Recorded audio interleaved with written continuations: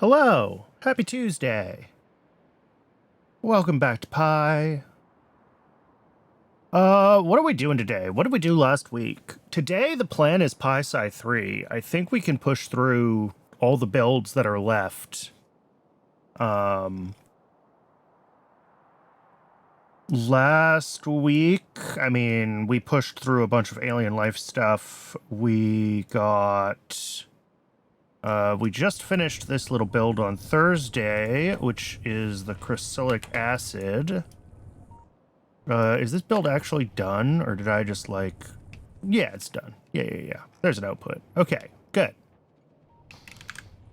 So, did I make a to-do list in the game, or is my to-do list YAFC? Oh, yeah, sodium hydroxide was having issues. That's a thing. We should look at that. Is it still having issues? Yes. Okay, so we do need more salt.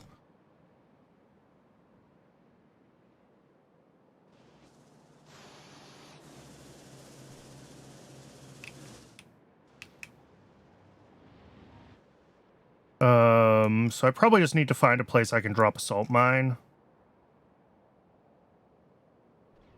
Ooh, there's one there, but I don't think I'm going to get that one in use. That's too close to other stuff.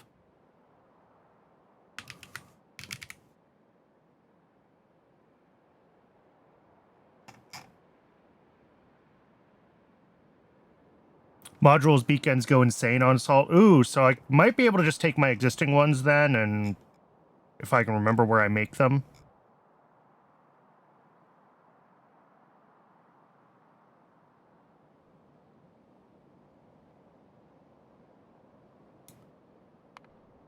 Is it this? This is salt for something. Oh, no, this is direct. Oh, no. Salt extraction is not what I want. Salt extraction is molten or liquid saline to salt. There we go. Salt occupied. Here we go. One of these is going to be making salt. A lot of these make saline because saline ships more densely than salt does, of course. But I thought I had some that made salt directly. Yeah.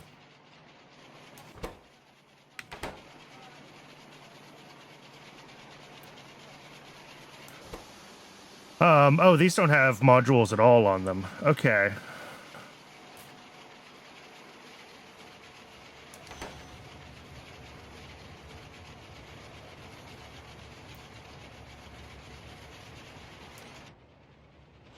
So yeah, I could just drop some speed modules in this and it would probably be fine.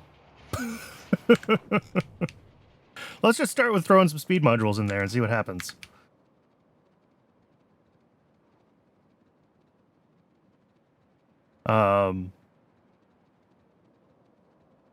My only concern with that is fueling. I guess I could drop speed modules in and beacon efficiency, or vice versa.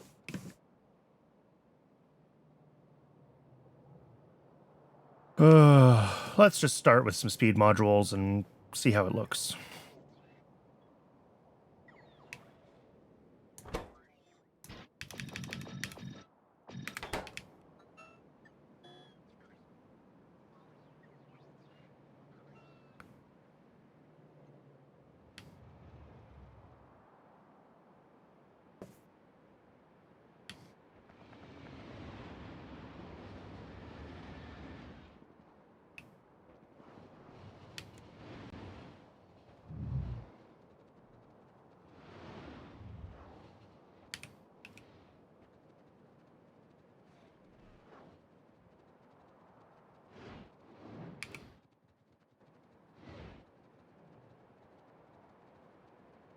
Because yeah, with 5 module slots, speed modules are gonna do a lot. Salt mines work like antimony drills, so efficiency is bad. Word.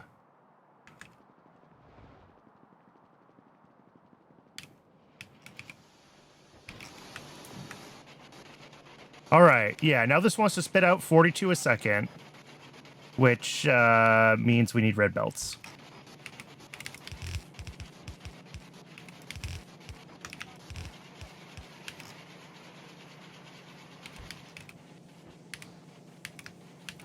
And do I want to swap this out to a high throughput station? I mean, we're pushing out like 3 belts a second. So the answer is yes, this needs to become a high throughput station.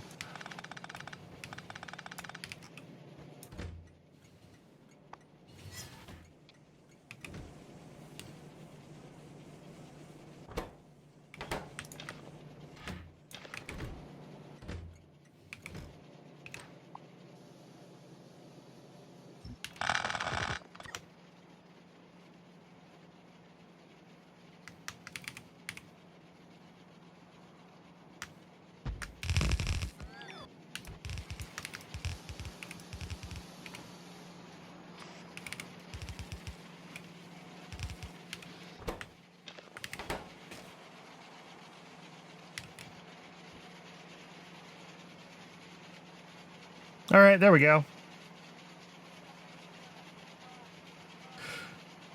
So yeah, that's, what, 6 times as fast? No, plus 40%.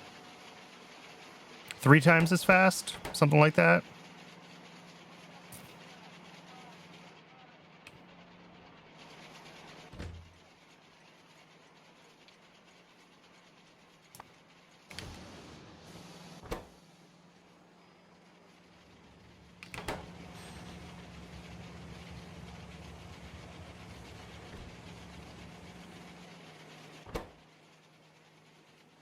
All right, let's see if that can keep up.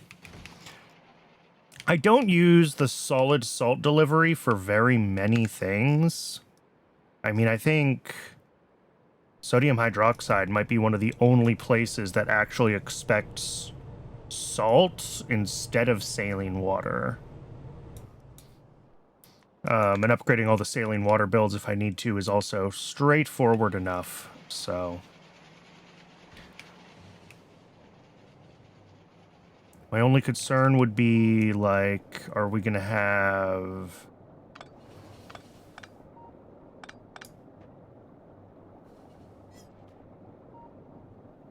Are we going to have fueling issues? That doesn't seem like it's burning through it particularly fast, though.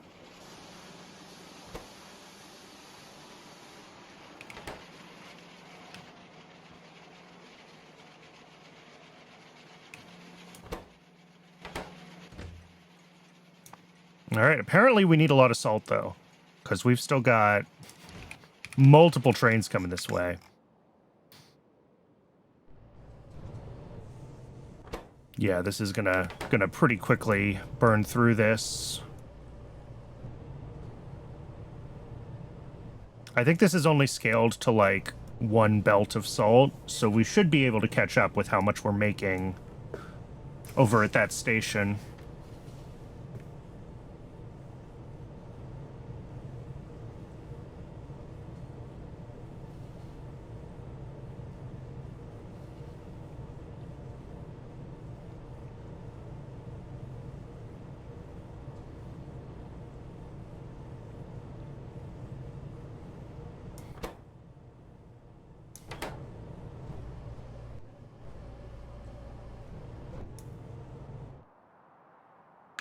All right.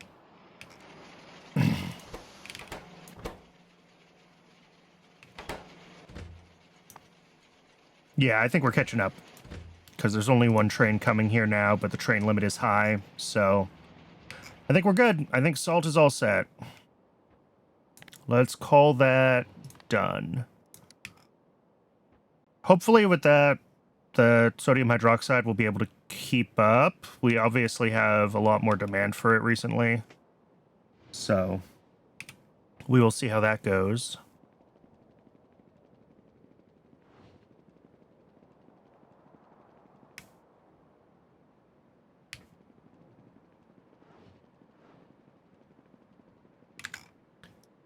So, what is next? Do we have builds ready to go up here? We do.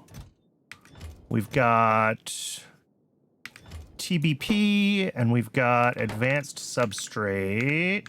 Let me find YFC.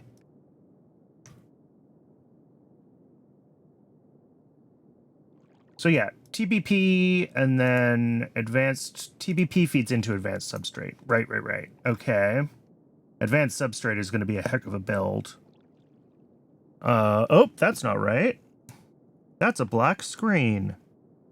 Where's YFC? There we go.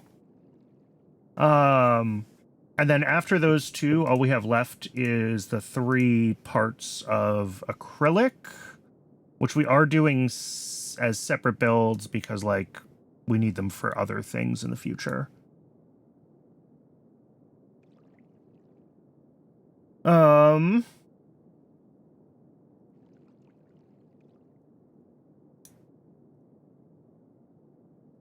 I think we can request these 3 builds while we get the tributyl and the advanced substrate builds done. And then that'll be all of our inputs to PyScience 3. PyScience 3 itself is a biggish build. We got several things with decay pathways that we're doing on site. So that's going to be That's going to be a process. But otherwise... Oh, we're so close. All right, let's get our shopping lists for the acrylic things ready to go, and then we should be able to just start blasting through getting these builds done.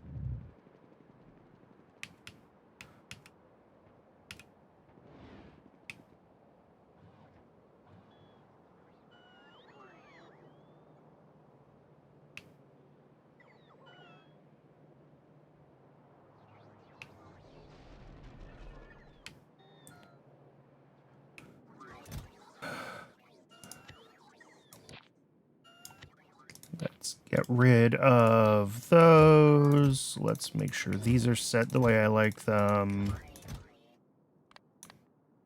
That way, if I change their requests, they work correctly. As far as this build goes, it does still need Grodd and Guar for modules. I think we'll have to grab those. Well, are those near here? Do we make those here? There's Grodd. And there's Guar. Yeah, we can just grab those. What do we need? 126 and 96. Okay.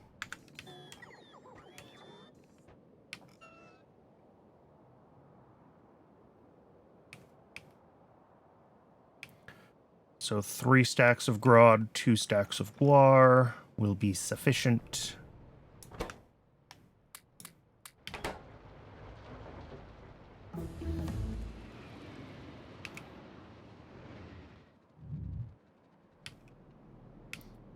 And Guar beans.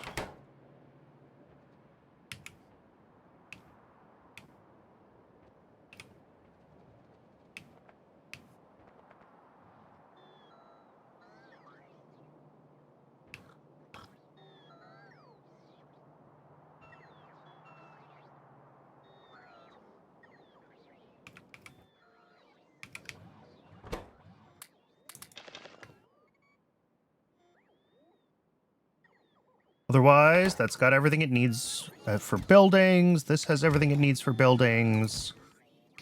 I mean, the other ones are work in progress, but all of the right buildings are being built. Are we good?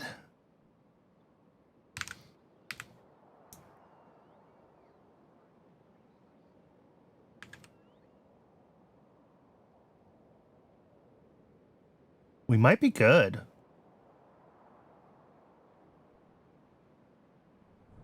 I don't know why I decided to tuck this in here, but I did. I think I had a little bit of a plan with how I was going to lay this stuff out, but I didn't write it down, which means that it has left my brain.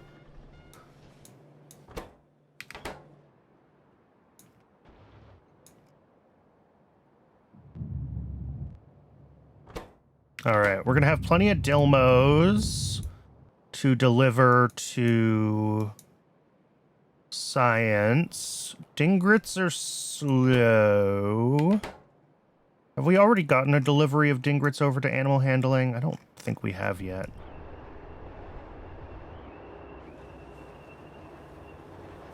Products finished 0. Yeah.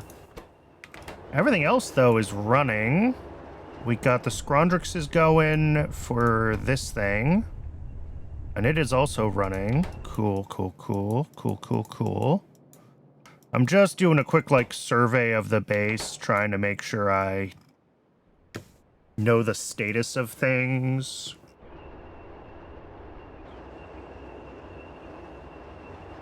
As is always the case from the Thursday stream to the Tuesday stream, I need to refresh my memory on what we did.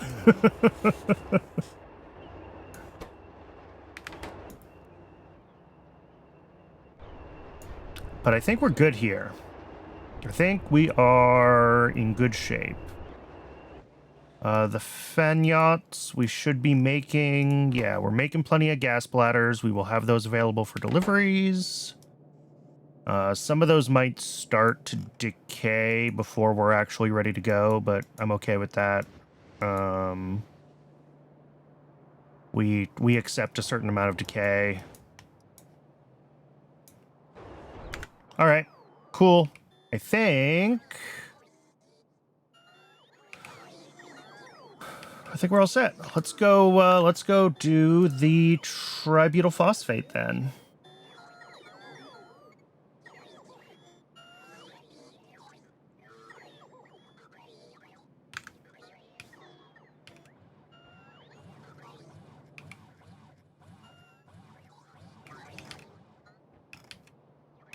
I'm just moving slowly so the bots can drop off a few more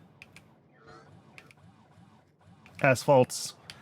Yeah, they're pretty much always overwhelmed trying to keep me topped up with asphalt. We're going to have to do something about that.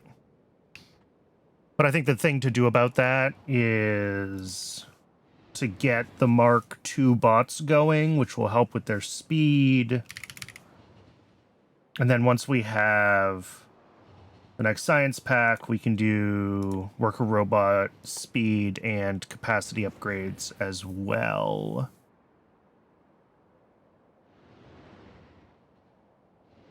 And then between Mark II bots and those two techs, hopefully the bots won't have quite as much trouble keeping up with delivering thousands and thousands of asphalt to me all the time. Because we go through a lot of it.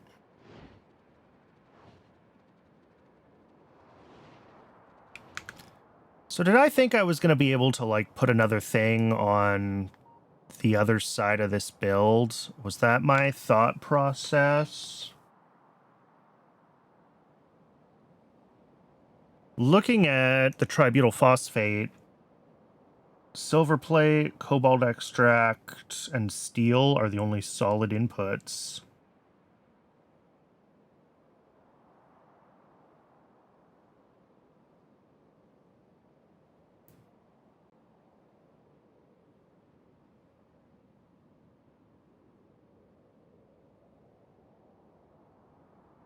And then 1, 2, 3, 4, 5, 6, 7, 8, 9 fluids. Okay.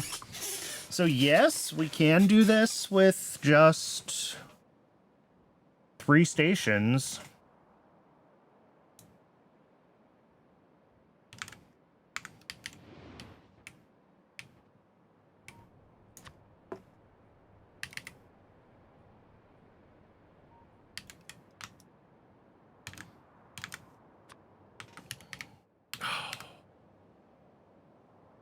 Off to a good start. Already hitting keyboard shortcuts instead of searching for things.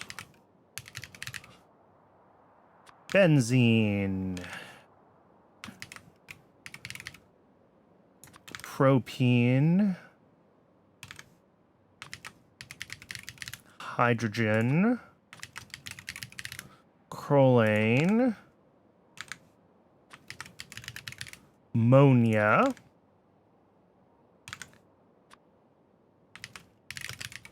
Hot air. This is a choline that feeds into the new thing, right? The cryolic acid? No. What goes into the cryolic acid? Oh, it's creosote directly. All right, never mind then. I was wondering if I could share a station, but no. The answer is no. Acetylene, phosphoric acid, and we actually have one more that we're going to have to, like, hook on the old-fashioned way because this only handles 8. I remember when I designed this, contemplating whether I should make it handle up to 10 fluids, and thinking, that's ridiculous. Why would I ever do that?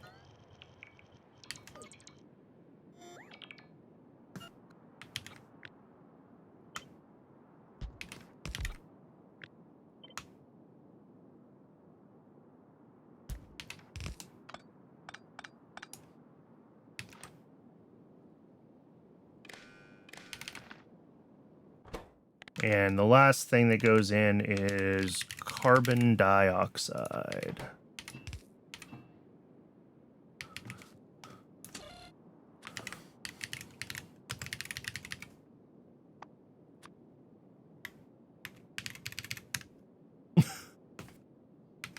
This is ridiculous.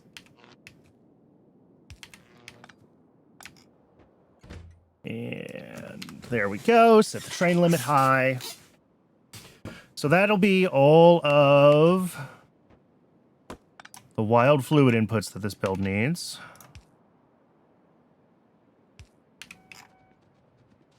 And then for solid inputs, we need silver plate, cobalt extract, and steel.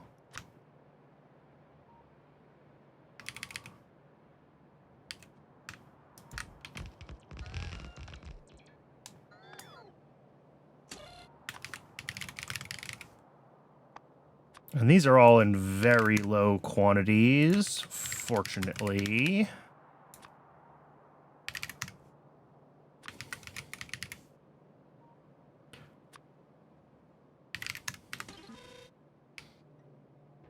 I don't have a, like... No. Yeah, all of these alternate recipes are not really recipes for barrels, are they? They're all recipes that use barrels.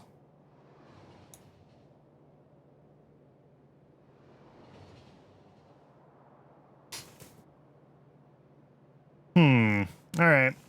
No direct casting of barrels. That's really what I was hoping I would see, but we are not that fortunate. The Pyanodon's gods did not smile upon us today.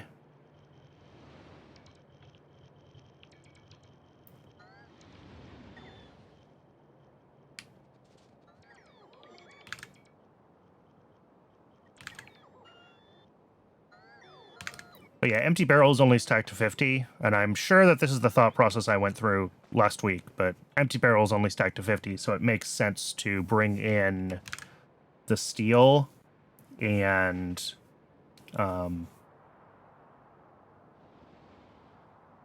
make the barrels on site, because the steel stacks to 100, so fewer trains moving around. All right. So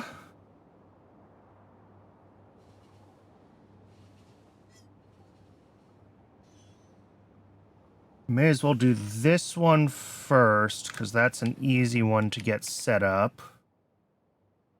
And electrolyzer down here. Do I want to do it down here? Yeah.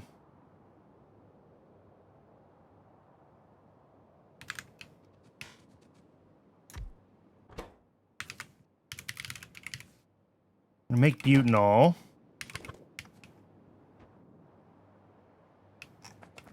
And we just gotta route in all of these.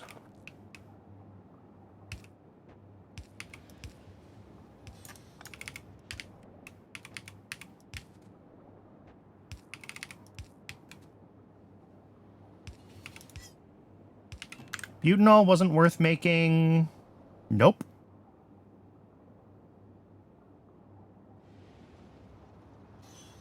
Yeah, it's really not. Well, it's used for one more thing in the next science pack.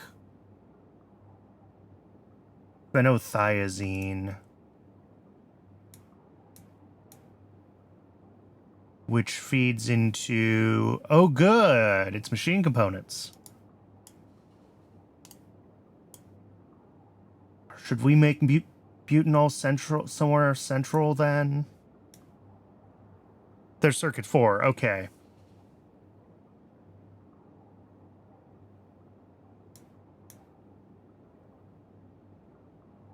Maybe I should make this... that's too far in the future. It's too far in the future. Besides, all the stuff for it has already been delivered here. So, there we go.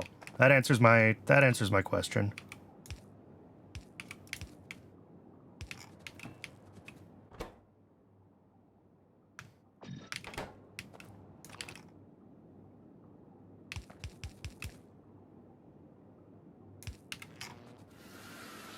All right. So that is one thing. And then another thing we have to do is make barrels.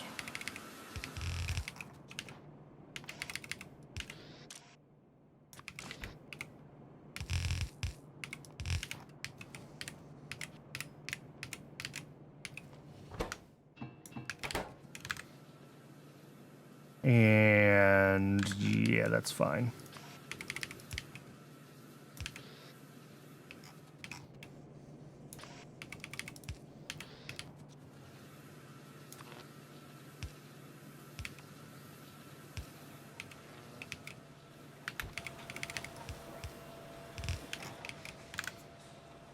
Cool. And then how long until that decays? Okay, looking at this, the acetaldehyde spoils in like 30 seconds. So I think even though our ratios are not perfect between the chemical plant, the fluidized bed reactor, and the next tier of chemical plant, I'm just going to do DI up the chain. So we'll have a sequence of 3 machines, and then we'll figure out how we're routing all of our other things into those machines. I think that's going to be the better thing to do. So chemical plant, fluidized bed reactor, chemical plant, making acetaldehyde, pyridine, which I'm surprised wasn't used in more things, but I remember being surprised about that and deciding it was fine. And the tributyl phosphate. Okay. So these have other inputs. So I think actually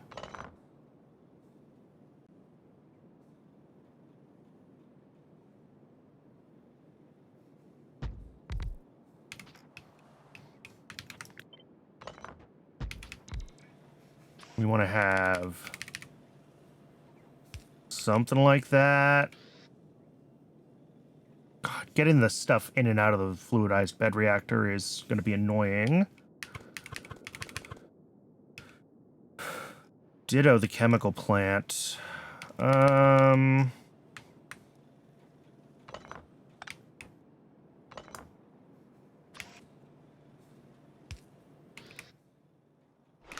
let's put everything as far apart as possible. No, except I don't love that, because I do want... We're going to have a belt coming in here.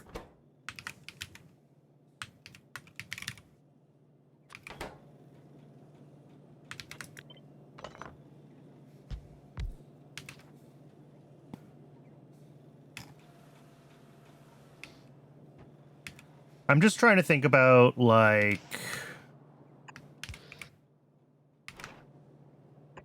if I ever want to, like, duplicate this, what is all of this routing gonna look like? Getting everything in and out of all of these places.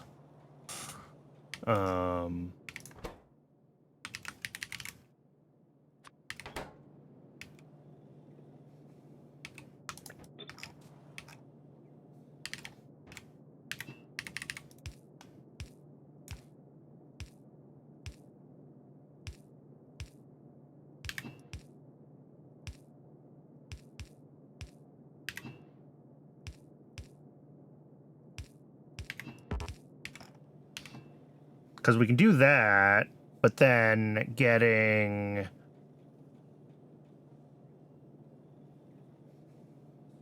And that works fine with the direct insertion. Technically, this step doesn't have to be DI.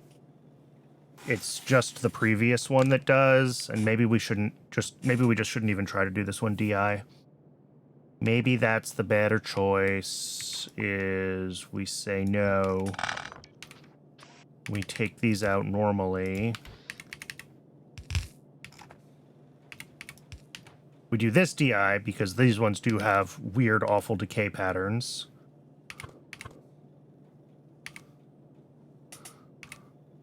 So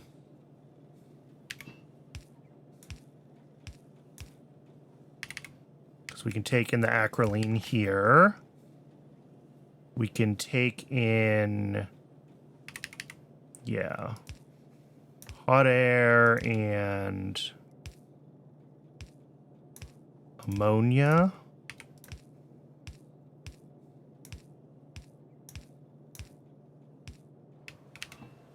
All right, that's plausible. I don't hate this. And then the inputs down here aren't awful. We just got to make sure that we have...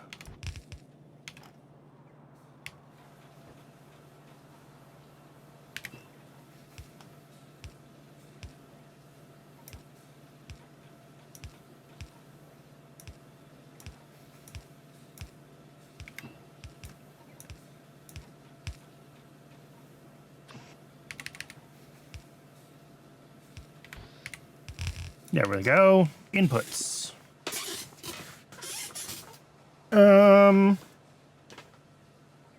That's manageable.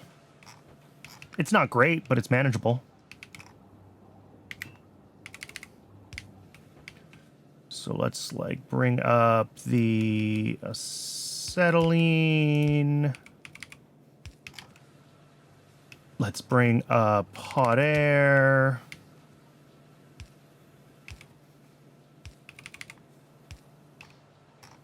Water will be separate, of course. Let's bring up the acrolein.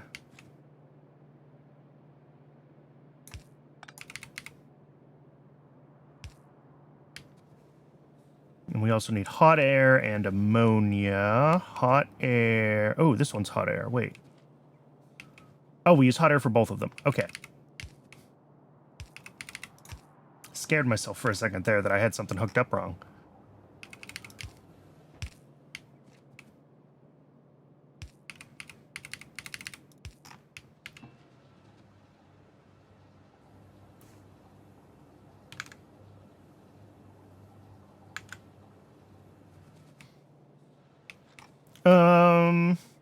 Yeah, this is fine. This is absolutely fine.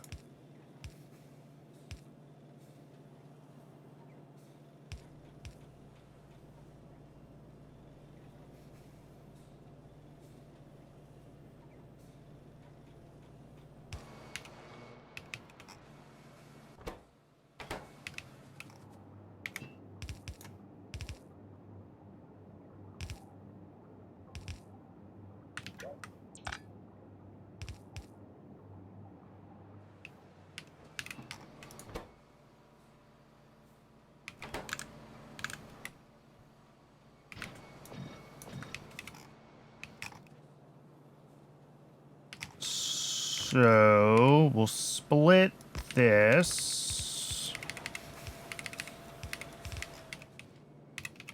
And then silver plates. Silver. Done.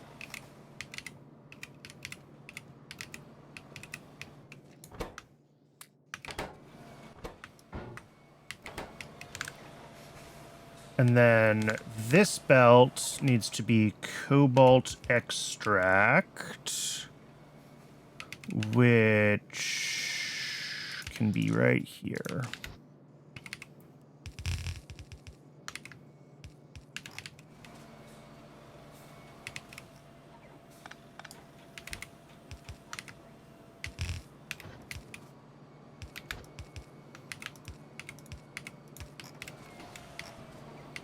And then we will take the pyridine along with the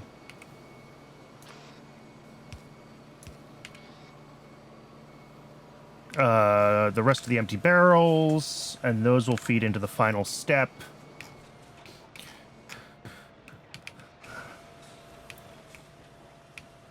Let's see, what are we missing here? We're missing water for this step, and this step is just missing the acetaldehyde. All right.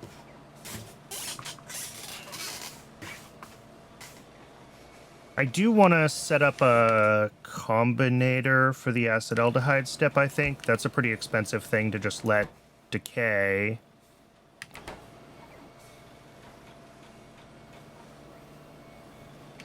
Oh, and we're not dealing with... Shoot.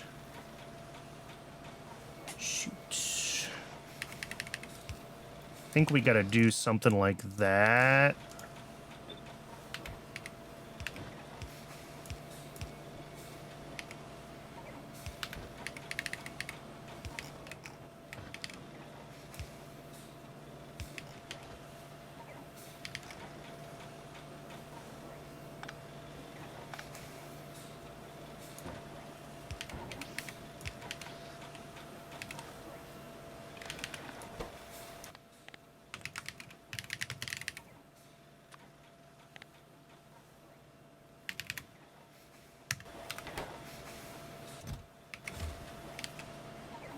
Okay. And then... Yeah, that's fine. Any decay barrels just make their way right down here and come back into the loop. That's fine. That will do what we want.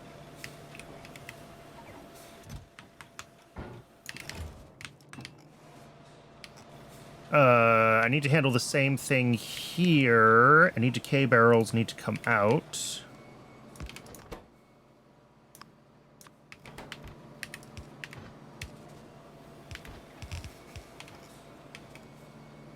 Okay, I think that's good. And then this will try to do the right thing so that we don't have decay barrels.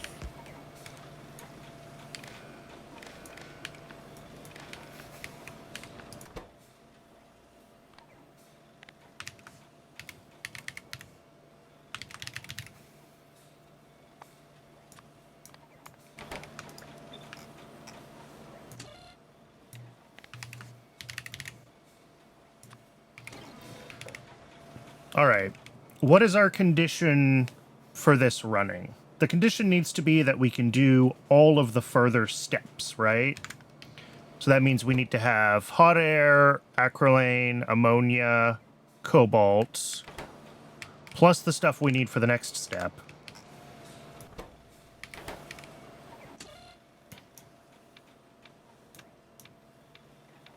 We don't have to check hot air, actually, because without hot air, this step can't run. So we can skip a check. But we want to say we have acrylane. We have ammonia. We have cobalt extract. We have benzene, phosphoric acid.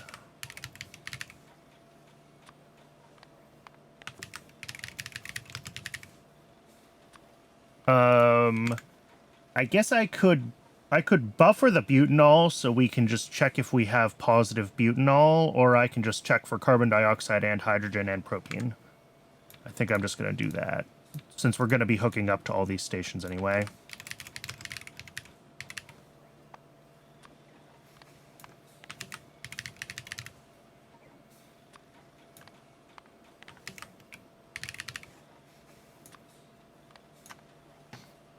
So we say all of that has to be positive,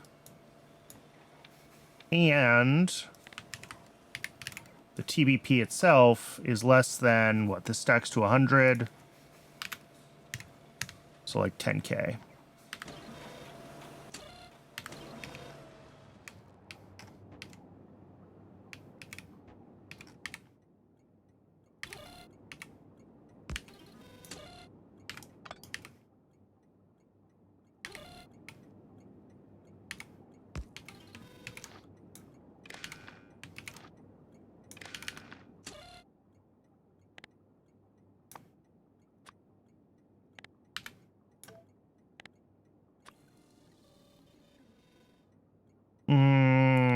That's not going to work.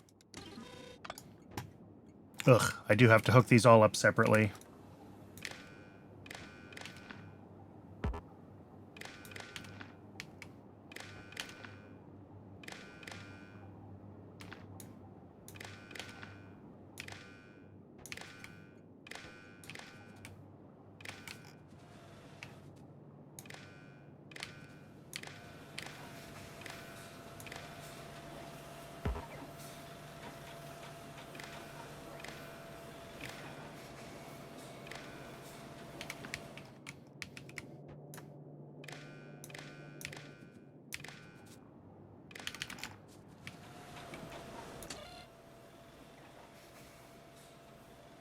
All right, and that's outputting its check mark now. Good.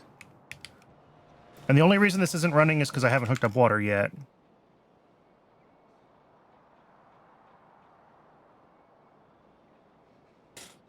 I am doing okay. I have not had time to make a post yet. I had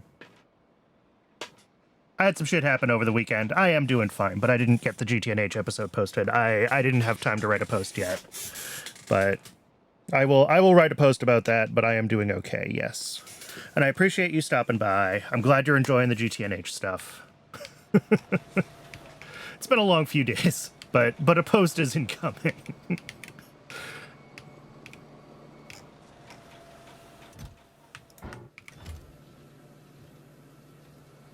Where was I? Yeah, water. Water in. No, I don't want to do that yet. I want to have the next step going first before I hook up the water. Because I don't want the... I don't want this to just decay on the belt when I'm not actually ready for it.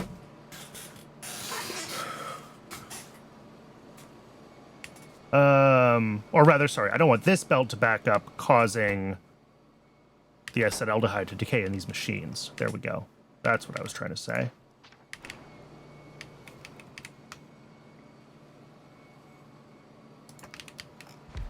So this is going to make the actual tributyl phosphate. With, I mean, pretty much this, right?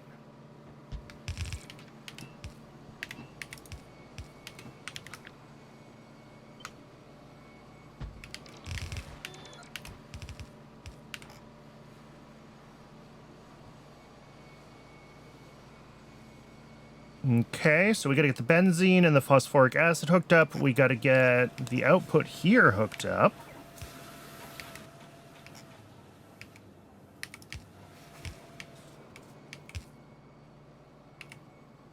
Wow, what are the chances? That is the perfect length. Benzene, I don't think I'm gonna be able to just drag straight up because, well, actually, maybe we just go right over it. Yeah, we just go right over it. That works.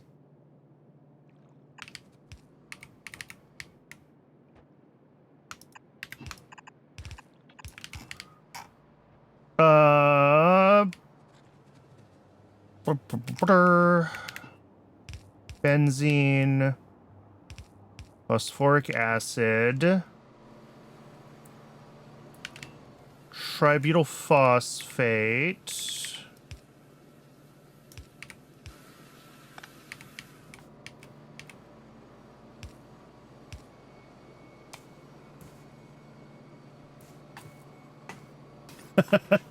how many hours do I have in Factorio? What does Steam say I'm at right now? Let me flip over to Steam.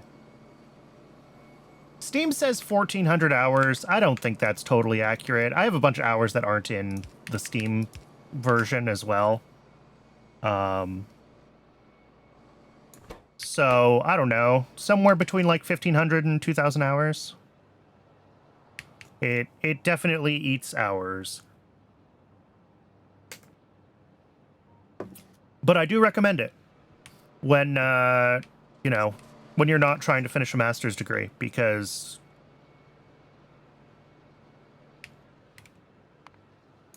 school is important, or so I've been told. Okay, this is the same issue that we've seen a few times. I should really do something more about that.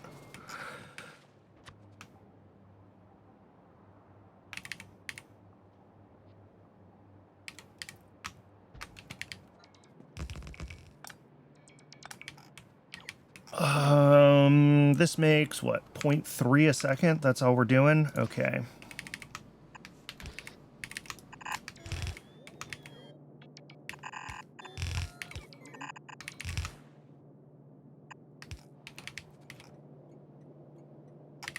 Let me clear out some more of these trees.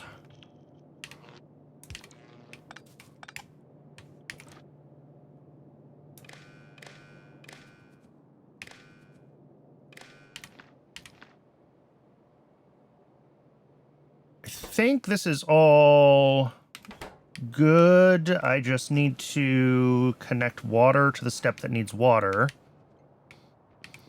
I think we should pretty much avoid decay. I say pretty much. These machines aren't perfectly ratioed, so there is a chance we'll get some decay in the acetaldehyde step. It's mostly the silver plate that I don't want to waste. I don't really worry that much about the acetylene. We'll see how it goes. If it seems like we're wasting it, then we'll, you know, we can set this to only run if there's also room in their associated target machine.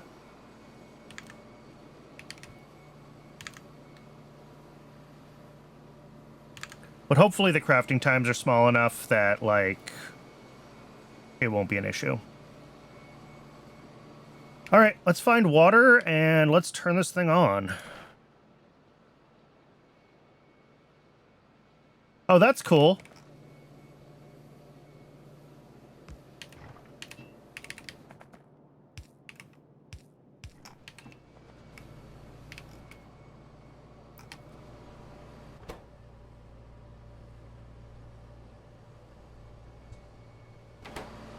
Right, and that's looking good.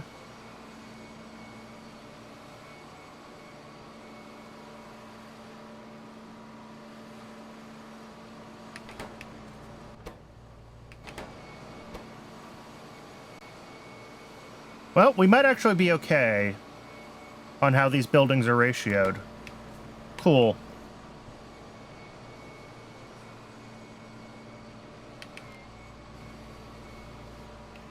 I think that's good. Yep, there is our first TBP. Beautiful. Let's go find this train. Where are we going? Right up there. Okay.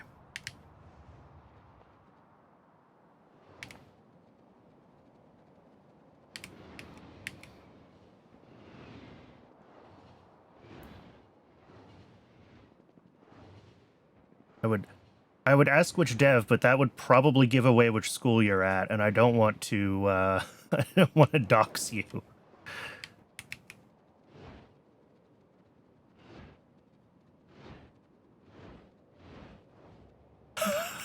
Well, this is heavily modded. Pyanodons is like the Greg Tech of Factorio. So we're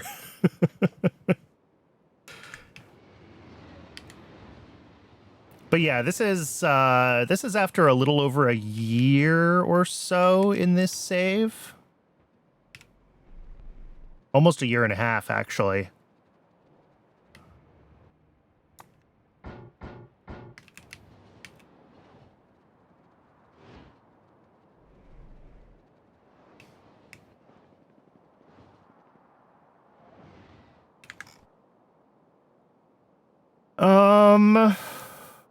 All right, train is fixed.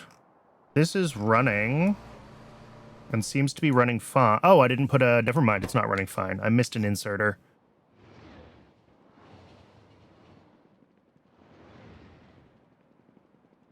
We might have to spend a little bit of time upgrading some trains. We'll see if this stabilizes or not.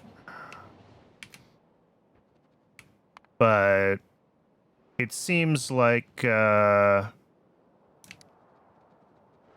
Our train schedule is a little screwy at the moment.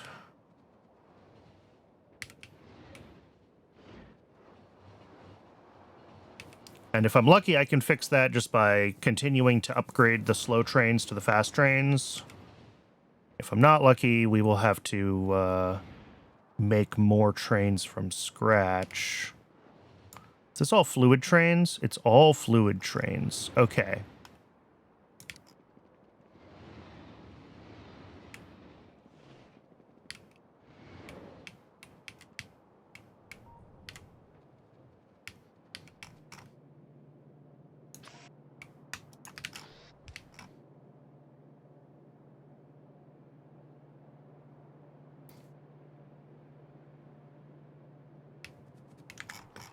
I'm going to give that a couple of minutes to see if it does resolve itself, because I did just clear a roadblock, and that can disrupt the train system. So I don't want to panic build a bunch of extra trains.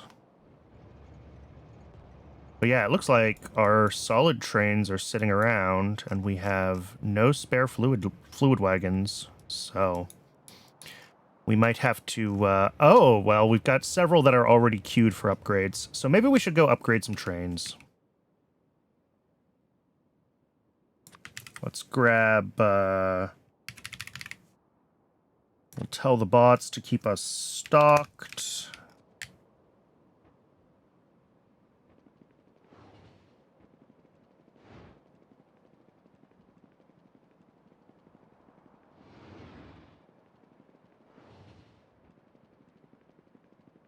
Was it 5? Yeah. I was like, I had this in my hotbar somewhere, right? I did. Hotbar number 5.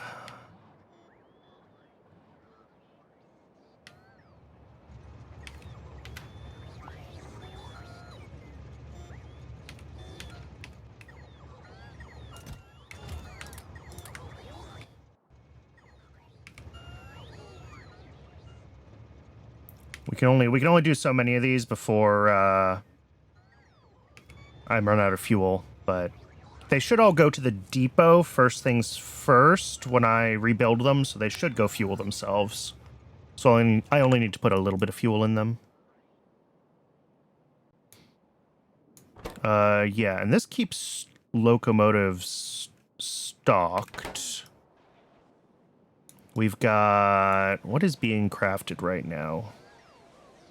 Okay, yeah, just all the usual stuff that restocks my inventory. That's fine. And they are working on more locomotives.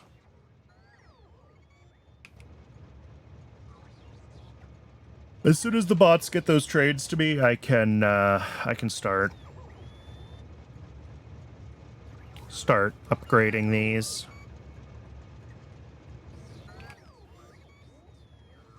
All right.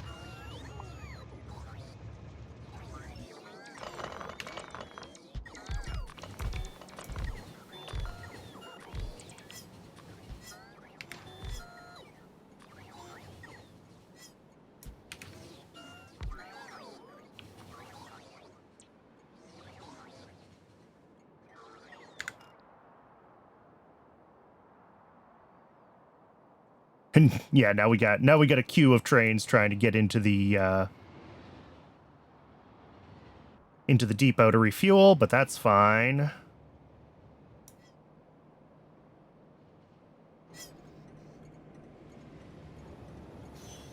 Excuse me, did you not? Oh, I probably am filling these entirely.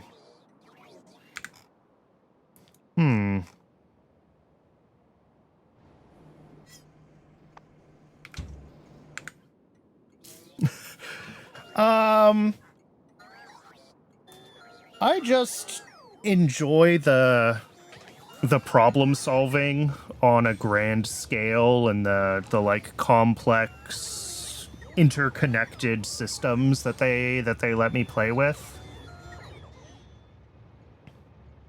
I guess, is the short version.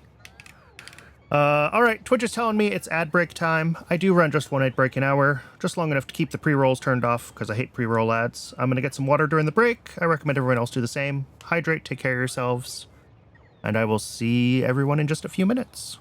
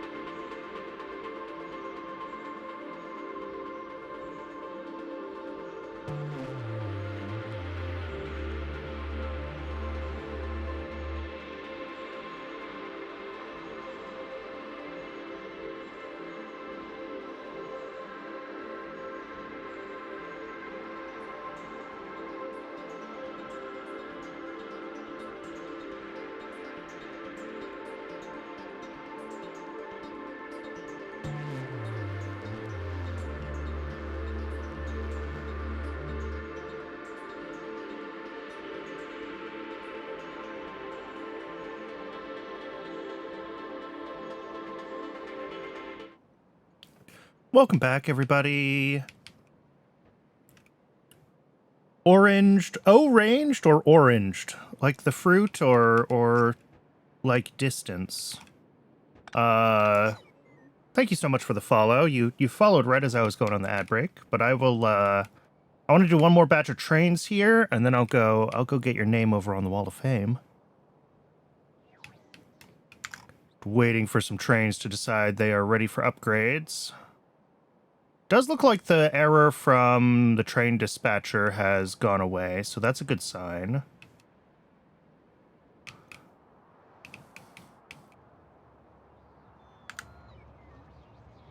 But I'm going to bet we're going to mostly get, yeah, solid trains coming in. Fred, just call you ranged.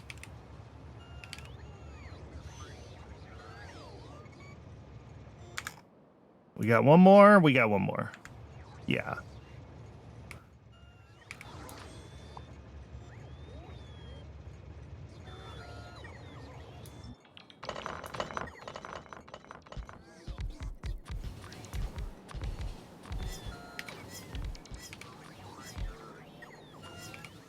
All right, that's all the trains that I can afford to fuel, so that's as many as we're going to do right now.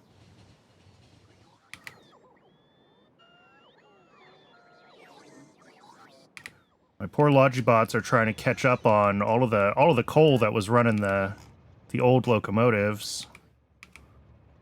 Getting it cleared out of my inventory here. All right, we're gonna abandon the bots for a minute. Let me drop off this fuel canister here, drop off these here, and the ash too, actually.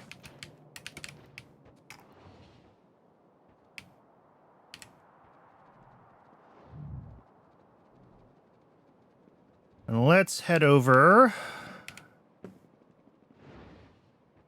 to spawn and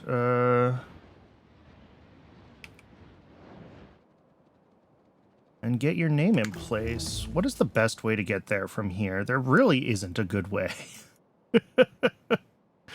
I guess all the way around. At some point, I still need to take the time to rip up a bunch of the pre-rail base, because that's what's in my way a lot, is us doing... We do laps around the old base, getting from various new builds to each other.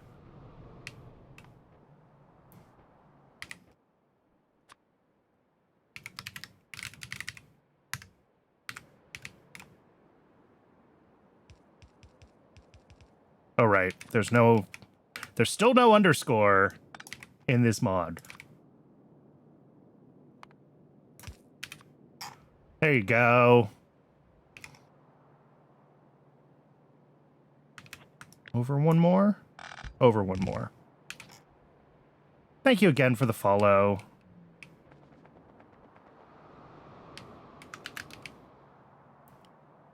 So I think the next thing on the agenda with tributyl done is the advanced substrate build.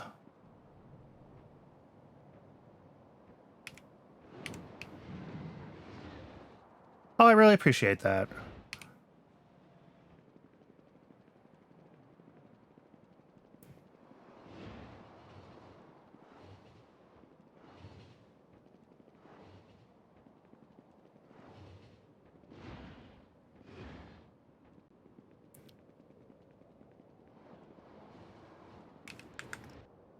How's that intersection doing?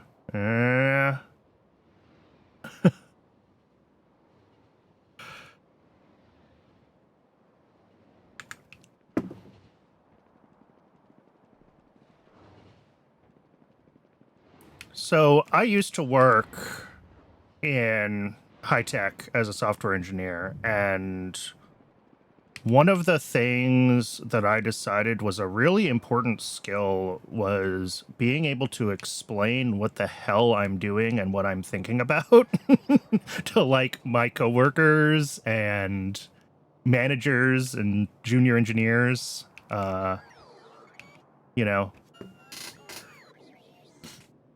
and I've put a lot of effort in my career into being at least half decent at explaining things. So I appreciate that you I appreciate that you feel like it's paid off, I guess, is what I'm trying to say. Appreciate that you noticed that I put that effort in.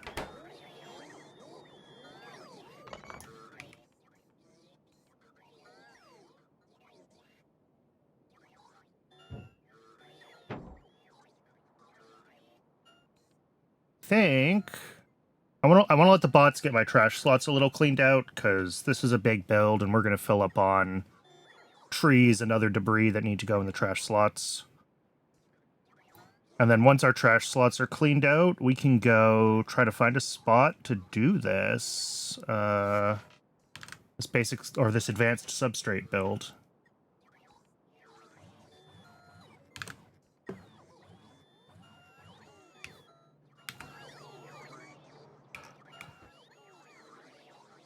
It is a skill like anything else, and it's one that I decided was worth investing in, and then everyone decided to replace junior engineers with AIs, and now my ability to explain things isn't valued by the industry. So I thought I was doing the right thing by like focusing on soft skills and not tying myself to a particular tech stack that could become obsolete, and then the whole industry and the whole like that skill set of being able to help your teammates level up and explain things was made obsolete overnight. I do think that that's gonna flip-flop again, and people are going to realize that they need to have juniors and have people teaching people, but it's been a real rough couple of years for me as far as trying to find fulfilling tech work.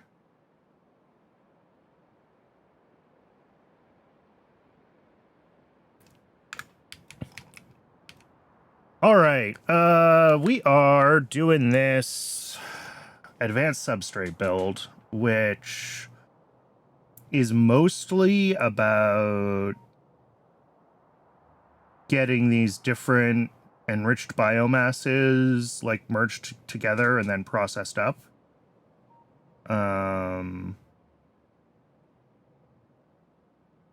I don't see anything that has like any decay products at any point during the whole thing, so I think it's just about pushing everything through.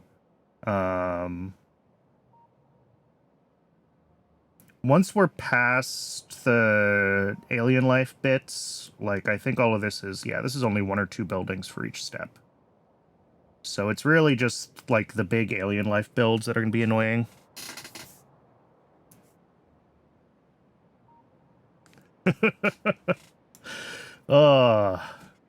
I wish the government in my country was limited in its use of AI.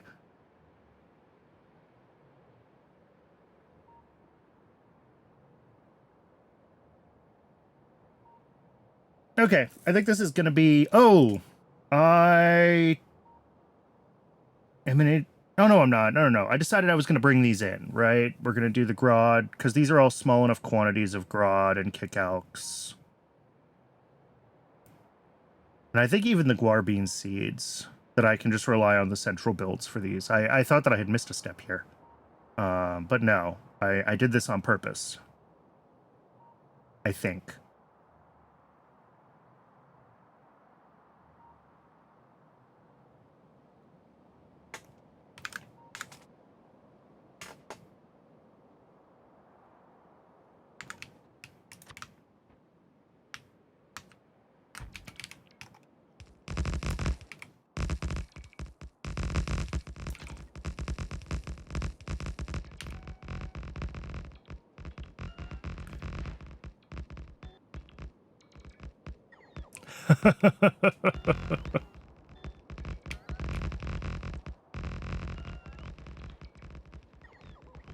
Yeah, I mean, it depends a lot on what part of the government you're working in and et cetera, right?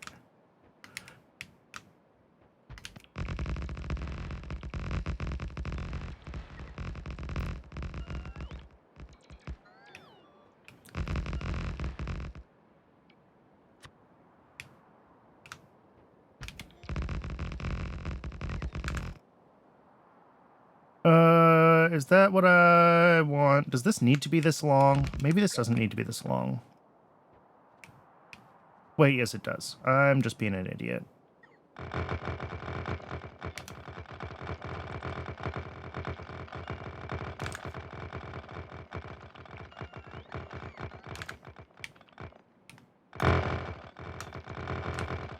Back down it goes.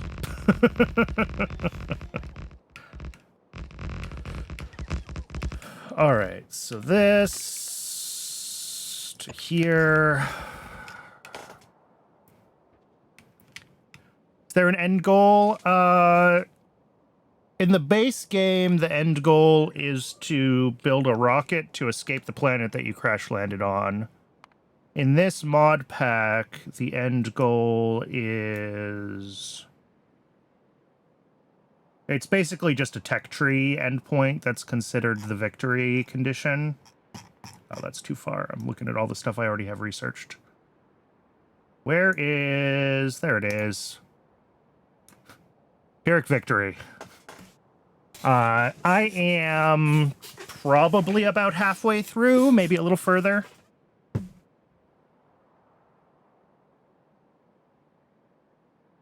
There's 11 science packs, and I am about to have the 6th one. How fitting of a name for the achievement, yes. But yeah, once you research the highest tier of every, like, type of technology, so we've got the highest tier nuclear power, the highest tier oil power, highest tier botany, smelting, etc., you can research Pyrrhic victory. And it took me entirely too long to realize, even with this quote, that it's basically just collecting the Infinity Stones. At any rate,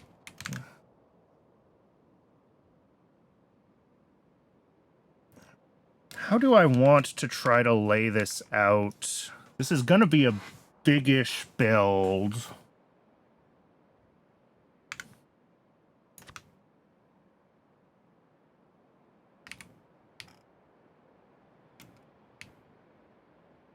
Let's start with one input here. And I guess I'm going to start by bringing in the plants that we need.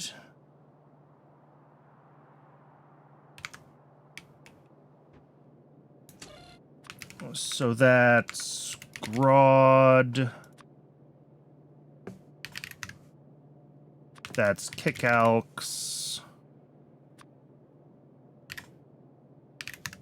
And that's guar beans.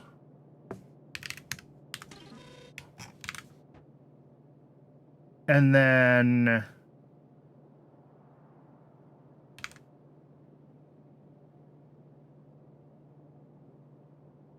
PV has way fewer prereqs outside of hard mode. Before Autotech, non-HM had 0.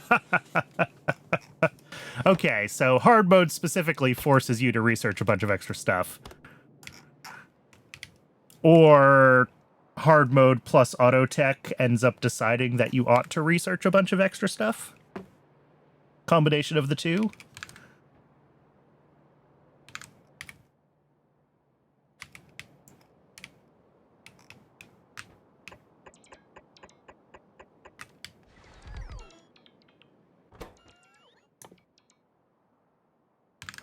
Which biomass are we using? Aluminium enriched biomass.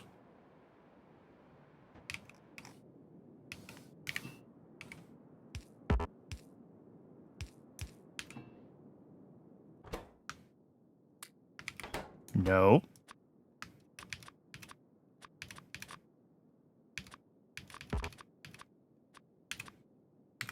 And each of these brings in, what, 0.02 and makes 0.02, so that's fine. That is just a single...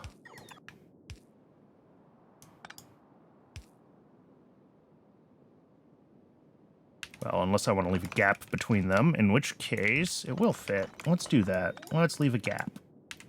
There, there, there, there.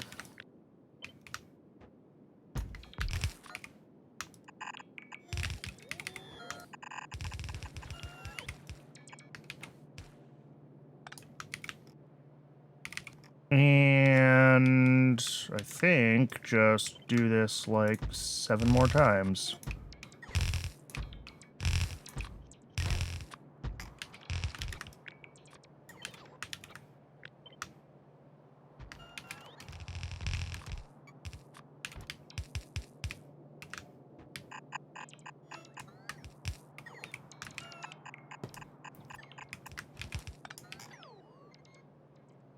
All right, and how many grod per second do we have to feed into this whole thing? 0.17, okay.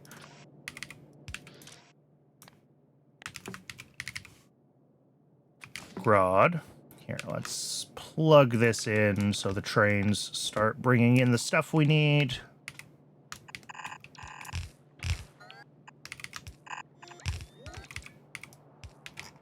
Okay. And power. Power is also a good thing.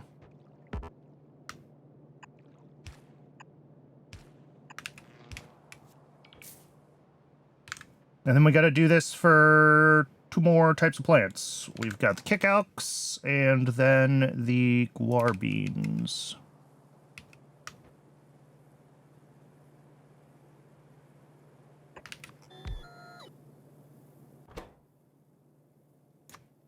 Zinc enriched, is that what we want? Yes, zinc enriched biomass.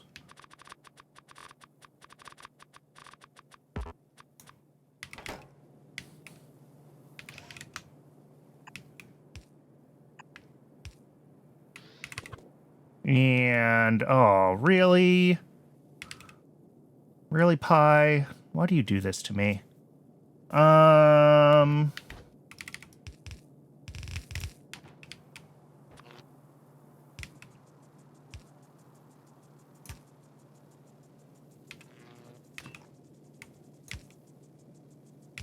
That's fine, we'll do that. That works. That's our fluid input. And, ooh. No, I guess we'll do the power across the bottom on this one, because we have our fluid input at the top. That's right where I want the power pole to go.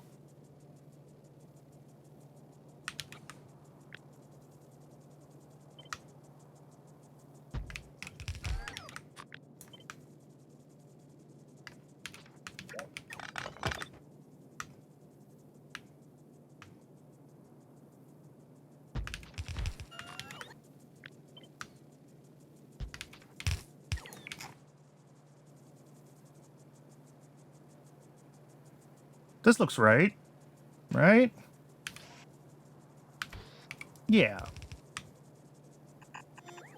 I think that is reasonable enough. How many of these do I need? 9 in total? Okay.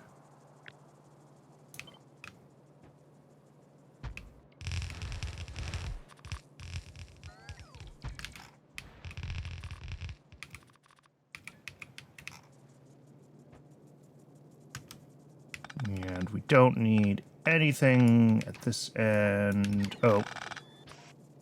Missed some outserters. Oh, just one outserter. Okay. Well, probably not. Probably I copied and pasted it wrong several times. No, actually. Okay. Weird.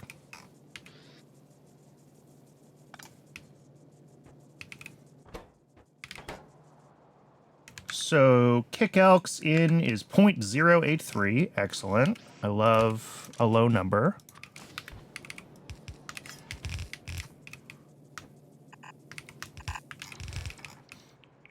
And then lastly, we have guar beans.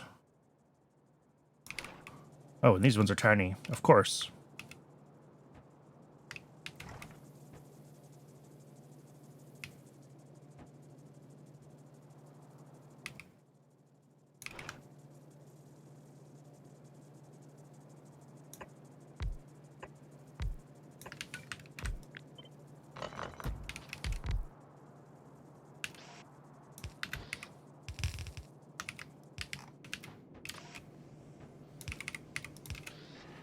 And these guys need a lot more seed input throughput. So we will hook them up like that. For the niobium enriched biomass.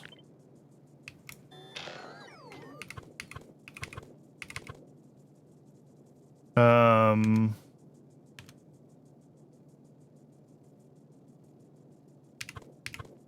think we're going to do them like that. Because that gets us our output here of the wastewater. And then our input here of the, whatever this is, muddy sludge or tailings or whatever, muddy sludge, doesn't interfere with these inserters. Which I do not believe that is enough inserter capacity.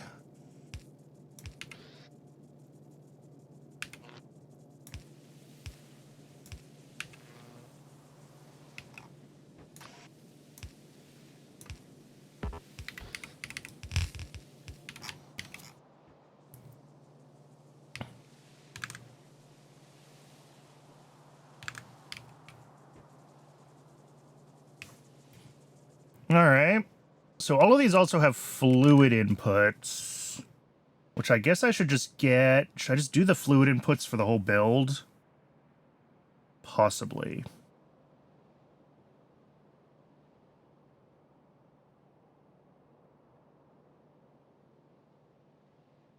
I think probably yes. Looking at YAFC here.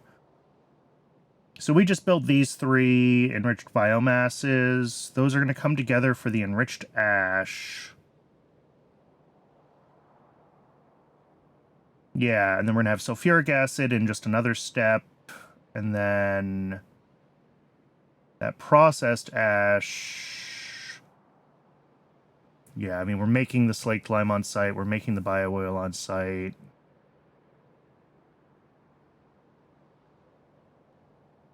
So yes, I think we do. I think we do just bring in all of the fluids near this part of the build, and then we can route them where we need them. That is, I think, going to be the more reasonable thing. All right, what are we bringing in? We're bringing in tailings. Bringing in muddy sludge. We're bringing in... Yeah, of course. Thanks for stopping by. I really appreciate it. Thank you again for the follow. And have a good sleep.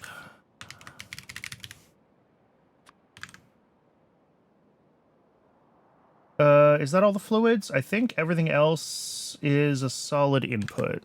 So we're going to say yes.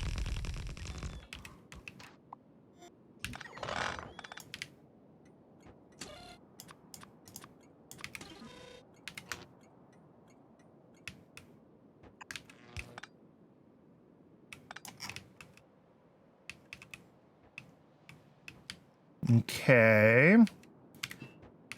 So, bringing up... What are our inputs? You want muddy sludge. You want muddy sludge, which means you want the tailings, of course.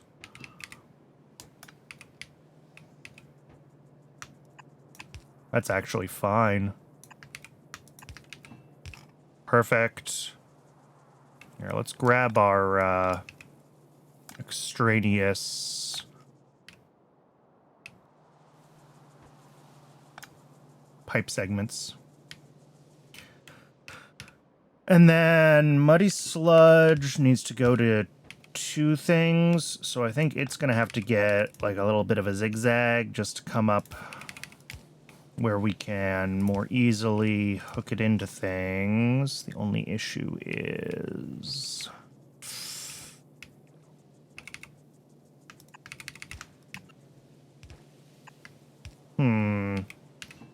we can route this belt differently. That's fine.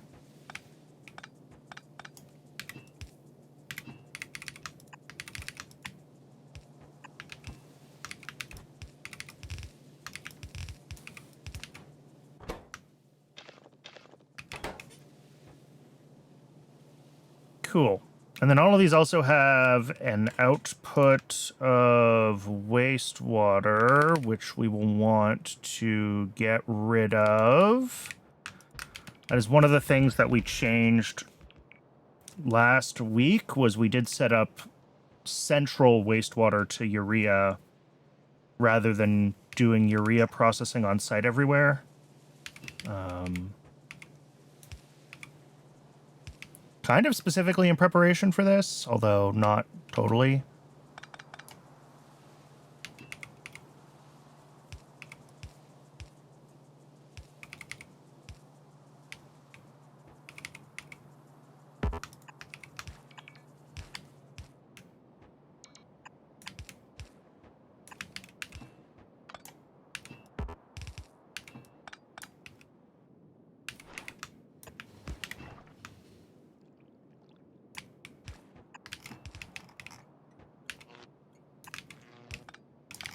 And then that needs void logic. Where can I copy and paste that from? Down here. This is tar processing. That'll have stuff getting voided.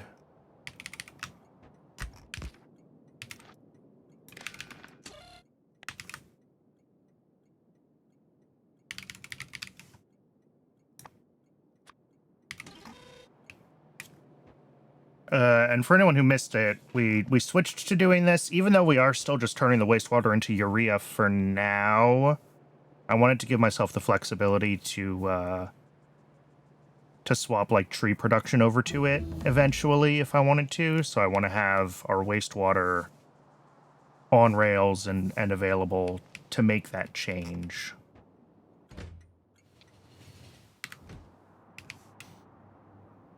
Okay.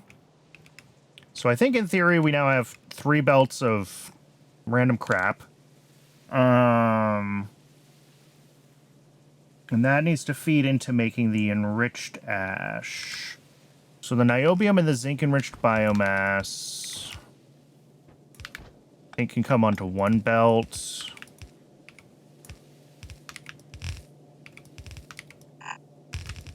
Do something like that.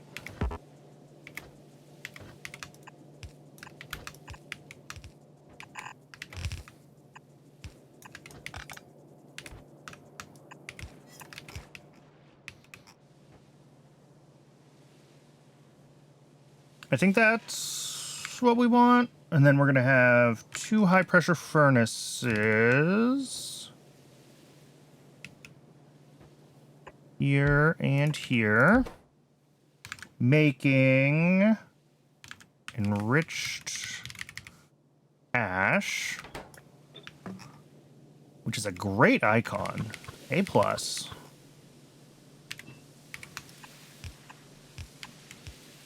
We need pressurized air for that. That's just...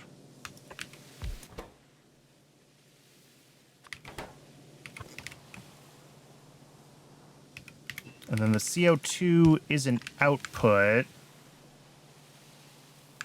Yeah, and we don't bring in CO2. It's not used anywhere. It just goes out. Okay, so that goes to another one of these stations.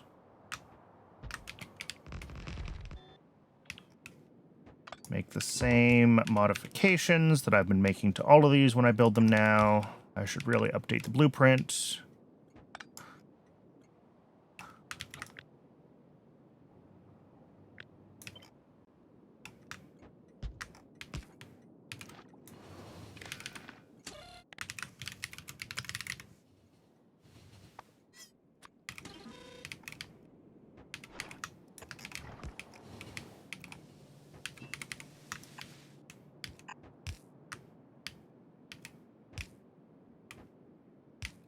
Oh, so close. Okay, there we go.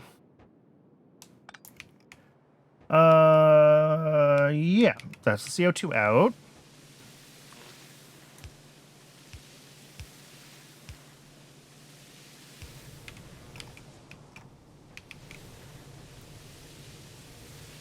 So if we've got muddy one of them, yeah, we should also have this one shortly.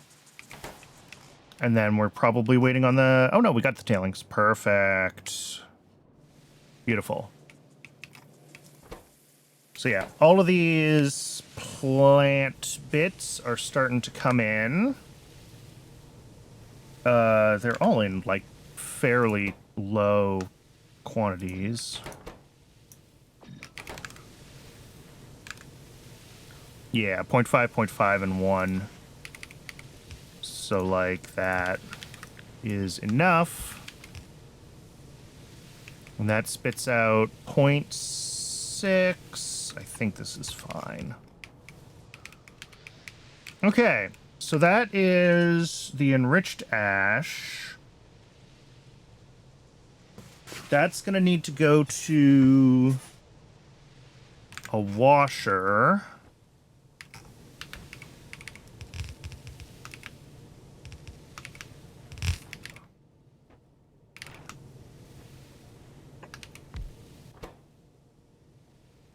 What is this recipe called? Washed ash.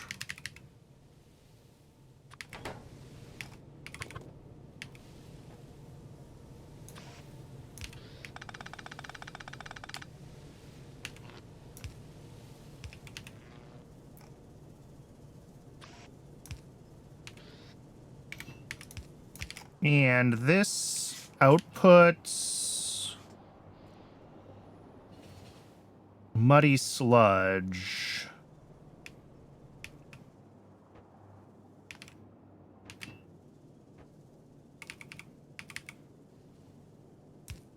So I think we want to do this and this. And you are in top-up mode. And hopefully we have enough space in all of these pipes that it's, like, fine. Yeah, pipeline contents is 4.4K. And that's 80%. So a little over 5K. Or 5,500. So there should be room for this to output. So I don't think I need to put, like, an expansion tank in. If it jams up, I'll just add a little tank, and usually adding an expansion tank to the top-ups is sufficient if they get weird. And then water in, which haven't really thought about yet.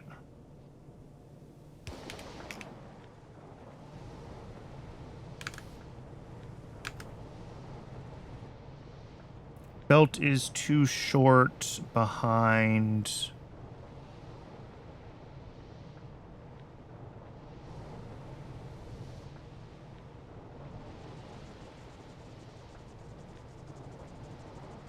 Enriched. Yeah, they're all enriched. That's the problem.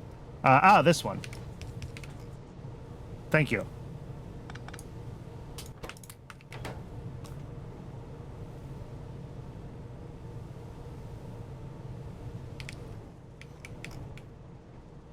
The, what is this one? Enriched ash.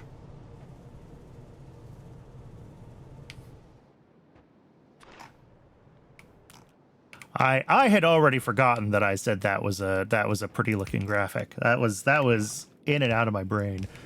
All right. This doesn't have any modules at the washing for the washed ash.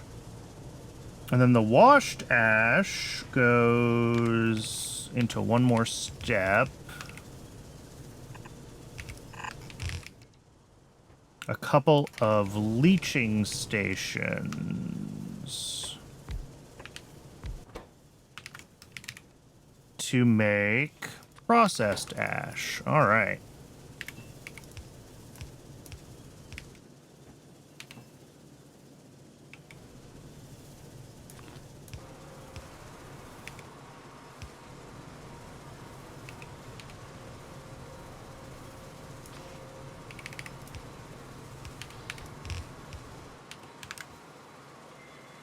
And then the processed ash we won't use again until, until, like, near the end of the chain. That can come off to the side, and it's time to hook up some other parts of the build.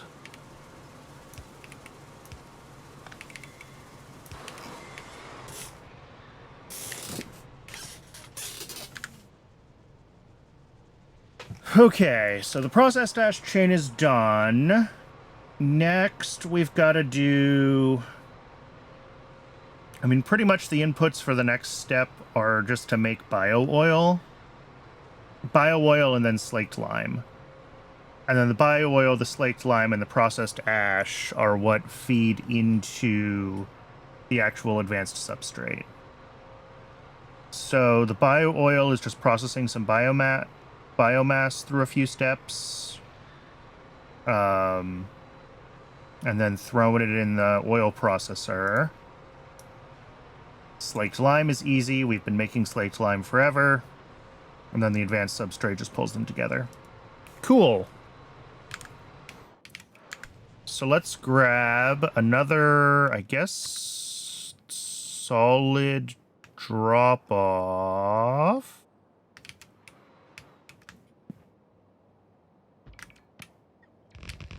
And this is going to bring in everything for... It's going to bring in the biomass. We're going to bring in the lime. We're We're going to bring in the quartz tubes. And we're going to bring in the silicon carbide.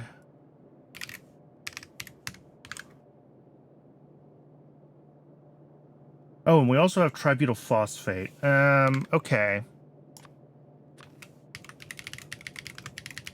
That's fine. We'll do the lime up in this station.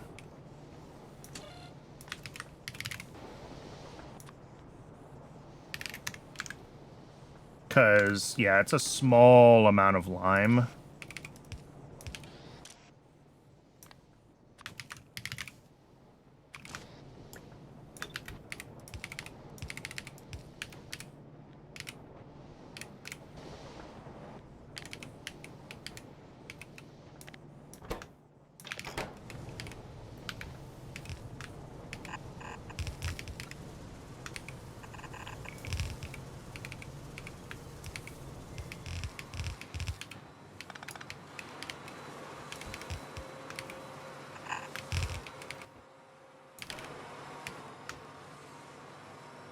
And we'll just do the slaked lime first. But this end, yeah, because we've already got the water here anyway.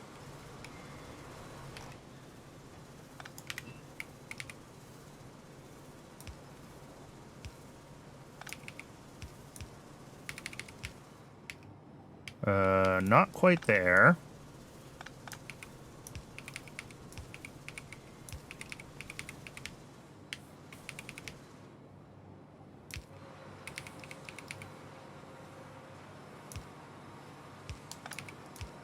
Okay, there we go.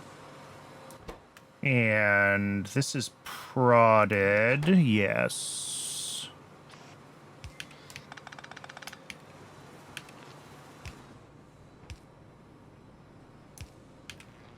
Okay, that'll be slaked lime. And that way we can have space down here in this station for everything else that we need.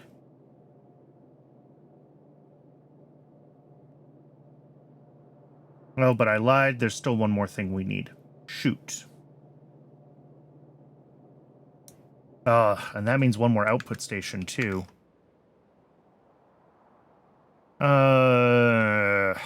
Alright. Well, that's fine. This is fine. It's not like it's gonna mess up anything. We have to do the slaked lime eventually anyway. So it's fine to have it here. I just do think I'm still gonna need to do one more set of stations, unfortunately.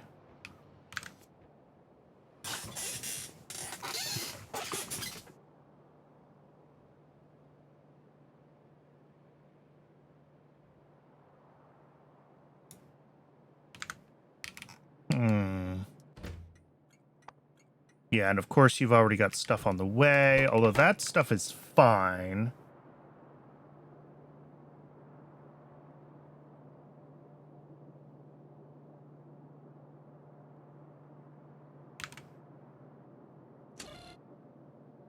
Here, let's take the tributyl phosphate out of this, and we'll put the coke in instead. The coke is just used for fuel, for heat, which is why I forgot about it.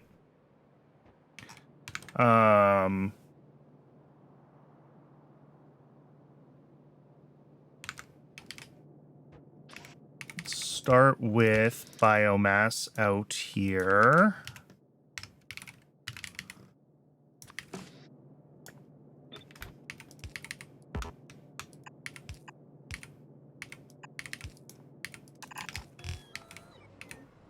We're going to take this right up here to the same place we've been doing every other part of this build. All right, so that goes into a pulp mill.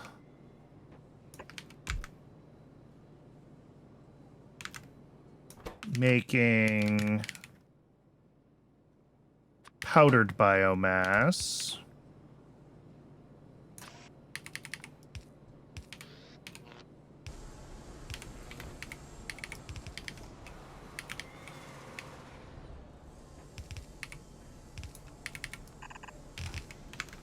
And then that feeds into an automated screener.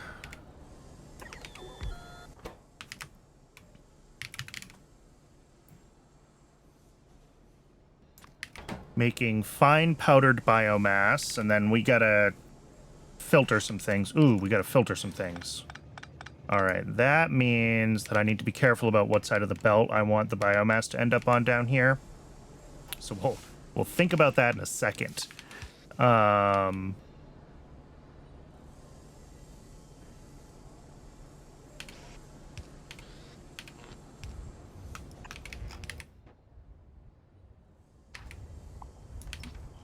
yeah, this feeds back to both previous steps, because of course it does.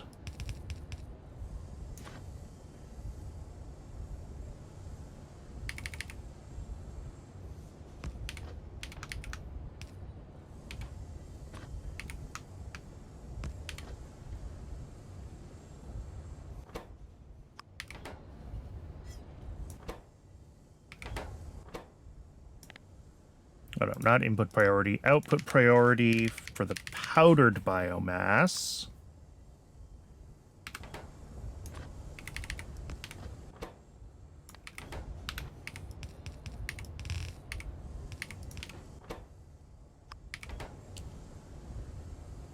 And then here, output for just regular biomass.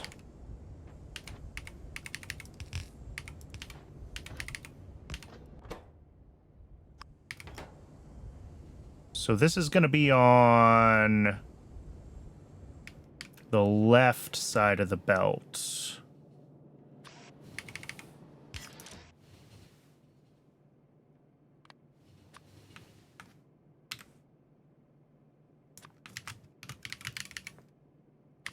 So we want it to be doing like that. Nope, that's the wrong way. Like that. I think that's right. Yes, I think those are all facing the same way. So the priorities should work right.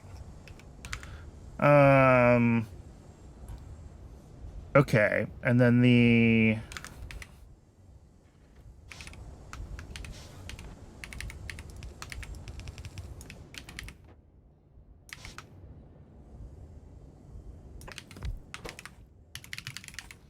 powdered biomass can become dried biomass.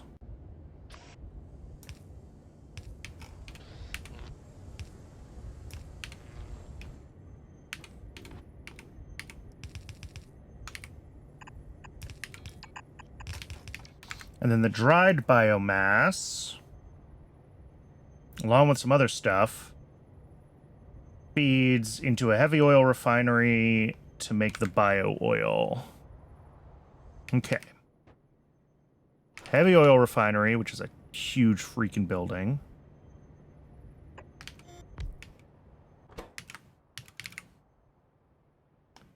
Bio oil. Heat input. Okay, good. The heat input shouldn't conflict too badly. Well, other than us not having actual space for other things here. I actually should do it this way.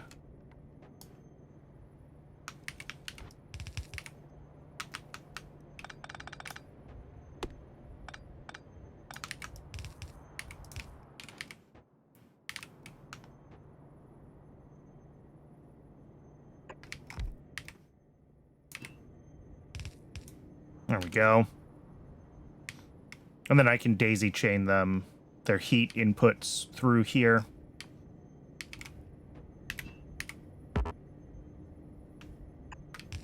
So the nitrogen will come. Can I actually just do this? Maybe not. Maybe not. Maybe we gotta do...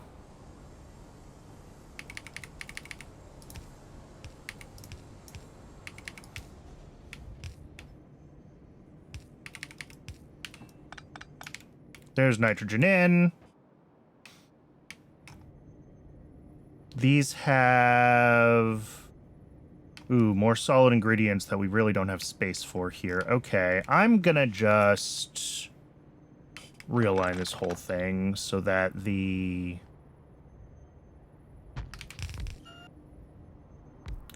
coal power plant is aligned at our outside edge instead of the other stuff. And it's gonna make my life a lot easier.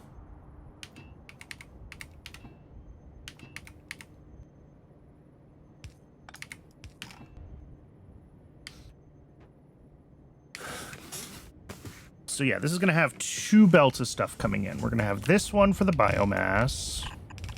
And then we're going to have another one that comes off of this build here.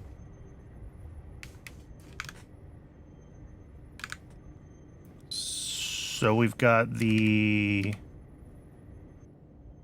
silicon carbide and whatever else. Quartz tubes coming in on the inside belt, and then outside belt here is the thing we actually care about.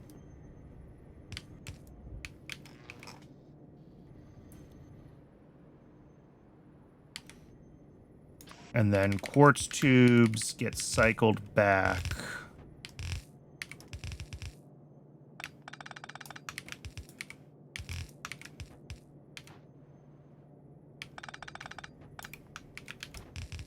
And we can just cycle those right back here without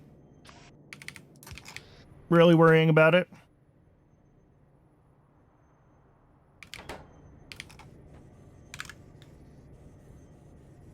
And we're looking at very, very, very small amounts of the quartz tubes and of the silicon carbide. So...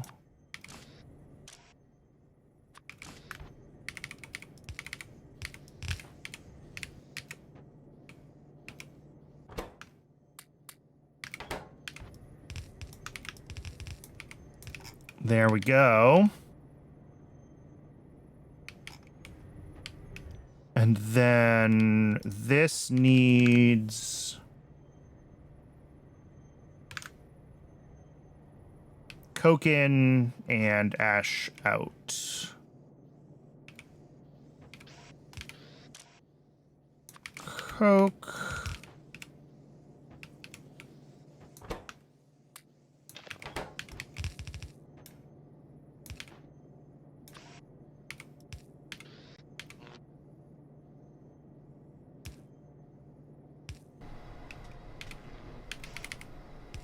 Ash out.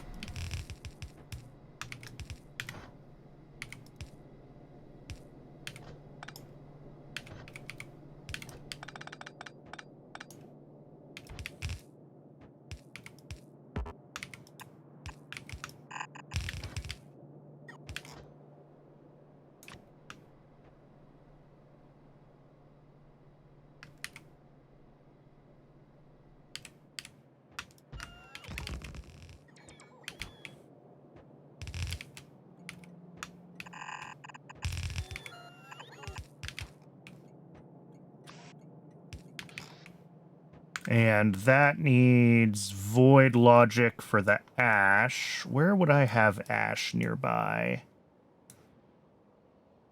What makes ash? Do we have ash at tar processing? Probably not, actually. No.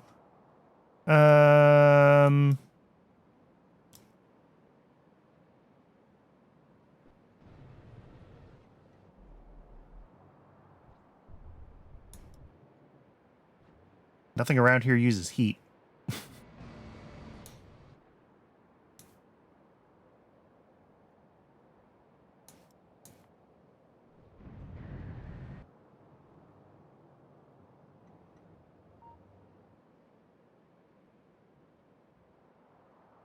Oh, come on. There's got to be something I can think of that, like, uses... Here we go. Coal power plants. Copy from here.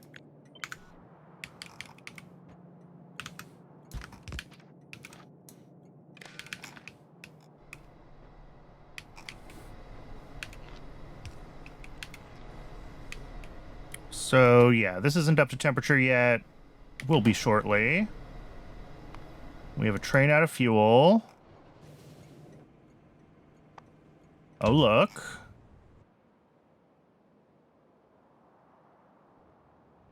That's gonna cause problems in that spot. Deal with it later.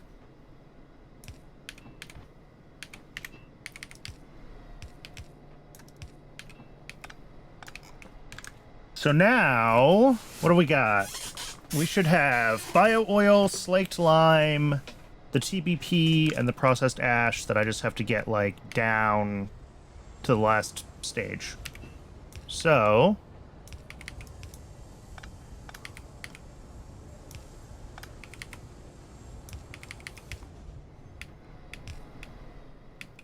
there's slaked lime.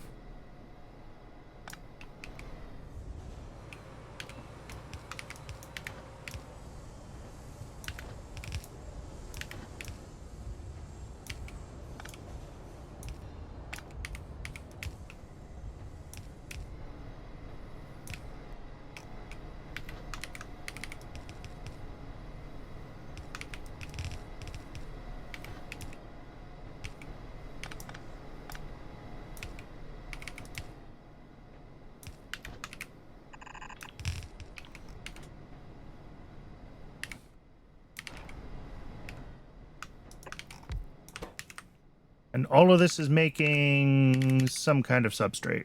Advanced substrate. There we go.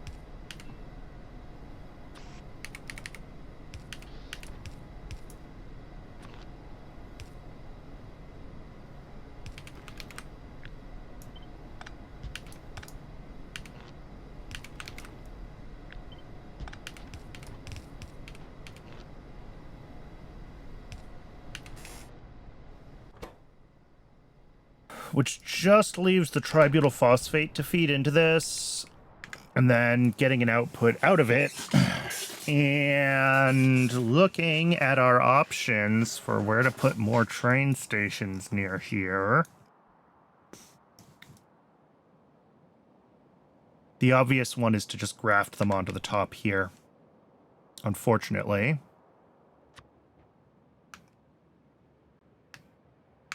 Don't love doing that.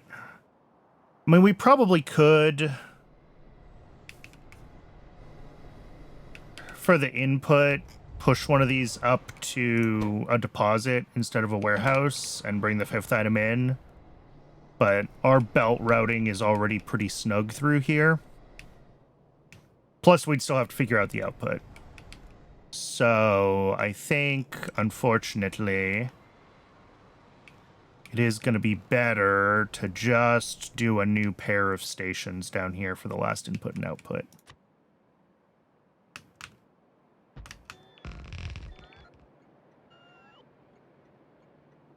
Which I don't, like, love, but...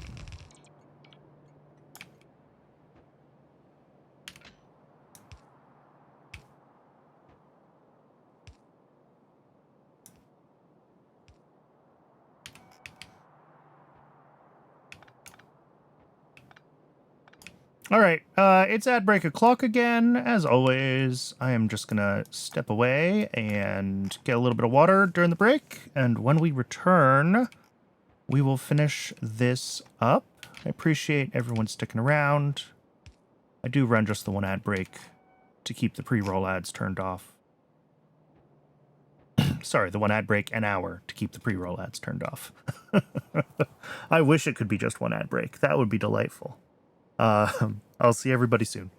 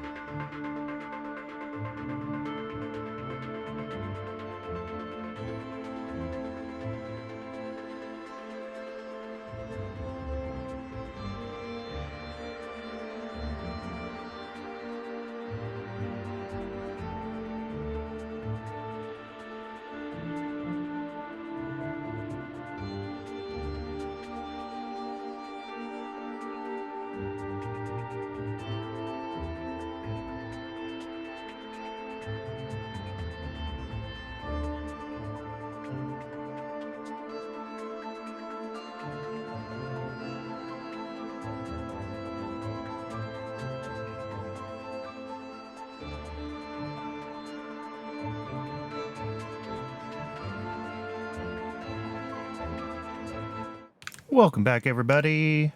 Thanks for sticking around through the break. I really appreciate it. I know the ads are no fun.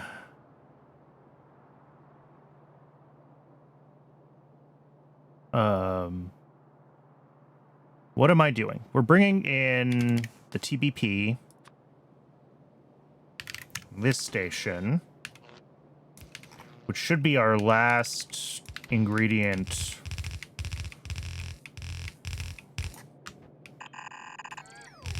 to feed up to here. And then the output of this is going to be the advanced substrate that we need at a whole 0.12 a second. Cool.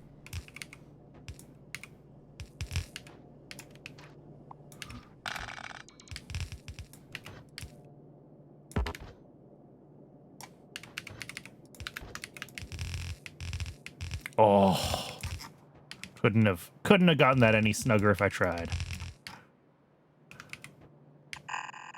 That was very satisfying.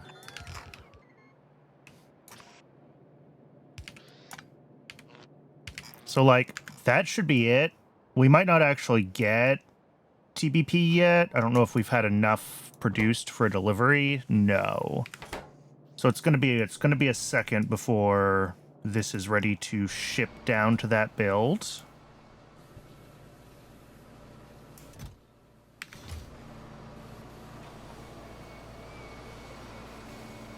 Let's see, 519 products finished, 518 products finished. Okay, so these are mostly managing not to decay. I'm watching this acetaldehyde. It's thinking hard. It's thinking hard about decaying. Okay, but if we lose like 1 in 600, do I care? Do I care enough to try to tweak that? I don't know. Silver still feels expensive to me.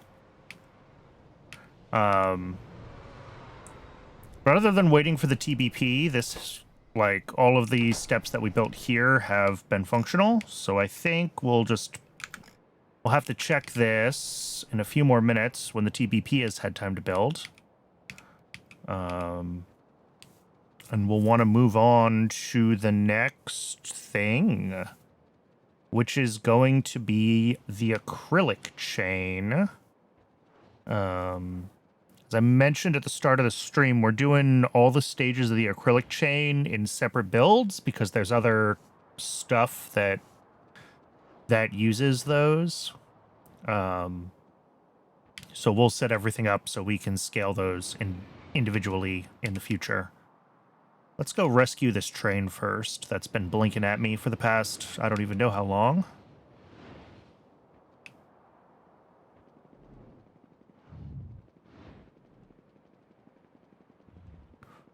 Especially since it, like, ran out of fuel, blocking a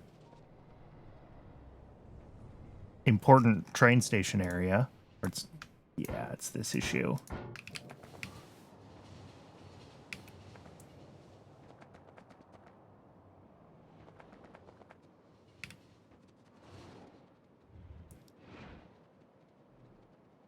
I wonder if they need a slightly longer idle time in the schedule.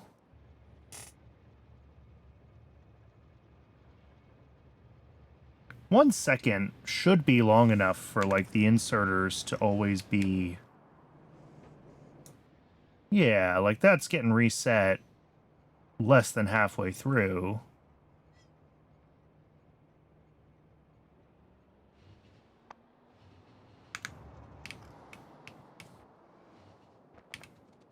So I do wonder if some of these trains just never made it into depots, like, since I fueled them. Since we had the issues with not having enough of the fuel yet for the trains, causing issues.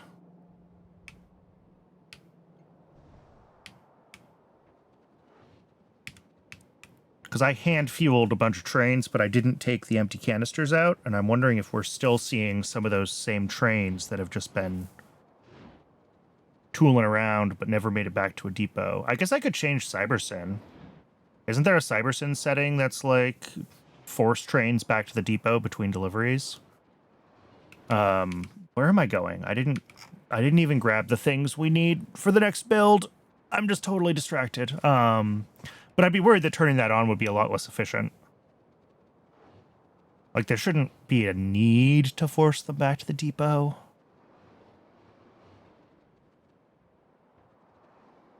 And this issue has been happening more and more rarely, which kind of jives with my thought process that it's just that, whatever, dozen trains that I hand-delivered fuel to that are eventually still having some issues.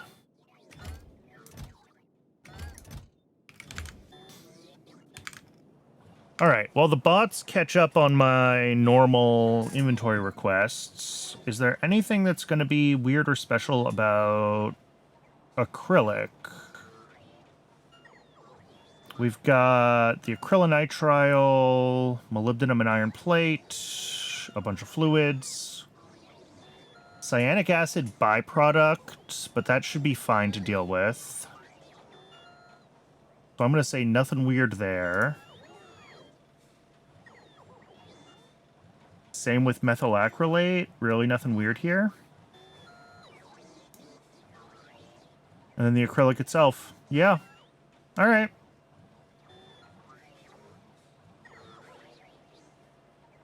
$150 natural gas a second could be a challenge.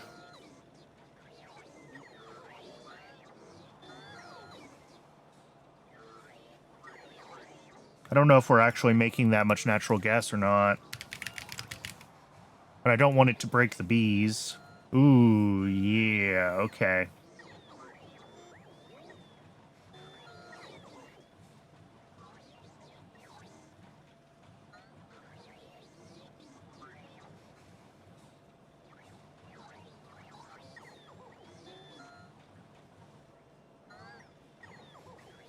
So we might need to set up a new natural gas mine and set up some more expanded natural gas processing, actually, before we can do this.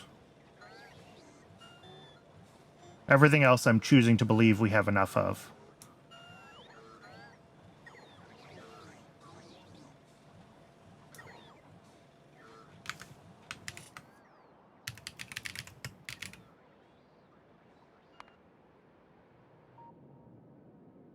Yeah, this makes 140 a second.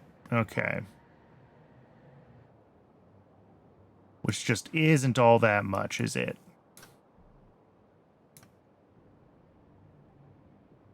And yes, our natural gas is full now, but that is purely because we're not using that much of it yet. Although this says it also should not even be enough for the bees. Which surprises me. Oh, the bees just aren't running right now. Cool. How long have the bees been broken?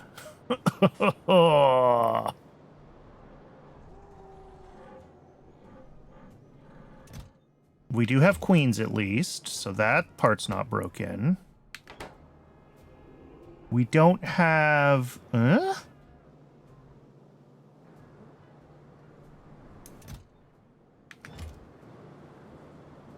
Okay, that's weird but fixable.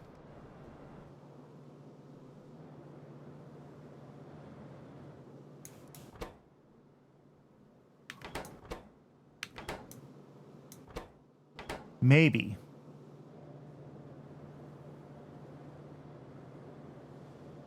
Yeah, this sushi belt jammed up.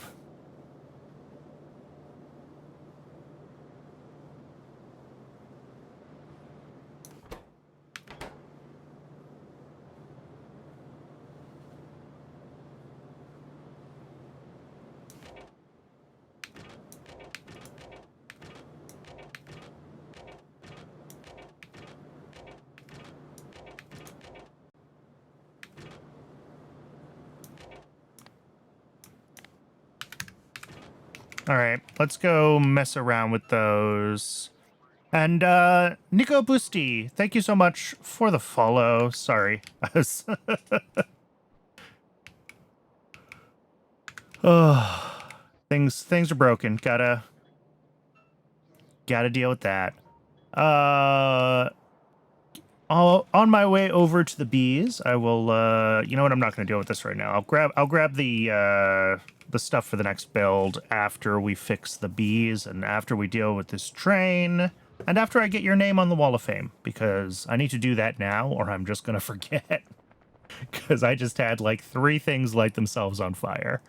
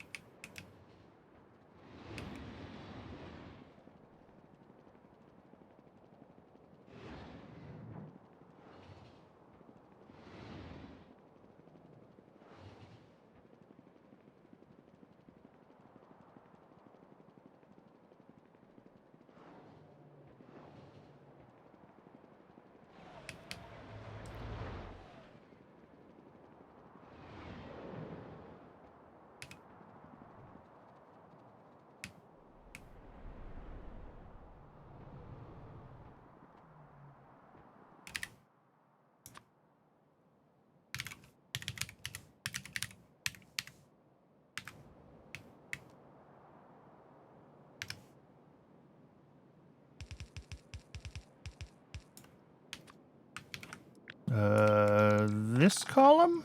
This column. There we go. Did I spell that right? I do believe I did. Thank you again for the follow.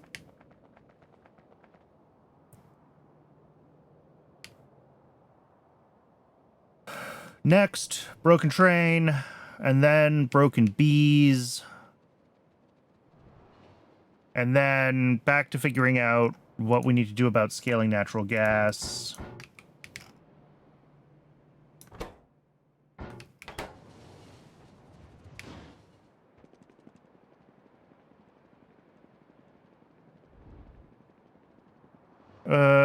This is the wrong row. I think we want the next southern path.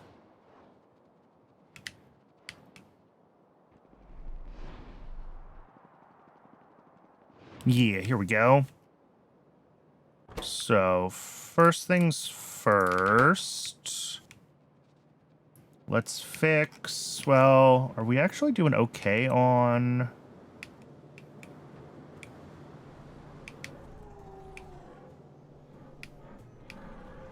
Does this work?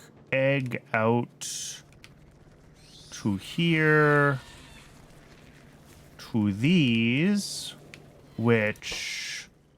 No, we're out. We're out of maggots. Okay. So yeah, I'm going to let this buffer a larger amount of bees in this step. Although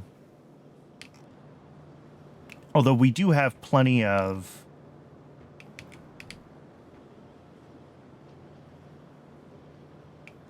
Oof. Yeah, the Red Hot Coke is totally busted here. Let's just get the thing running again. Let's see, one of these is a Coke output. Yeah.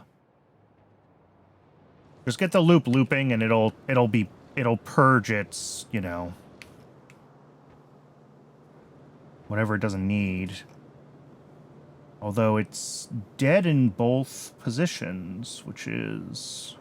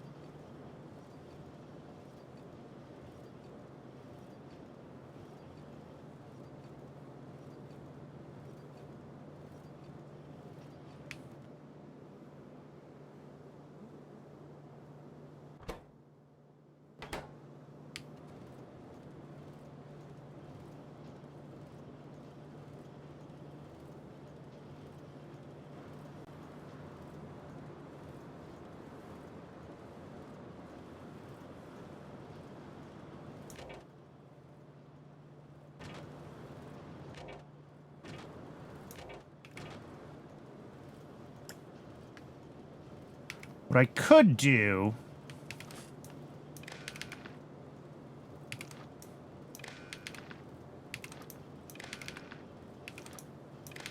is have all of these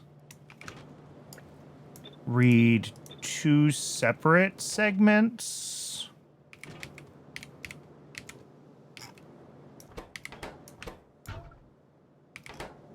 Which should make them a lot less aggressive in trying to top up the sushi belt.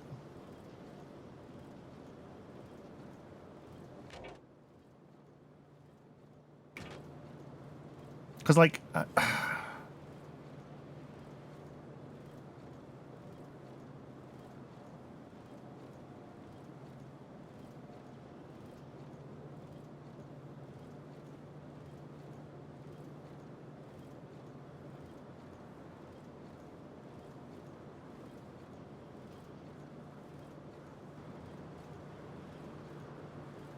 and maybe that'll help everything run a little more continuously.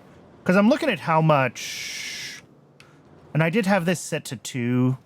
I was trying to saturate the loop. And that might explain why that side broke, but it doesn't explain why this side broke.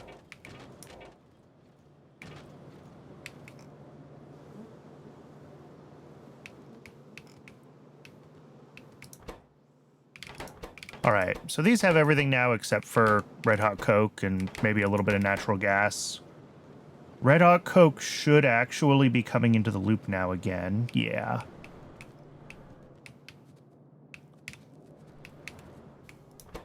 Is this running? This is not, because we ran out of bees in that part of the loop again.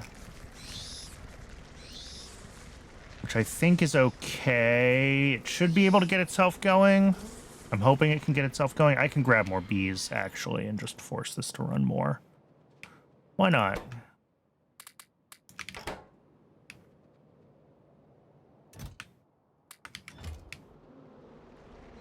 That'll just let this make more eggs while we wait for all of these to start turning on. There we go. Now these are going.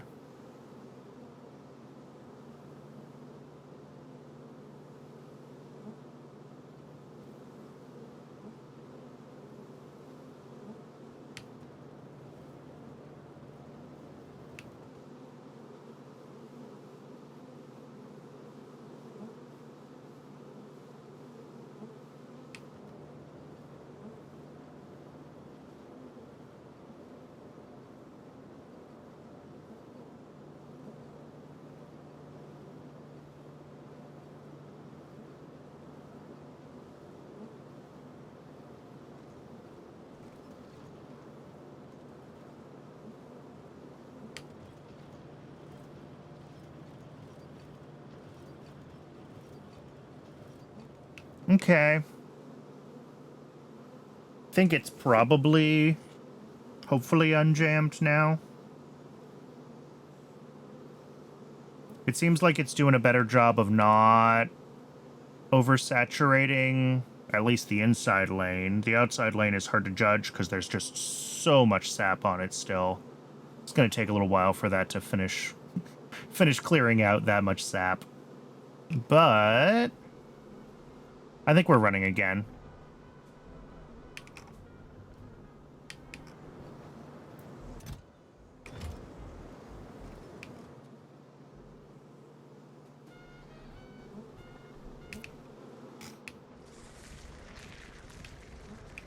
Yeah, it's going to take a little while for, like, eggs to rebuffer and the whole thing to really get itself happy, but it is running. What aren't you getting? You're not getting natural gas barrels. And you're not getting natural gas barrels because... I think probably because there was too much other stuff on the inside lane. But I think we've fixed that now. It seems like they're going on pretty consistently now. So hopefully that means that these will start to run more consistently. Now that we're making more space on this belt.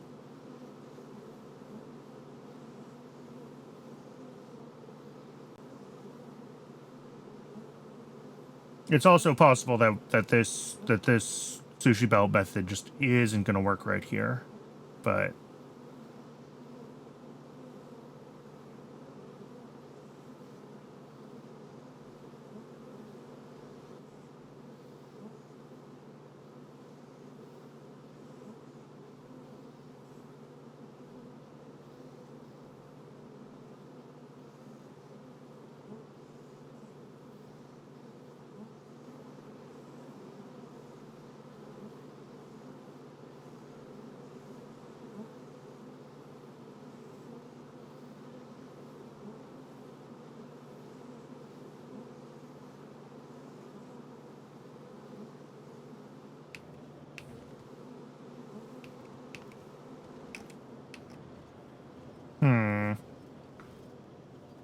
I'm actually worried that with these running on effectively an eighth of one half of a belt, that they are not actually going to push enough barrels in, or enough biomass for that matter. Surprised we're not seeing that one also fall over. We might not push enough in. So yeah, we might have to reevaluate this. What a pain.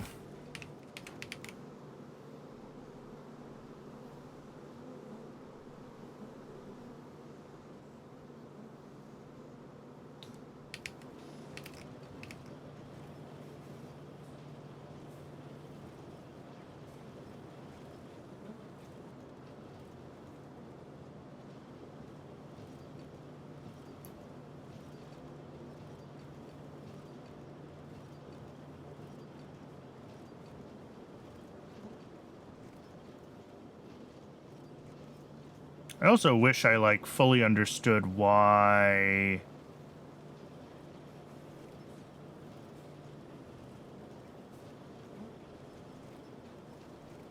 these seem like they want to jam up so continuously.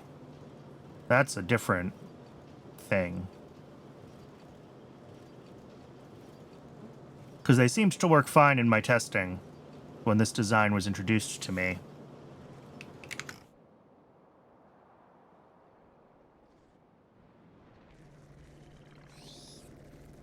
Yeah, see, this is working fine. These haven't jammed up.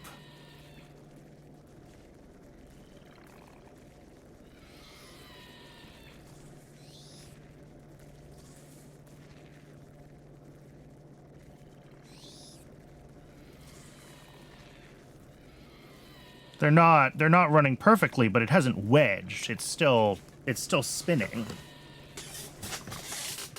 Although it's also apparently missing a input. Oh, there's not enough water barrels. Oh no, there's not enough water barrels because the rocks are literally, like, saturated. But, like, yeah, this hasn't locked itself up at all.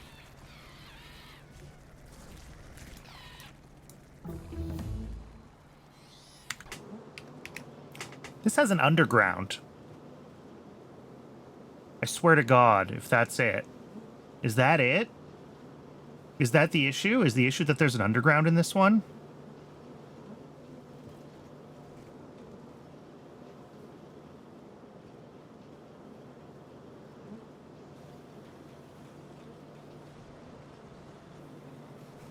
Does that, like, throw off something with it?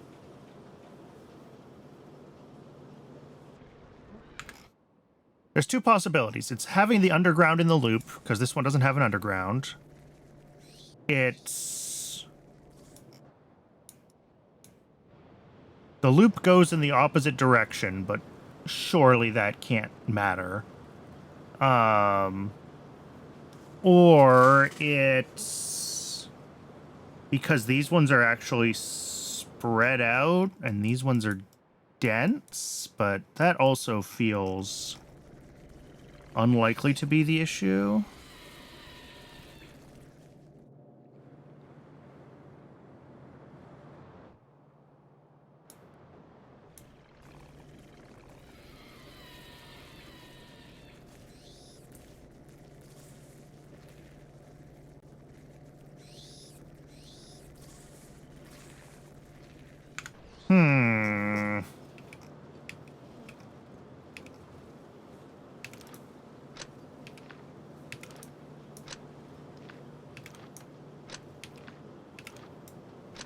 All right.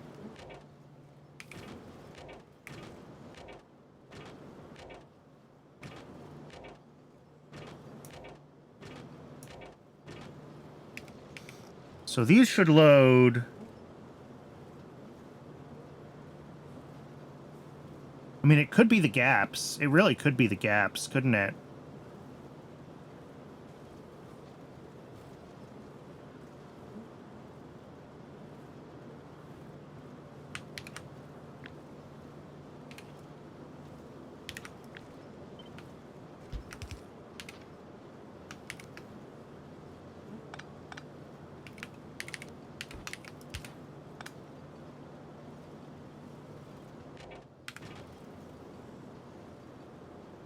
Although, I don't know how we're getting these barrels out if I need to readjust this positioning. We'll think about that.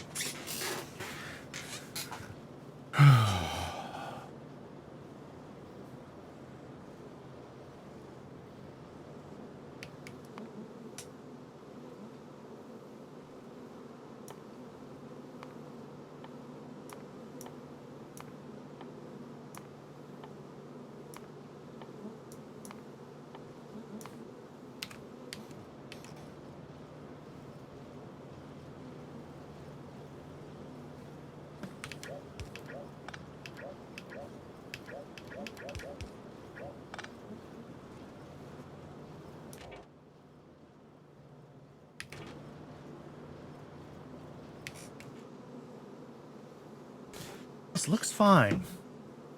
And as long as it's running, it is fine. The problem is I don't know if it died because something jammed up with the sushi belt, or if, like, the lack of usage of the sushi belt caused it to jam. But again, the one for Vrox didn't jam. This is doing fine.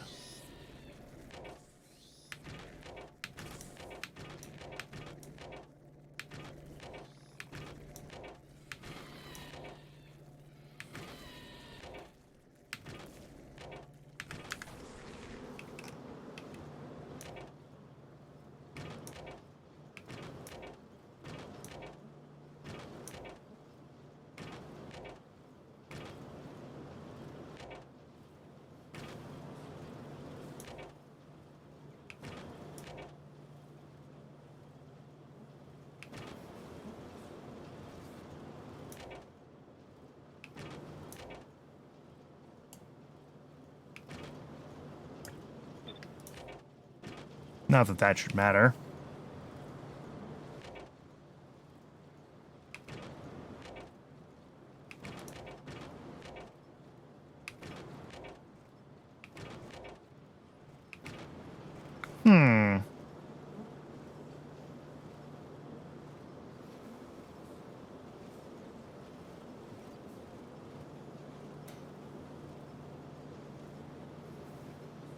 Spoilage takes extra... I mean... Oh, that could be it. Maybe we need to pull out the... That would explain one side of the belt. If we maybe need to pull out the... Yeah. We should probably pull out the Coke before we push in the Red Hot Coke, right?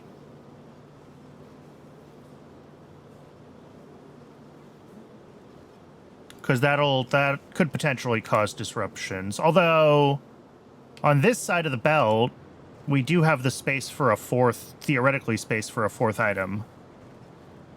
So in theory, it should still work without doing that fix. I suspect it's the underground, honestly.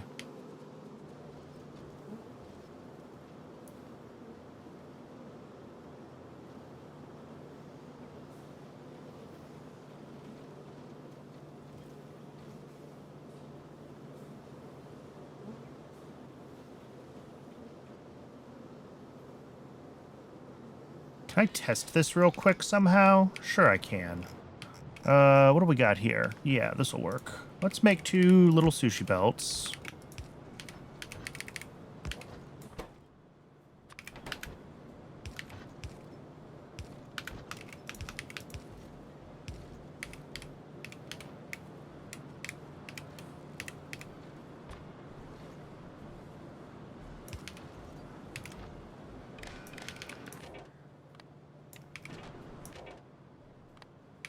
What are you? Natural gas on this side.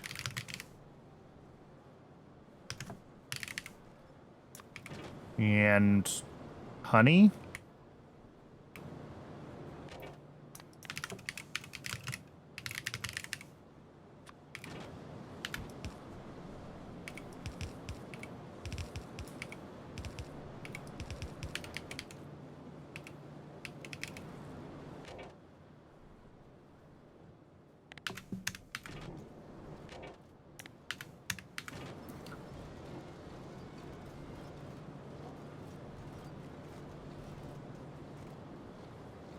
Because these perfectly loop. Look, and then they never feel like they need to add any in a weird place. They're happy. If we start to pull stuff off, it's going to be different, but... Okay, let's do that again. Only this time with a thing in the middle? Does this break it? I don't imagine why this would break it. Oh!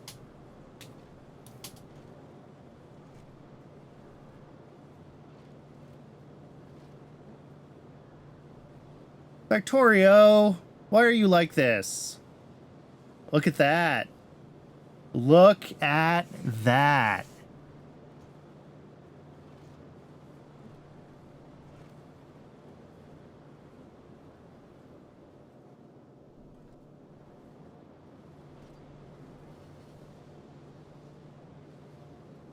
Well, there's your problem. It doesn't work if you have an underground in the loop. It does something to offset the position of things in the cycle. Huh. And then as they get more and more offset, yeah, undergrounds move items around a little bit. Okay. All right. Well, now I know. That means we got to change this. We got to get the underground out of this. And we're going to have to reroute all of these inputs. And this is a pretty crowded area. I do also still want to...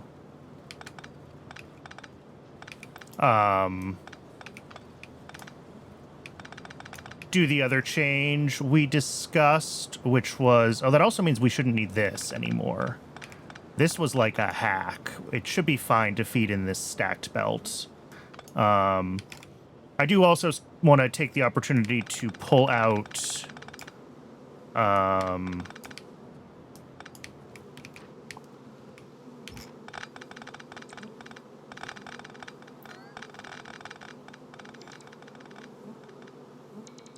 pull out the decayed coal earlier.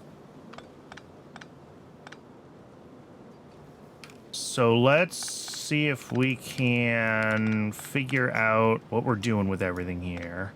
Where our inputs are and how we want to do this.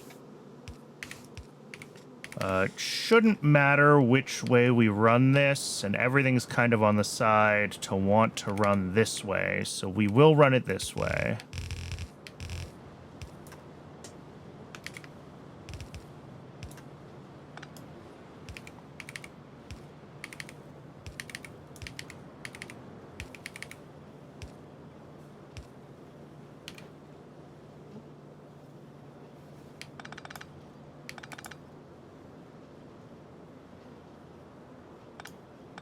The problem is, yeah, well, we can go up here. We have space to go up here. Okay, that gives us a little more space to work with.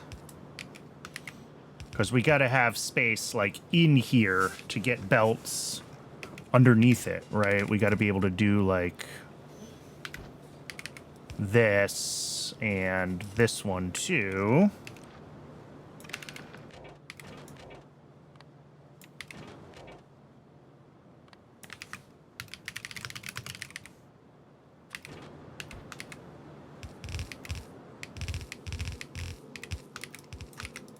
All right.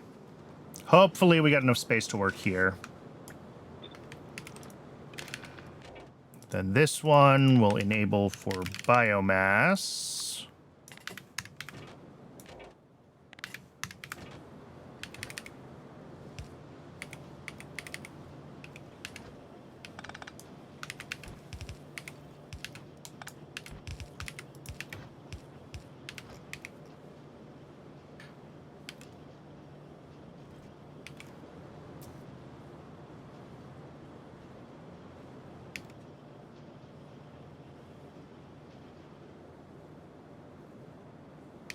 Okay. And then we got to get one here.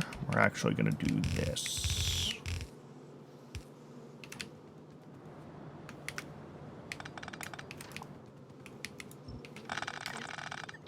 That should be fine.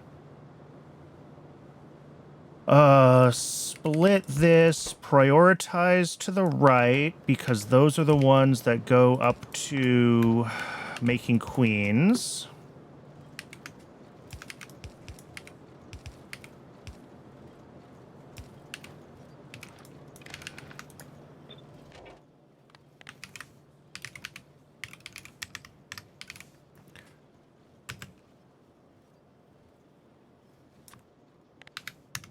Are called nests.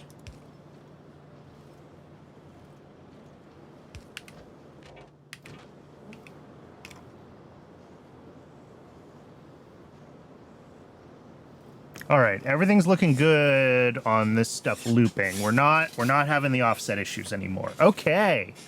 I learned something today.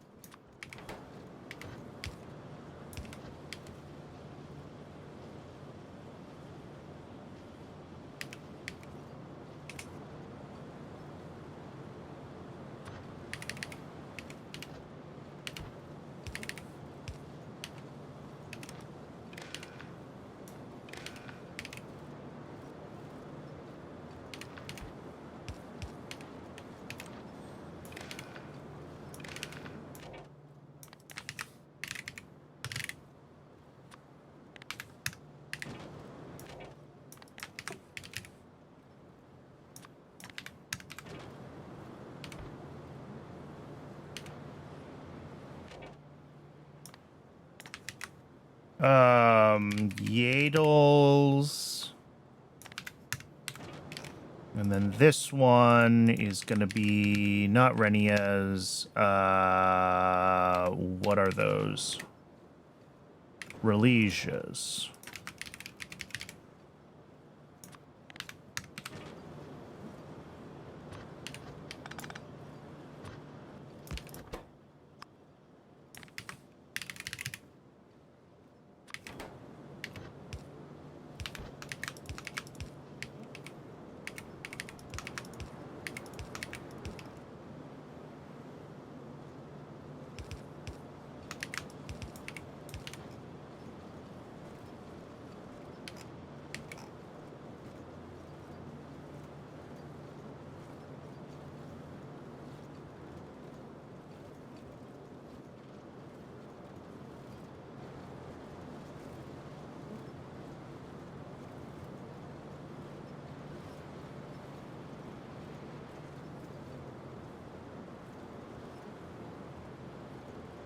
All right. Well, I do see some things getting shifted around by the loading process here, which is slightly concerning, but we'll see how it all looks when it comes back around.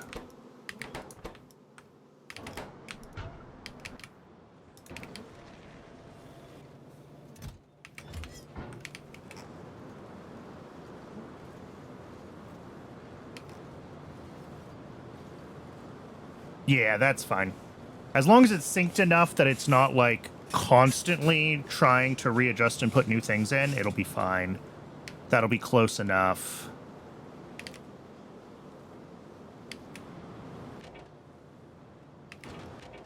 Oh! Well, there's our problem. Shoot, Yadles and Relisias were not correctly... Do I drain it and rerun it? I feel like I should drain it and rerun it.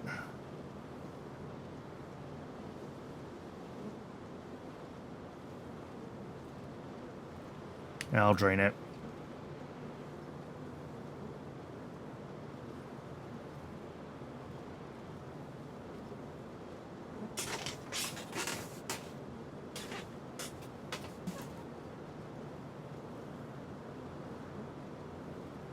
Because, yeah, the Relisias and the Yadals over pushing themselves would have, like, shuffled everything else out of sync.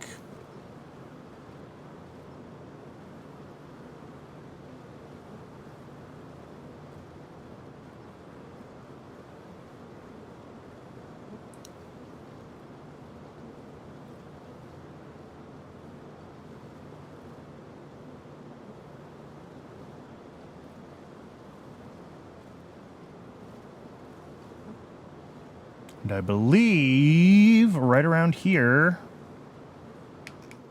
is where everything starts to look consistent. So I think that's good. All right. These are running... oh, we're backed up here on this. Yeah, that's what I was afraid of. That's fine, though. It's not pretty, but it works.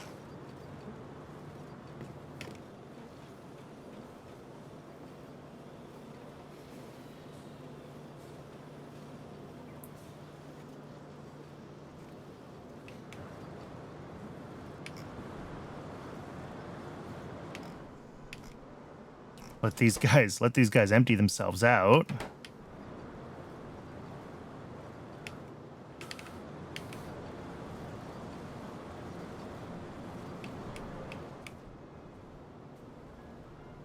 Oh. And we can take off these test belts too.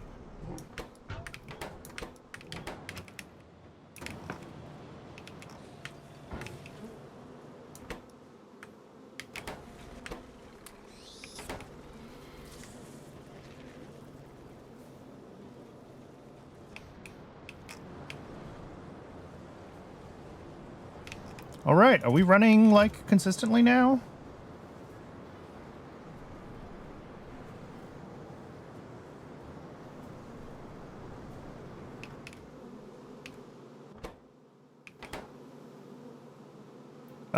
This is probably red because it had been yellow, so the inserters weren't filling it, and it's just going to take a second for this, inserter to finish getting everything loaded up. And then once it runs, it should run consistently.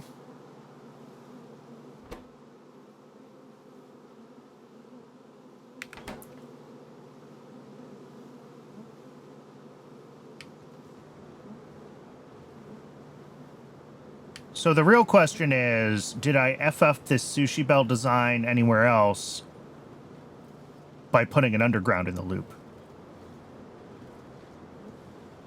And I don't know. I just don't know. Ugh. Factorio.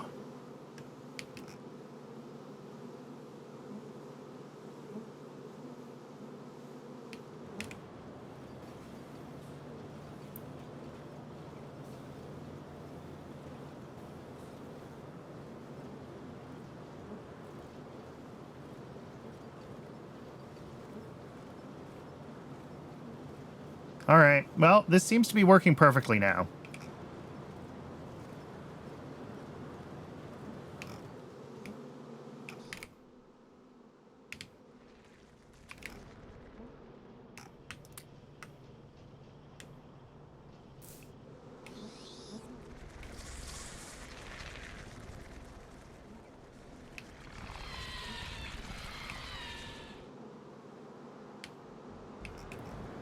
Eggs are looping. This is... yeah, that stack is filling up, although if I wanted to, for the sake of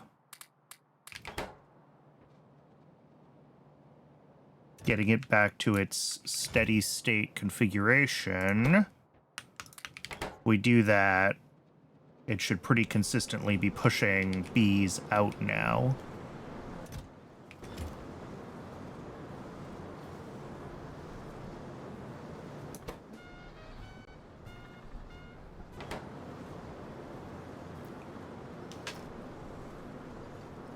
Yeah, that looks good. Yeah, I see a lot more bees going to the right. Good.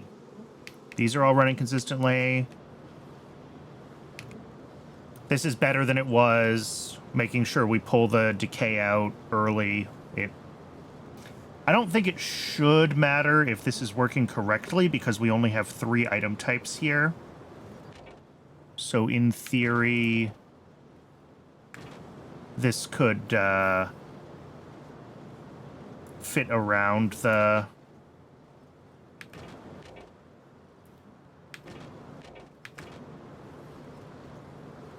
fit around the decayed coke, but it's better to do it this way.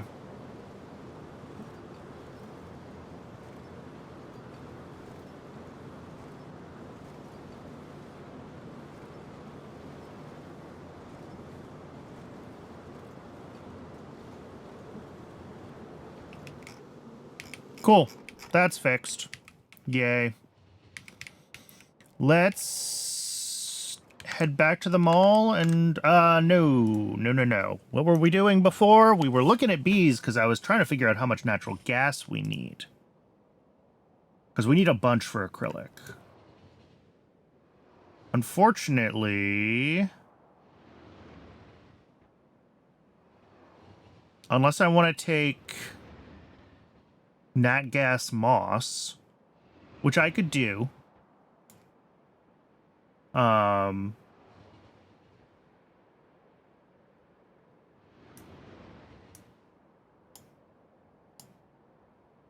like, if we look at our existing natural gas build, if instead of doing the, like,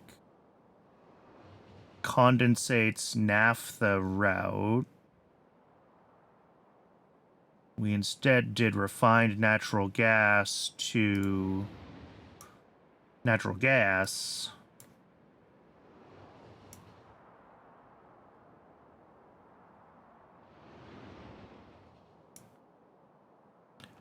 Hey, Dog of Chaos. That gives us an extra, I mean, whatever percent. I need to do a little bit of mental math here. Wait, so one of these compressors makes... yeah, that's 62.5 plus...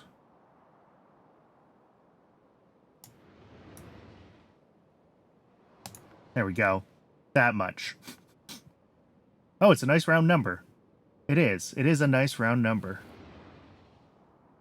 So yeah, 85. If I wanted to take this turd.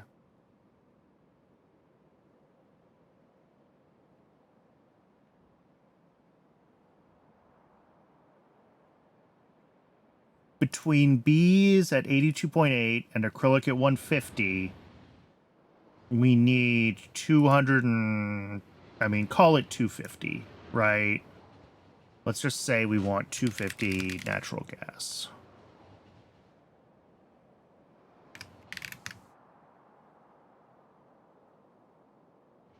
It's very close to what we can make with 3 of these, which I guess makes sense. If it was at 85, then 255 would actually be exact.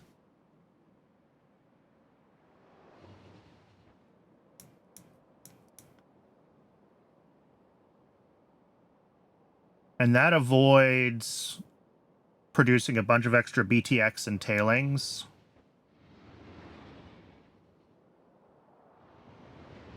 And a bunch of extra naphtha.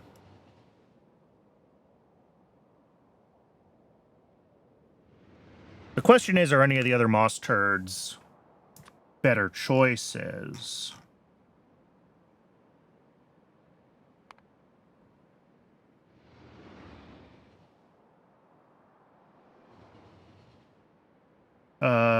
Oh, I don't even have moss turd researched, so that's would be a problem if we decide we really want to use it.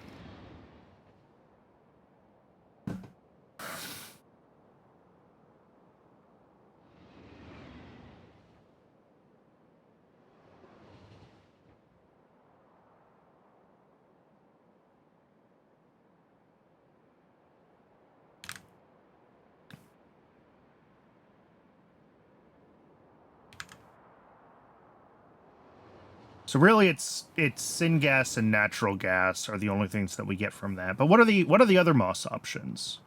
There's chlorinated water, which I don't want to do because it's just a bunch of extra work.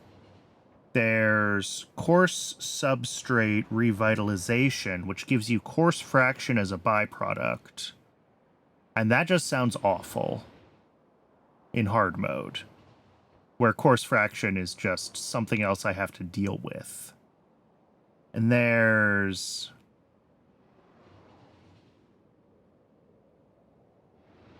no muddy sludge.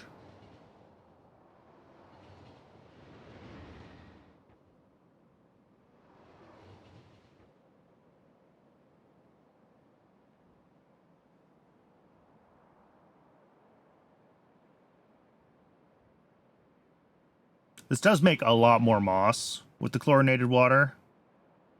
But, like, I need plastic and extra chlorine and...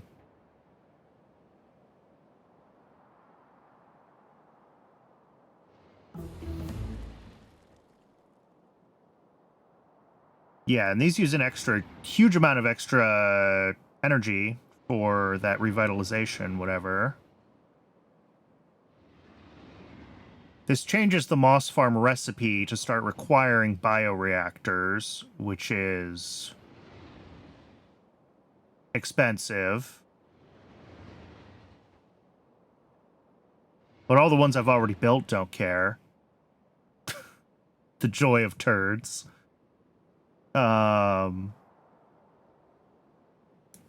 If I don't take that, then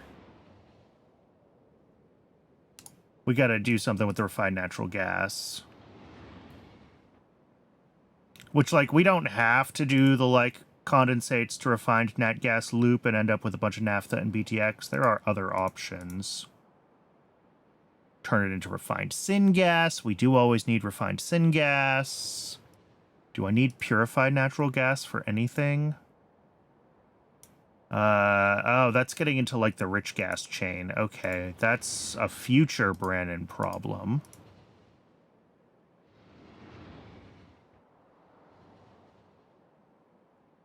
I mean, what if we just do this and say we want it to be refined syngas? Because, like, surely we're making more than 50 refined syngas right now anyway, right? Like, yeah, boron uses 240 just on its own. So if we rebuild natural gas with this setup, I mean, the other options is, yeah, condensates basically only become refined natural gas. They're purely an intermediate. But that keeps, like, our BTX and tailings outputs and naphtha outputs from the natural gas build, like, more manageable, and gives us a new, more useful product, plus flue gas, which is, I think right now, just acid gas in my base. Okay, this is reasonable. I don't hate this. The only issue is raw gas, because I think we only have one natural gas well right now.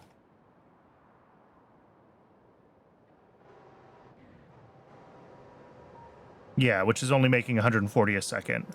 But we should be able to use a Mark II natural gas derrick and Mark II drilling fluid and just plug a new one and start getting...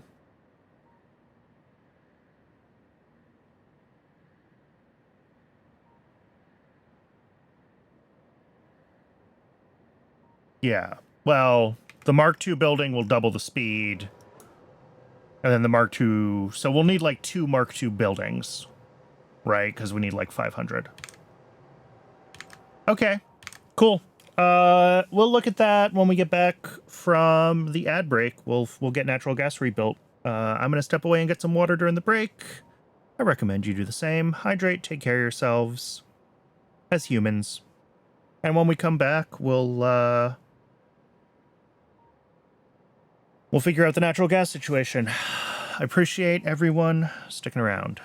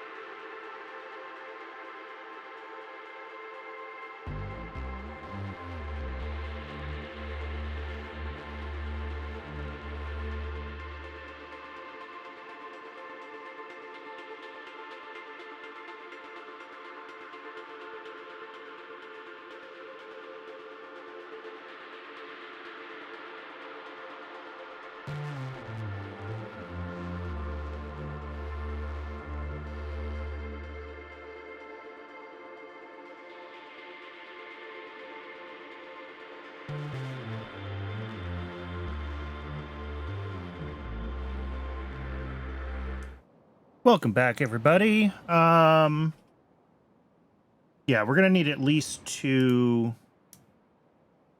natural gas. Yeah, that's what I thought. What is natural gas Mark II mining?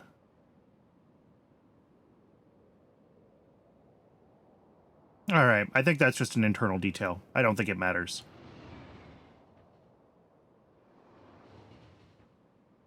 Or we can do raw gas.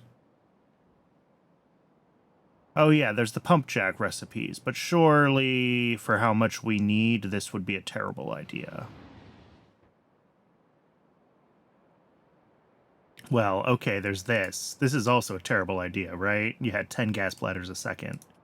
And then raw gas here. Yeah, 180 drilling fluid a second. We're not doing that. So it is just going to be with speed modules. This thinks with speed modules we can get away with just 1 natural gas derrick Mark II. Okay. So maybe we could just upgrade the one that we have in place right now then, and we don't have to set up a new one. And then we just have to change the build itself. So let's grab our shopping list.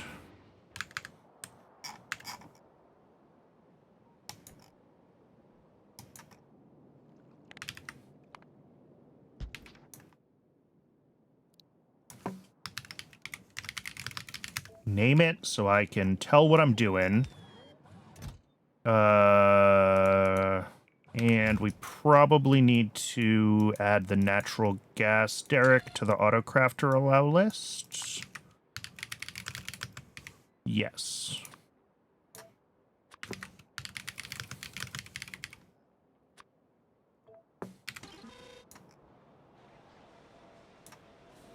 And do you have any weird missing dependencies? No. I think everything else here looks pretty normal. You say you don't have an evaporator. That's fine. That'll get built. Okay, I think we're good.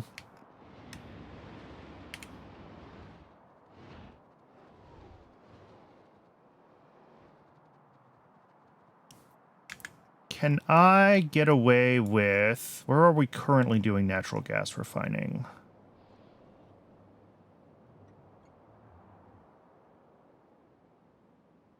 Ooh. Maybe, kinda, sorta, I think is the answer to my question. Yeah. I think we can still do it here. We're gonna have to readjust where some of these buildings are and what our outputs are, because we're gonna do a different thing with the refined natural gas, right? So we're not doing this part of the loop anymore.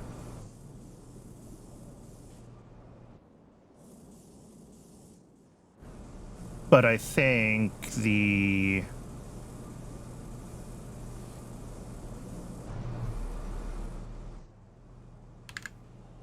Because then we'll take the refined natural gas to, yeah, just to more gas refineries. I'll probably want to rebuild the whole thing, because it's kind of set up weird right now. But I think we can put it in the same place.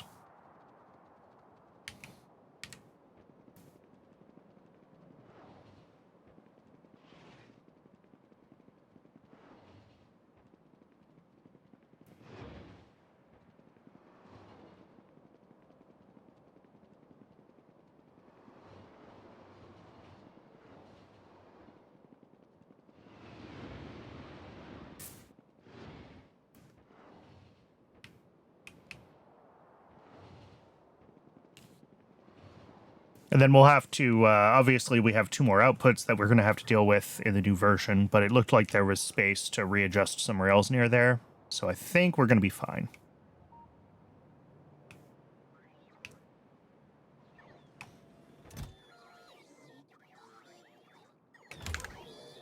None of these will take prod. No.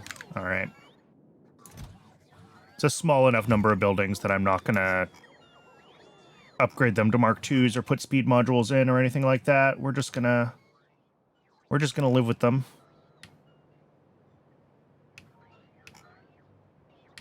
Oh, nope. All the bots that were about to deliver stuff to me realized that they have to go charge, so I am gonna let them go charge.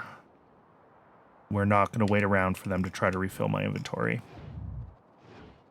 I think this is a small enough build that I don't need to worry about anything that we might have depleted while we were working on other stuff.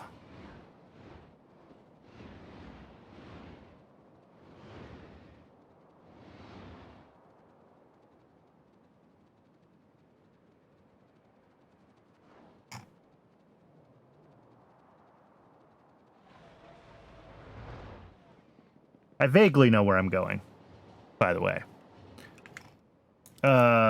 Right down here. Okay.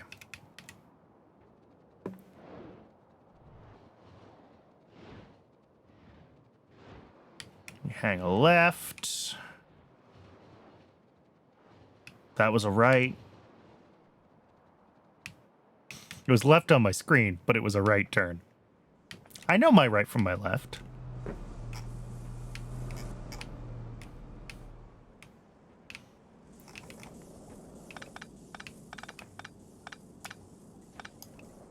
This is interesting that I have these two inputs on two different... That's definitely a choice that I made. We're going to change that. Are we going to change that? Yeah, we're going to change that.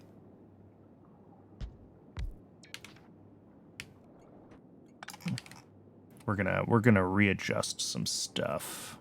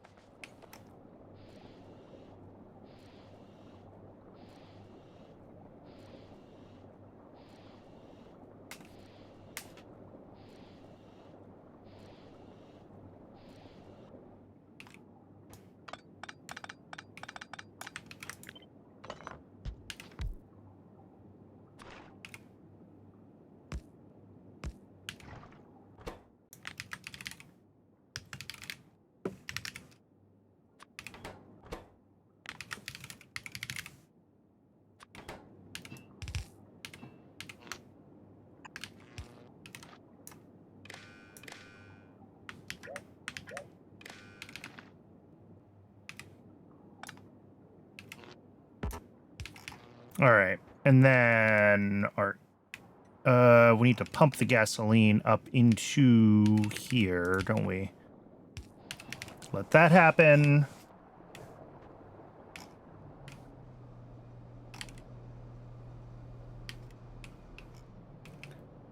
Try not to void too many of the fluids, but like...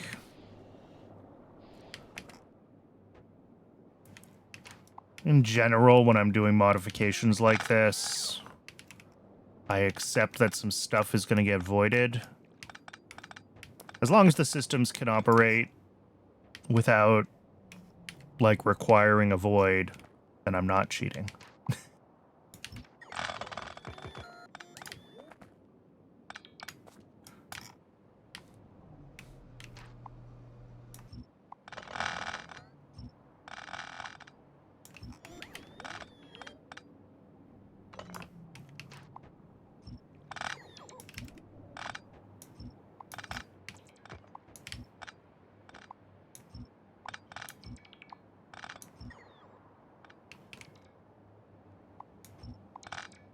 We're going to switch everything over to new pipes.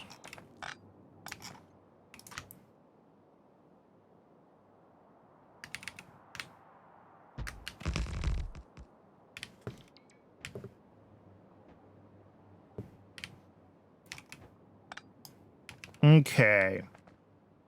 I need a combinator here. And we're going to request, what are the two things? Gasoline. And the raw gas.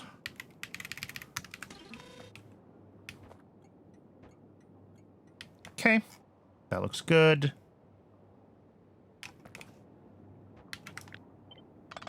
I think those are supposed to do that.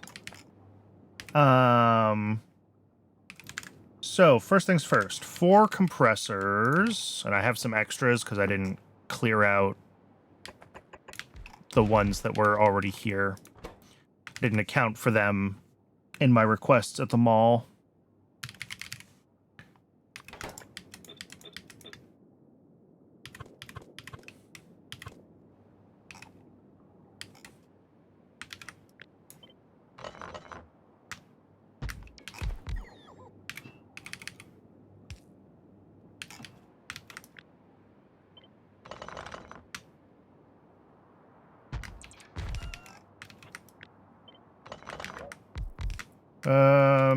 Where do I want these? I want to leave a little more space. Let's say here, and if I need to adjust it, we will.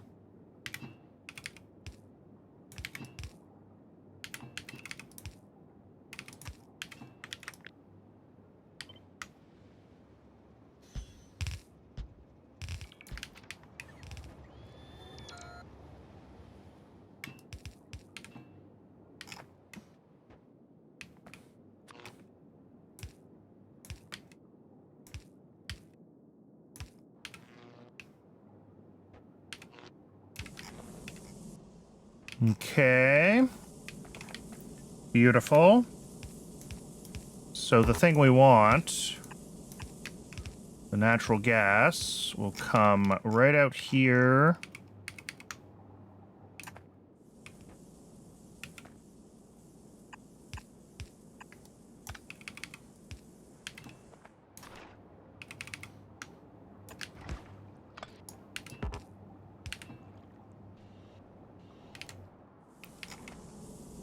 Okay. The naphtha is here.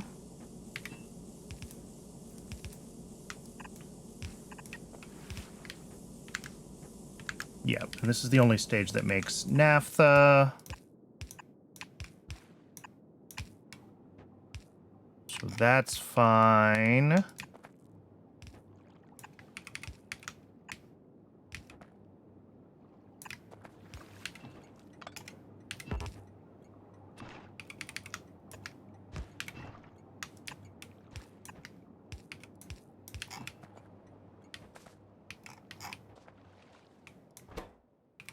And then the condensates are what we need to process in the next step.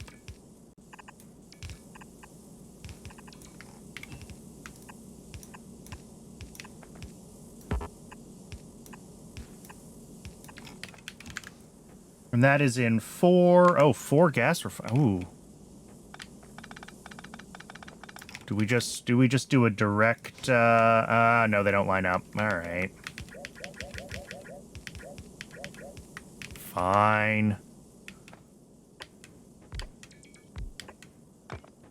Yeah, they're different sizes, unfortunately.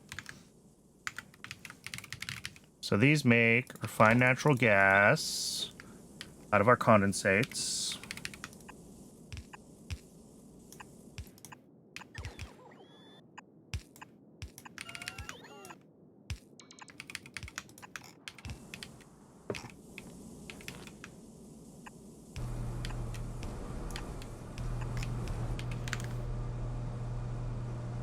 Cool.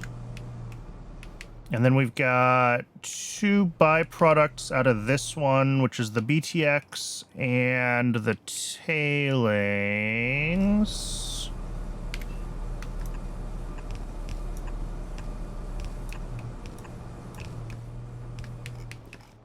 Let's see. Tailings are on that side, BTX are on this side. Not that it really matters.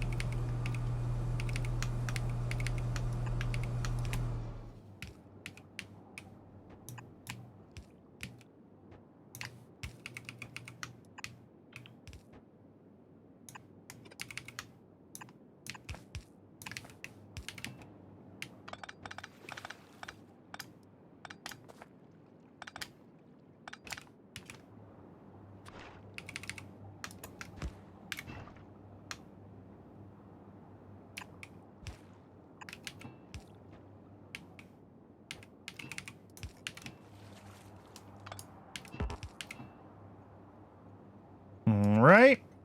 And then the BTX on this side.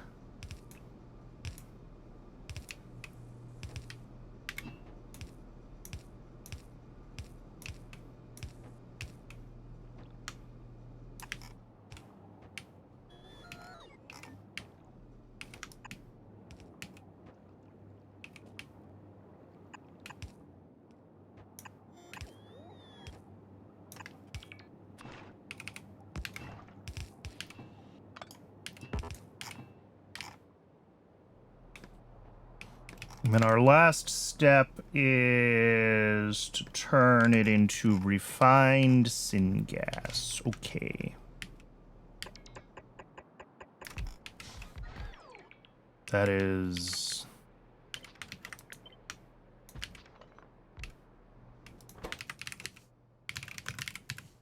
Am I missing a tech?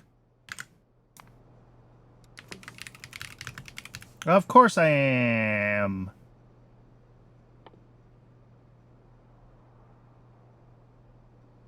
Okay, this is the one that I want.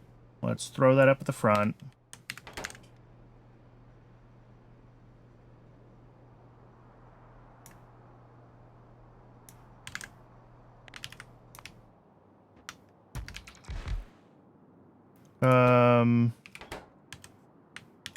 This one. Engaged in a bit of wiki editing.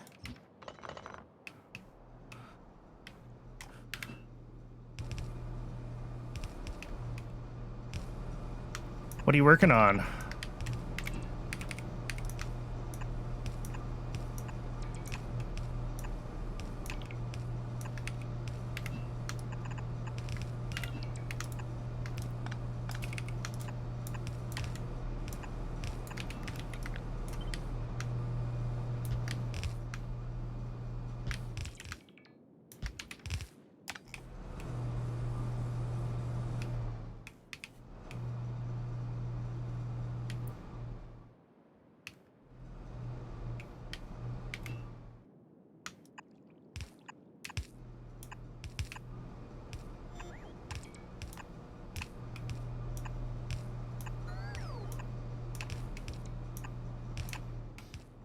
All right, I'm going to take...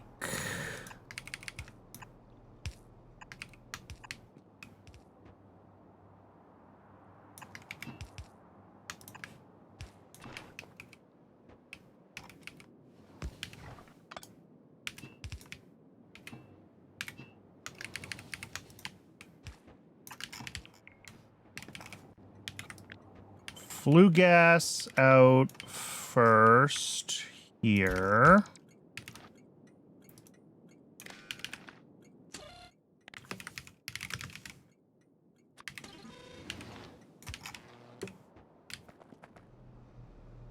And then the other output of this is the thing that we actually care about.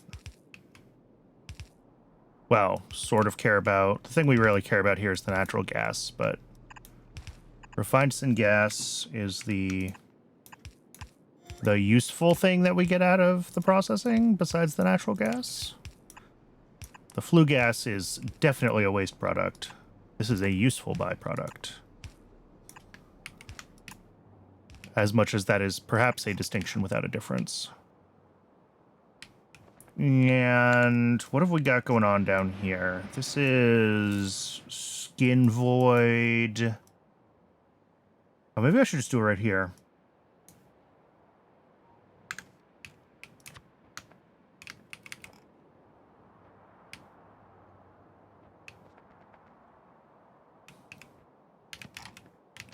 Yeah, let's do that. Let's extend this.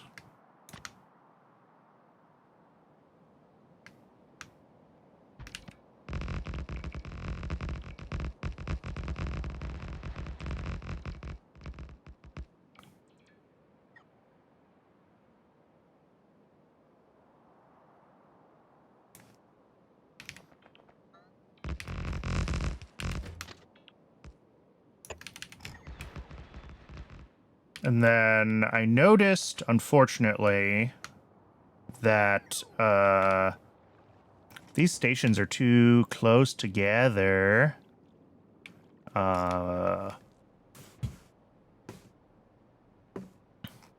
They can't... Not that trains should, but occasionally trains will route themselves around like roadblocks by zipping through other sidings, other stations, and you can see that I built these ones too close. This is a very old build. But what that does mean is that, unfortunately, I'm not going to just line this up and drop this next to the next one. I'm gonna leave space. Which means these two sets of stations right next to each other are not going to be the same, like, heights, unfortunately, but it is what it is.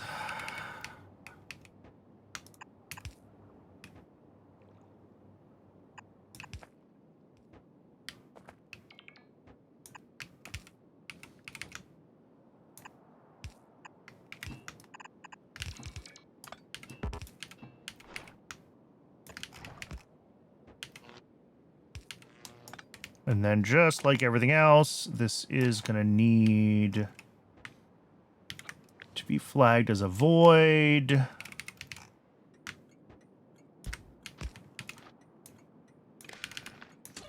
And what is this last thing? Refined syngas?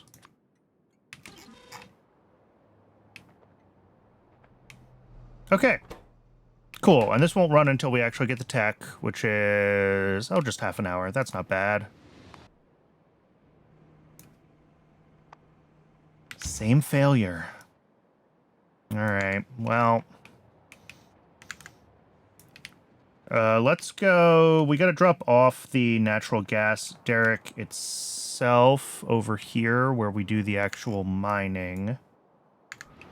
And I believe with the speed modules and the Mark II building, this is going to get itself up to just over 500 a second. Yep. Good. And that is what we need. So that's good.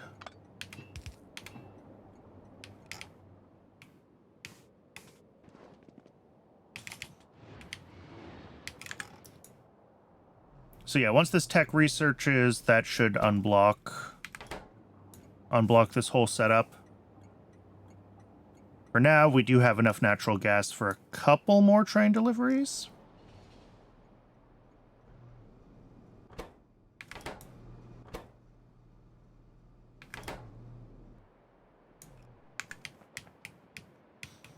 All right, let's go save another train.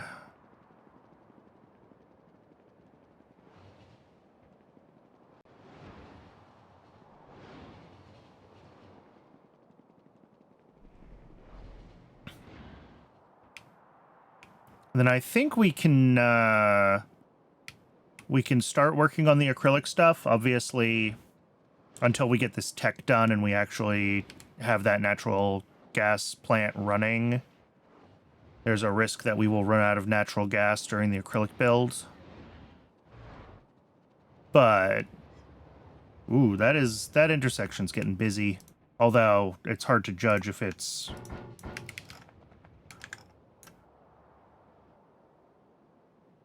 Hard to judge how badly it's screwed up when there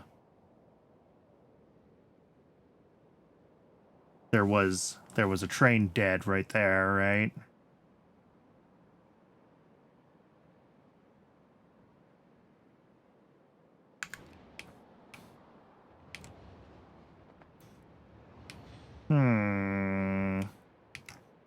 Oh, this is also old.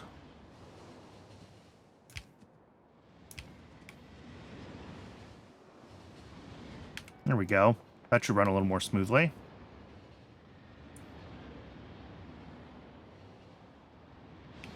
And same thing on this side. Yeah.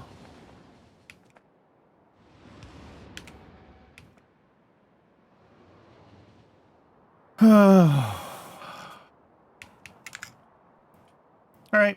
Yeah, that's cleared out. I do try to keep an eye on the cloverleaf intersections, because they are not... I built them because they look cool, not because they are a good intersection. I've said this many times, they're a bad intersection design in real life, and they are a bad intersection design in Factorio.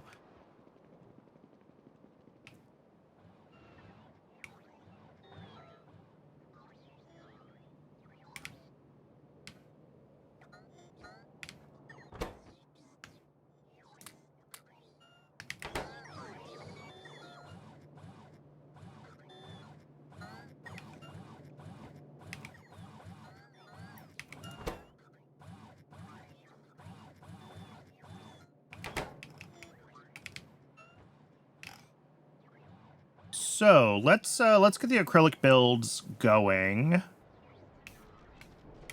Oh, have we had time for this to... It appears the answer is yes. This has been running. Excellent. Assume it's very slow, but... Yeah, it could be a hot minute before that is ready to have a delivery to PySci 3. We will probably hand deliver some things early on, just so we can see it running while we wait for things to accumulate enough to actually... We might get our first ingrats, though.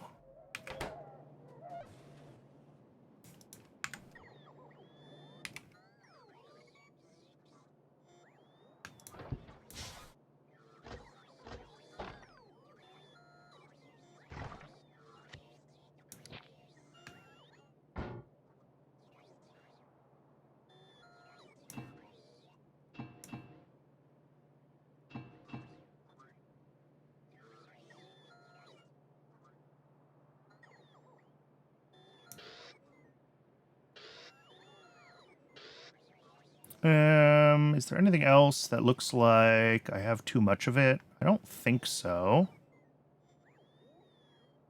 I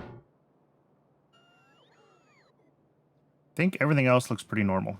Just this pile of empty fuel canisters that I need to go drop off at a fuel output.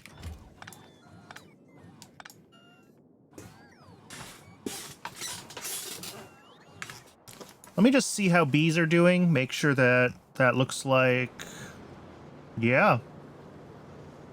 I think the fix worked.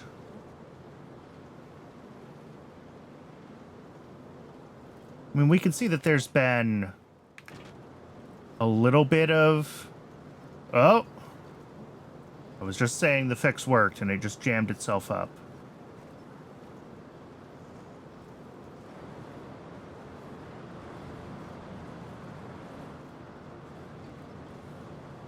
And I think it jammed itself up because...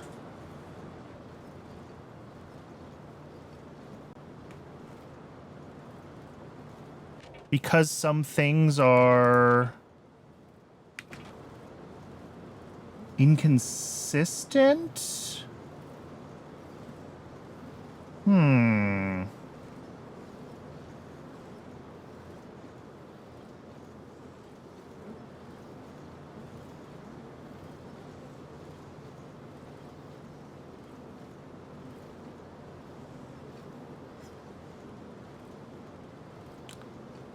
Yeah, it seems like it's something to do with... And maybe I need to go back to unstacking the...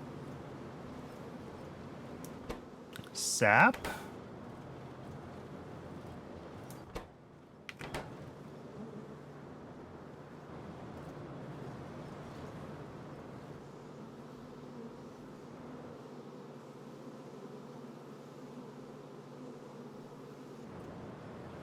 Why are we only picking up partial stacks? That shouldn't matter, though. Because this is still set to less than 1. So these shouldn't care if there's a partial stack or a full stack.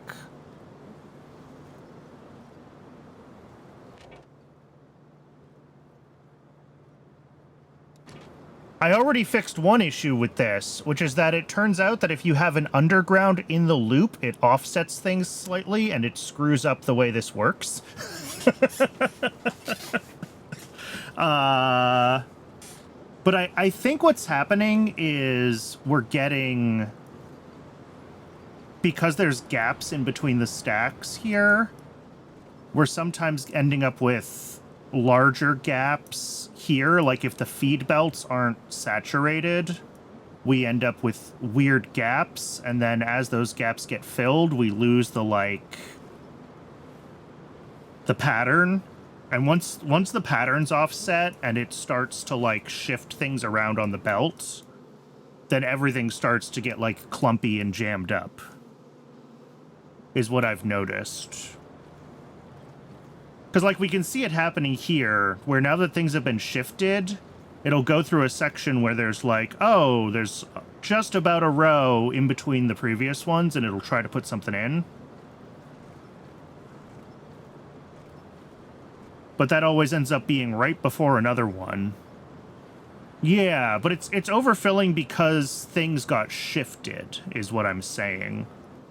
And things got shifted because gaps got misaligned.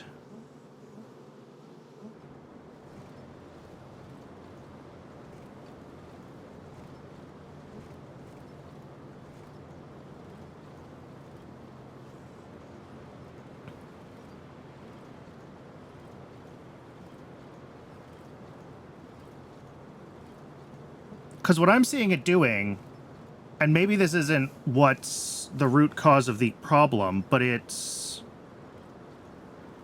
these sections that are, you know, where there isn't a thing. How do I want to explain this?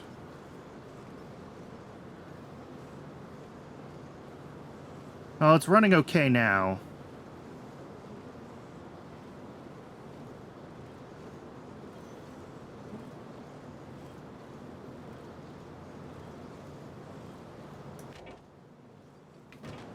These are all...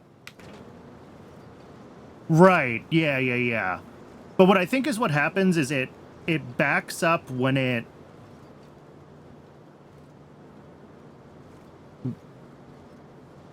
But it shouldn't be backing up, yeah. I think it has something to do with there being gaps in the feed belts leading to weird behaviors where it'll over-insert, and then once it starts overfilling and things get screwy, it just keeps getting more and more screwy. Is definitely something I've noticed. You sure it's not the gaps on the feed belt? Because it seems like we're ending up in this case where it... I'm trying to figure out how to articulate what I'm trying to say. Rebelt content, hold. Enable if less than 1. Is it a 3-item problem? Is that the issue? Kind of indirectly, yeah.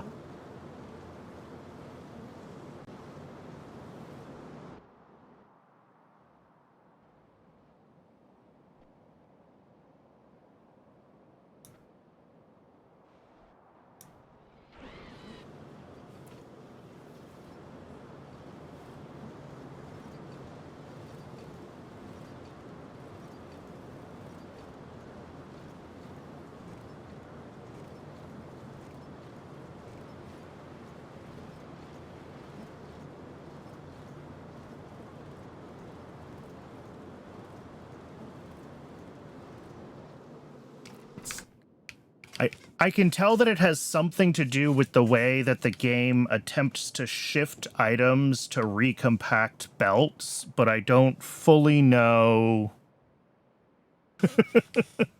why it's deciding to do that, why it's shifting things, and how it's shifting them in a way that's screwing us up.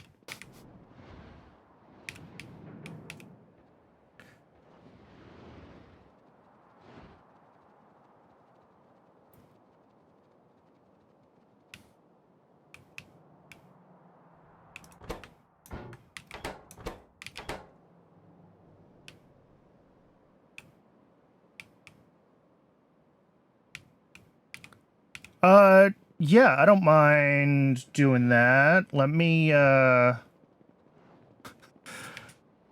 see if I could figure out how that works with my audio routing. Are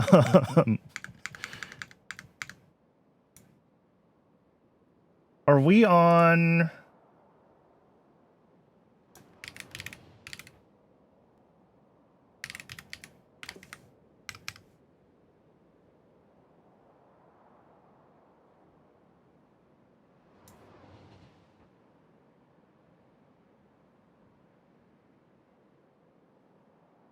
Let's see. Output goes to that one, which is not what I want. I think I want it to go to that one. And input is that. Okay.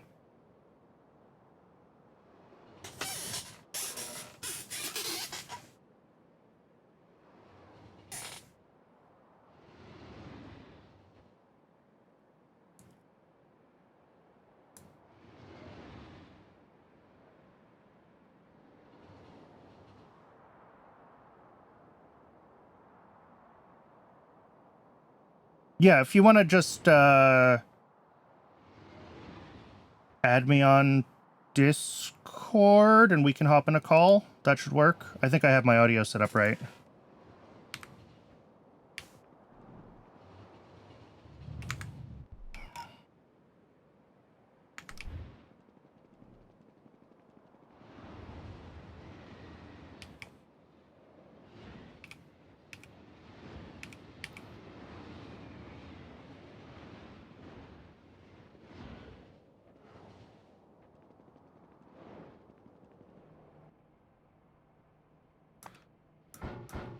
Oh, look, the same thing. I still don't know why that's happening.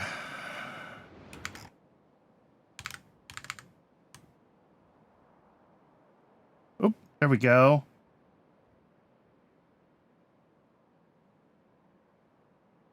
Yo, can you hear me okay?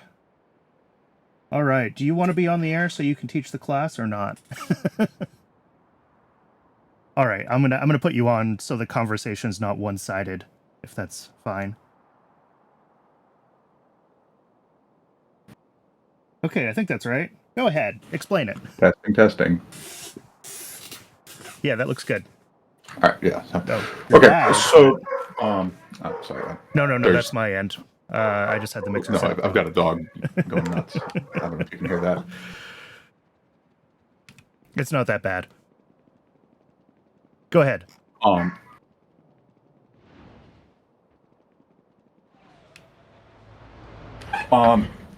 Okay, so there's a compound situation that happens here.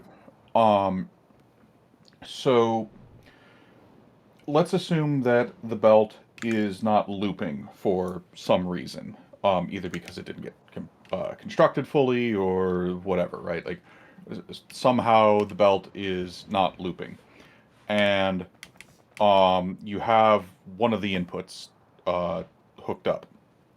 Because the belt can't loop, you can super saturate the belt with one of those materials. Right. I've seen that and happen. Then it has to go around a bunch and add the other materials in order to clear out the saturation, right? Like you have to physically use the materials up. Right. Now, in this case, it looks like that's not able to happen because you have 3 items that happened to get aligned in such a way where you have large clumps of one, then large clumps of the other. So it's trying to insert them into any gaps that may show up. Right. And it looks like it's not directly because of like a deficit of one of the items, but it kind of indirectly is. Right. My thought was that if we didn't have the deficit, it would more regularly be able to put things into the gaps and keep the gaps from continuing to get as bad. So it shouldn't matter. It shouldn't, unless the belt backs up at all. Right. Or like so like if you were to just hoover up a good chunk of the belt, it might just fix itself. It probably should be like it should be fine because this kind of you're essentially in a herostasis state where you have again it's the clumps of one thing and then the clumps of another thing, and that's blocking, but the alternating pattern of those is blocking the third thing. Right. If the item that you had a deficit of was the most downstream one being added, it probably wouldn't, or it was the most upstream one being added, it probably wouldn't be an issue. Yeah. But well, in theory it is the most upstream one, but obviously we're in a loop, so yeah. Well, but I mean, like locally, because when I say upstream, we're talking you add stuff at the start of the loop, and then it loops and stuff is taken out. Right. So, if you are adding stuff and then removing stuff before adding more stuff and then removing more stuff, then things get a little more complicated. But for this, I mean, because you're only 3/4 filling the belt, it should be completely fine. Right. Like this.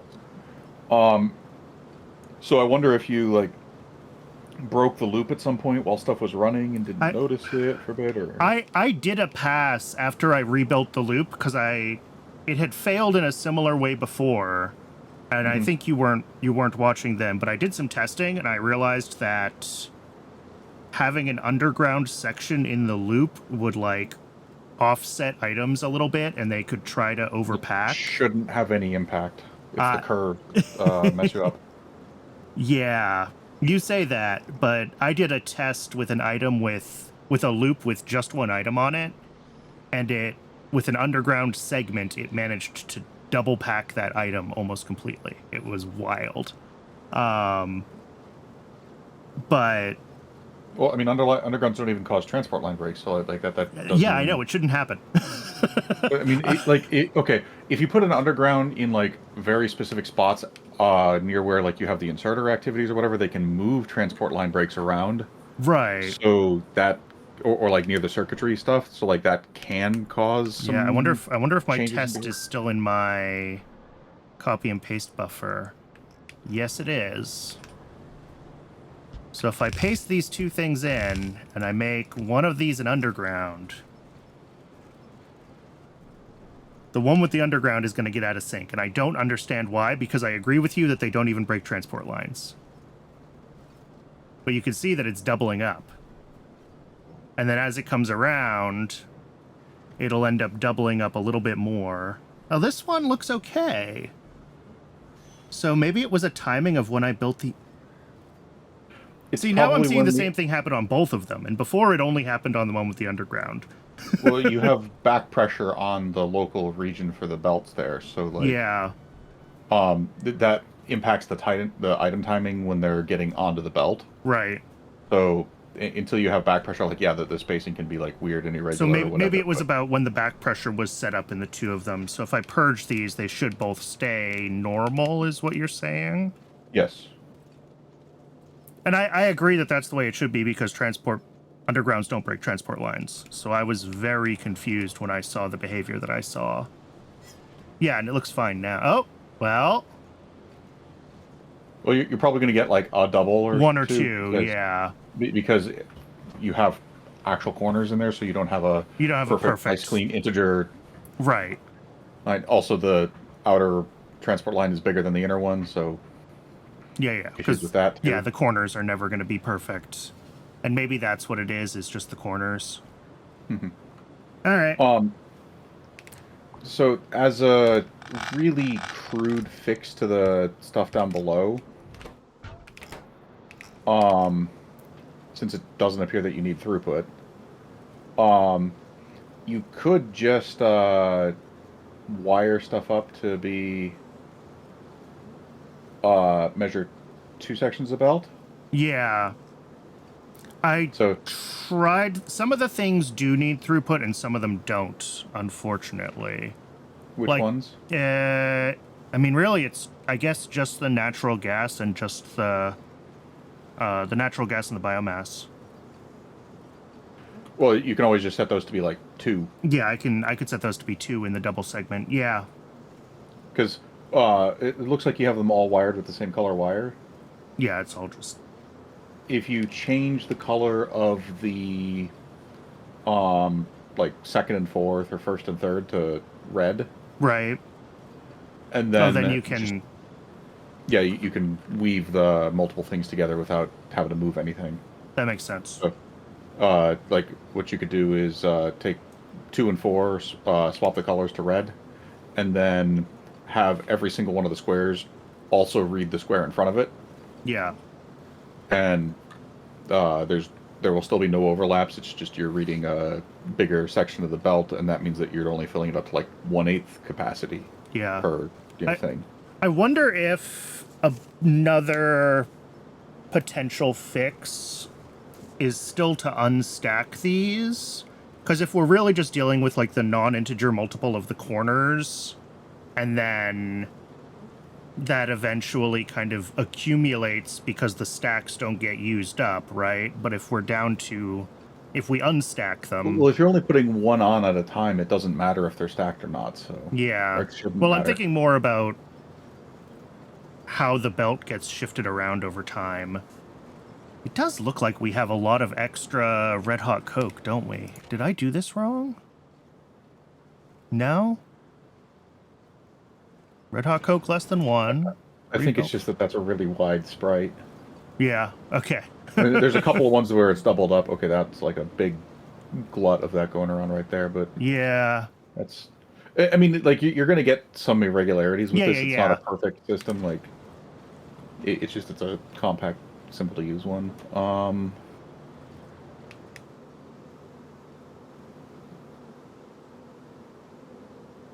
Yeah, I could definitely try just spreading everything out more by reading 2 sets of...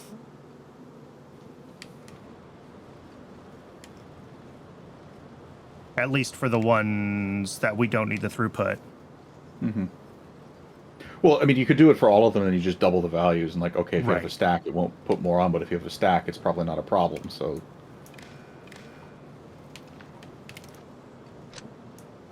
alternatively, you just use stack inserters for picking stuff up.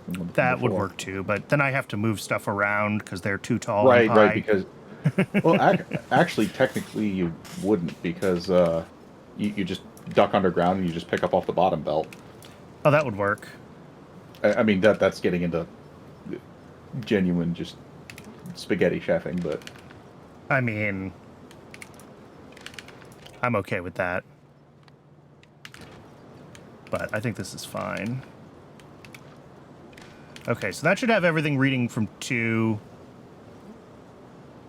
And yeah, we're starting to get less dense. And then for the ones that need higher throughput, we just say 2 and 2. And if I did that right...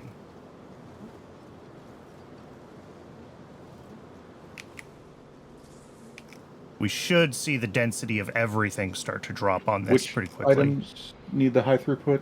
The barrels? Biomass in the barrels of natural gas, yeah. Okay.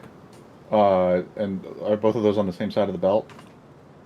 They are. Hmm. But that's not the side that was jamming up. Yeah, which is the weird part. But they should... Well, I mean, if you do 2 out of 8, well, if you do 2/8 and then, well, 2 2/8 and then 2 1/8, that's 3/4 of a belt full. So right, yeah. So there should still be plenty of... oh, it's autosave. I was worried about that lag for a second. you're on Mac, I take it. Linux. Yeah, Linux. Yeah, I get background autosaves. It's delightful. Yeah. No, that's a big part of the reason for playing on Linux for me. Well, also the fact that turning on large pages is not physically painful. Yeah. It's I don't know if I do have Factorio set up for huge pages. Because that'll save some copy on write shenanigans when it does the background saves, right? Mm-hmm. I think it actually slightly amplifies that, but it's not like, well, it amplifies the amount that needs to be copied because you do like... because it has to copy the larger pages, but it should be fewer copy on write page faults. Yeah. And given the size of my world, I bet the number of page faults and the transitions to kernel space is as much of a problem as the data being copied. Yeah.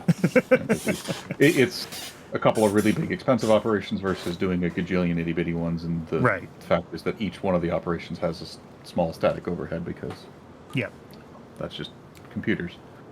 All right, this looks like it's running okay for now. Like, obviously, we're still a little oversaturated on some things. Yeah, I mean, some of that stuff just takes a lot of time to clear up. It looks like you're kind of low on the, I guess, biomass.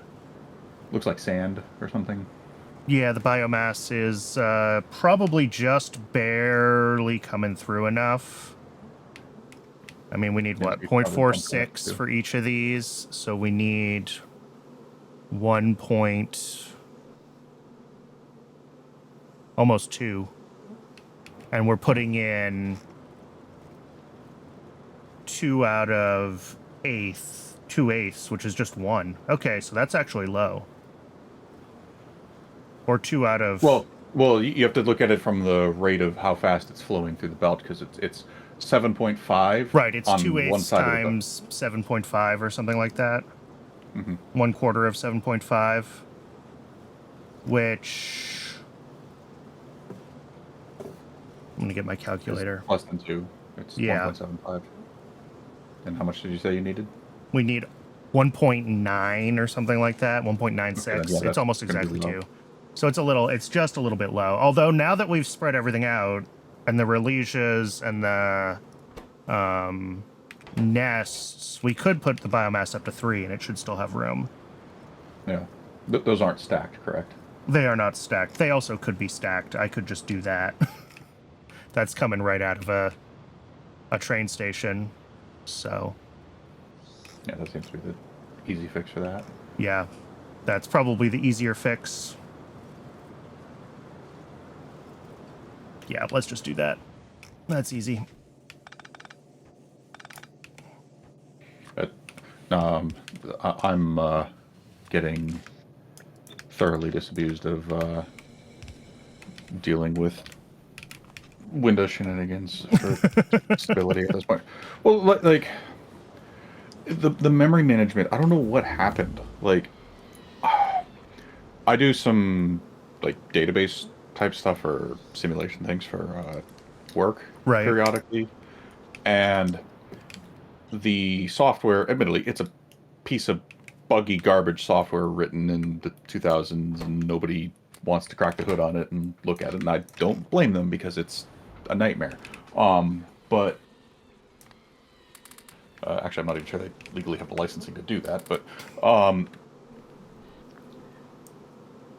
I get better performance on that running Windows in a VM because the memory access stuff is just so terrible, which doesn't make any sense. That Like, doesn't make any sense. I mean, like, I can understand getting better performance for like disk I/O stuff by letting Linux handle caching and passing stuff through to a Windows VM, but the memory itself, that just doesn't add up. But all I know is that's what happens. I get like it's consistent. It's like 4 to 6% better. That's so weird. That makes no sense to me. No, it doesn't. I was bored for a couple of weeks a couple of years ago, and I wrote my own like hypervisor on top of KVM. There's no universe in which running inside of something like that should make paging faster. It's all the same operations. It's all the same data structures. Yeah, I don't know. I like the reason I initially tried that, like, inside of a VM, I'm like, I'm sure this is going to perform terribly because, like, why wouldn't it? Or at least about the same or whatever. When I said that the software is really awful to use, I wasn't being hyperbolic at all. Like, it takes like 15 to 30 minutes for it to like prime when you feed it a new database. Right.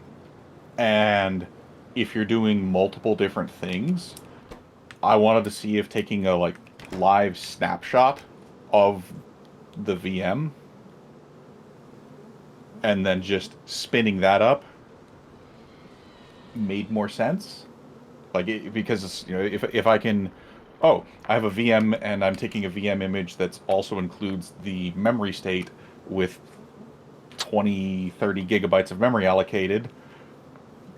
Is that faster to boot into than doing air quotes clean boot and then launching this piece of trash application? Right. And the answer was, it's kind of about the same in practical terms. But I actually would have thought that would be the faster part, trying to do it that way, because you'd have it was one faster, but, large like, operation loading everything into memory all at once instead of whatever it's doing with its database behind the scenes. Yeah, it's faster, but it's not faster enough to be worth the hassle. Yeah, of. all the like extra headaches and stuff. Yeah. Because like I'm doing stuff where I have to like do like a whole bunch,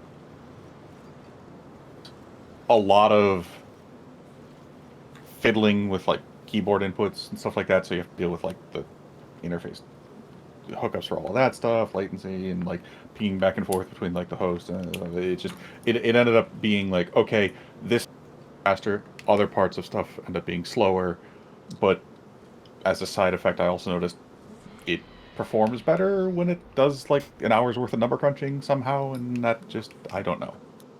Weird. As I said, disk space stuff, that makes sense, particularly if you've got like ZFS underlayer, something that has a really good caching system, yeah, like I can totally see I how, mean, hey, I'm running when you're, Windows. what it might be is it might be that, when the VM tasks are being scheduled in the host, that the way the host OS manages like C states and putting the CPUs into various low power modes is maybe it's keeping it in a high power mode more regularly or doing fewer state transitions or something like that. Because Windows in the VM won't be in charge of that. It would be the host machine. But that's pure speculation.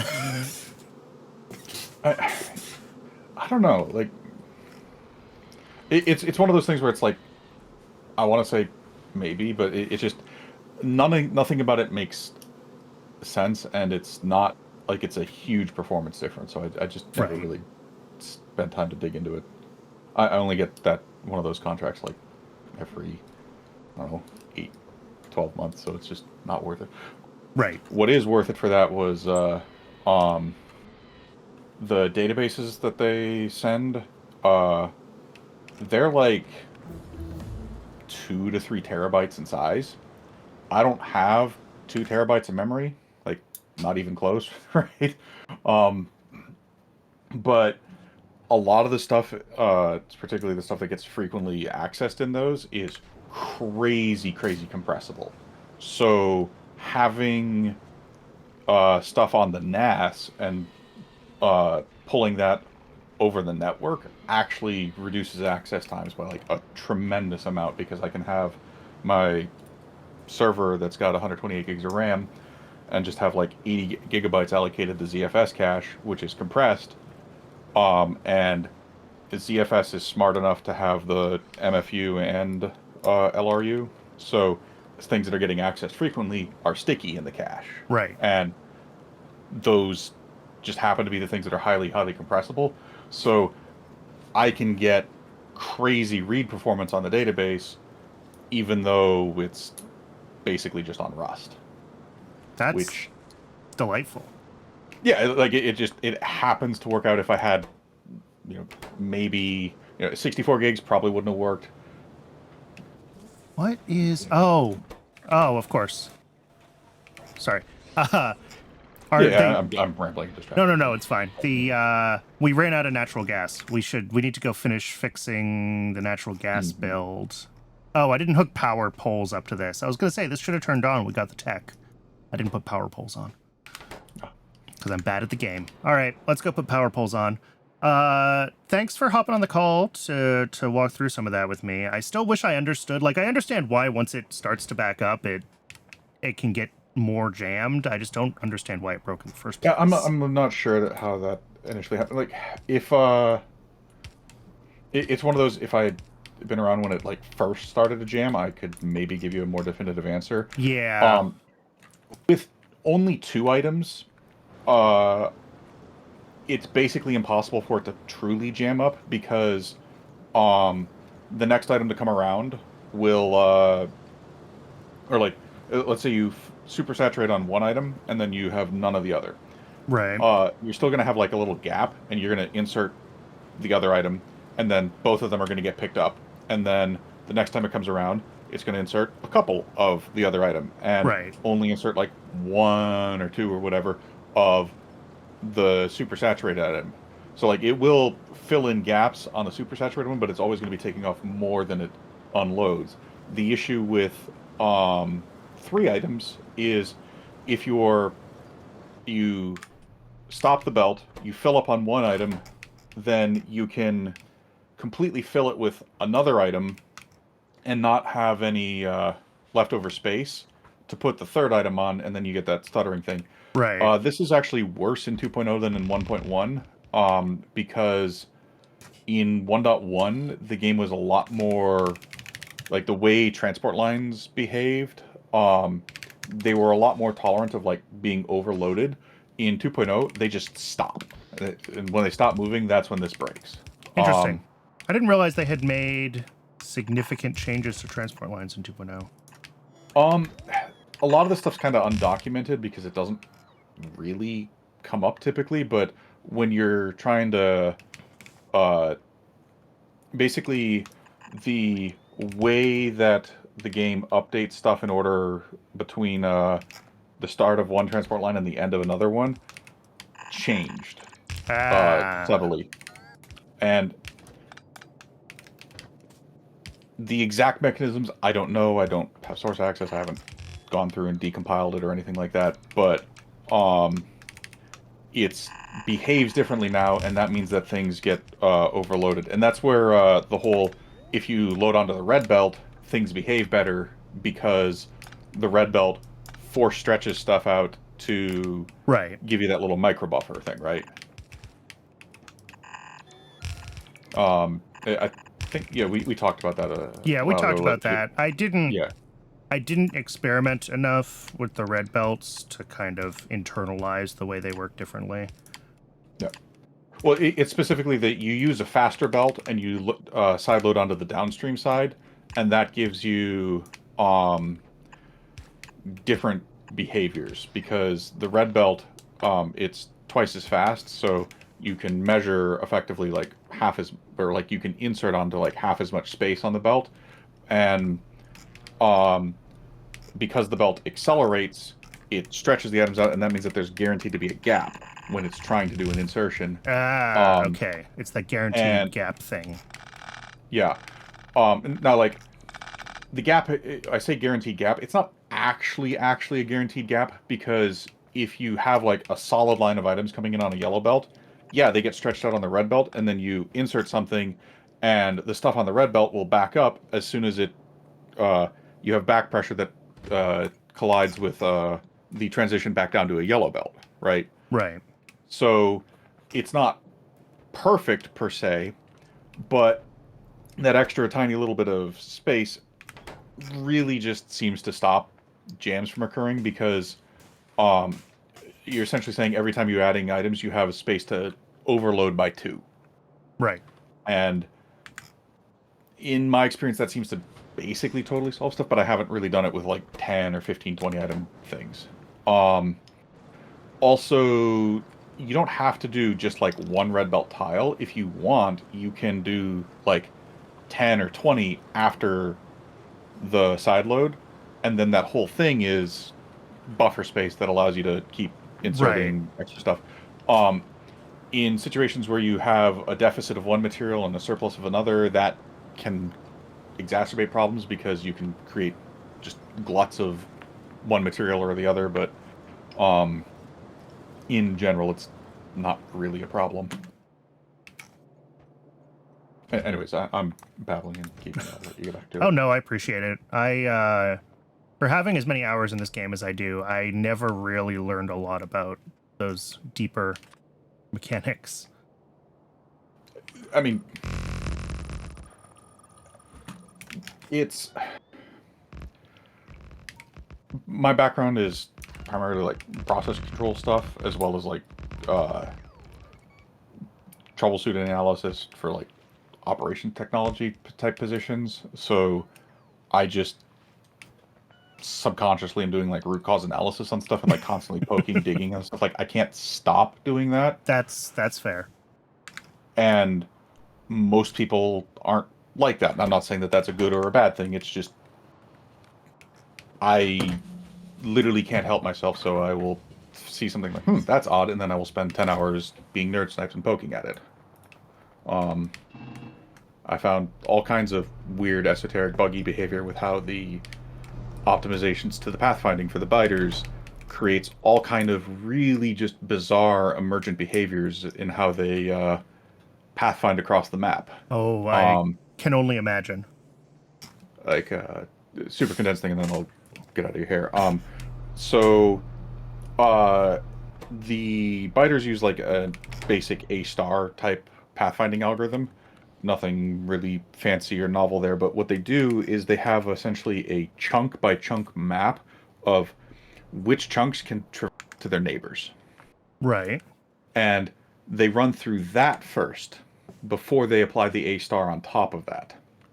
So what ends up happening is they optimize by chunk traversals first, not distance. Um, and one of the knock-on behaviors with that is, like, let's say you have a cliff that crosses. Well, I mean, you're playing without cliffs, but let's say you have like a cliff or water or something like that, some kind of obstruction that crosses a chunk boundary. Like you have two chunks horizontally, you have a horizontal cliff between them, and that cliff is 3/4 of the way across the chunk on the right, and it's only like 2 tiles into the chunk on the left. If the biters are coming down on that chunk boundary between those two chunks and they're in the right chunk, they will go all the way around Right. Because that they're doing a long leg of the cliff. Yeah. local pathfinding in the chunk after saying, yes, I Mhm. can navigate from the top of this chunk to the bottom of this chunk. Now I need to do that navigation. Yeah. Mhm. But one of the weird side effects of this is that they don't really ever traverse to the middle of the chunk, or middle of a chunk edge, unless they're forced to. Um, so what happens is, um, they'll do 45-degree angles across, like, corner to corner on chunks, and they'll do just straight across, but they almost always do straight across on the edges. So if you're doing hyper optimizations for like 600% slider biters or like modded stuff or whatever, and you have a largely open field in front of your walls, almost all of the attacks are going to come in directly along the chunk boundaries. Um, Interesting. but that pathfinding optimization for like being hesitant to cross chunk boundaries also carries over to when they go into attack mode. You don't want adjacent chunks to be shooting neighbors until the biters have aggro of something that's like directly in front of them, because that act of crossing the chunk boundary makes them a lot more. It's essentially like a pathfinding penalty. The biters will attempt to do some pathfinding to reach a target before they'll just go, this is too complicated, smash, and start eating directly through walls and stuff to get to their target. So Right. you can trap them in very, very complicated pathfinding mazes, provided that they are not trying to pathfind across chunk boundaries. Right. Because they do And the course pathfinding first, and then yep, once they decide on that route, they're going through that chunk, whether it's a good idea or not. yeah. But it's not so much that they're doing course pathfinding first when they're in like aggro attack mode. It's the act of crossing a chunk boundary is seen as like an extra distance or like complication for stuff. Hmm. So they will still do pathfinding through mazes, but they have to be less complicated if they're doing chunk traversals. So in the super condensed version as well, if you want to do like hyper optimized maze pathfinding things, they have to be chunk aligned, which is basically the only thing in the game that I'm aware of that actually requires or benefits from chunk alignment. I see a lot of people with, grid chunk aligned grid snap rails and stuff, but walls are basically the only thing, and nobody builds chunk aligned walls, which I find to be kind of amusing. But Yeah. Interesting. I mean, I assume chunk aligned, if you're doing a chunk aligned base, you're doing that because you are trying to minimize your storage footprint more than anything else, would be my assumption, right? In mega basing, maybe that matters. If the well, perimeter of your base is one chunk narrower because you're right on a chunk boundary instead of halfway between two of them. But what matters more in that case, I guess, is the radar scanning, right? Because that's what's going to generate all the chunks. um, I mean, or pollution. Right. Like your disease cloud on a normal base is by far and away bigger than the base. I'm Oh, I don't know. ducking out here, but The chunk aligned thing is something that I never understood in this. It makes sense in like, old modded Minecraft. Minecraft where things were just super buggy about loading or unloading chunks, right? But that's not a Factorio problem. Yeah. I mean, a lot of people like it because of the tile grids. Sure. I'm personally of the opinion that you should just be able to define a tile grid for rendering, but somewhere's in your user settings. But Yeah. I don't know. Oh, you mean I if you have on the visual grid? Oh, it shows you chunk boundaries and stuff like that. If you're doing that, yeah, the yeah, chunk yeah. boundaries are much darker lines, but I'm of the opinion that there should just be Be a setting for that that. shouldn't. Well, the tile grid shouldn't be a debug setting. The debug setting should just be like the turn off the tile blending and stuff on the borders. It should be um Should just be an option to be able to have a yeah, just grid like an and overlay option in the yeah. interface settings somewhere.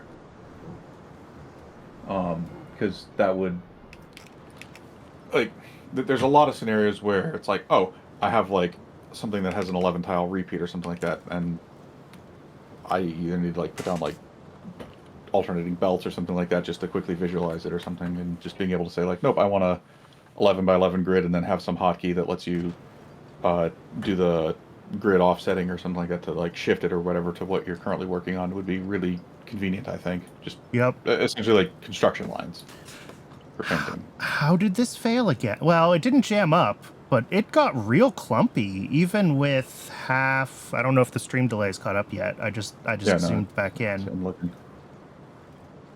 Are those like picked up very, very rarely? Fairly Those, rarely. I mean, 0.6 per second across all four of these. but not like crazy rare. The purple No. ones are the And ones that are obviously they crazy weren't rare. being picked up for a little while because the natural gas was jammed up, right? I just fixed natural gas. Yeah. And that would have meant nothing here except the natural gas had demand. But, like, seeing clumps of these that are longer than a tile is...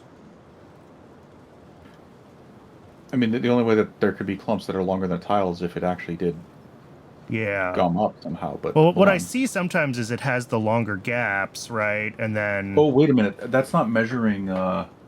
Is that actually measuring two tiles there?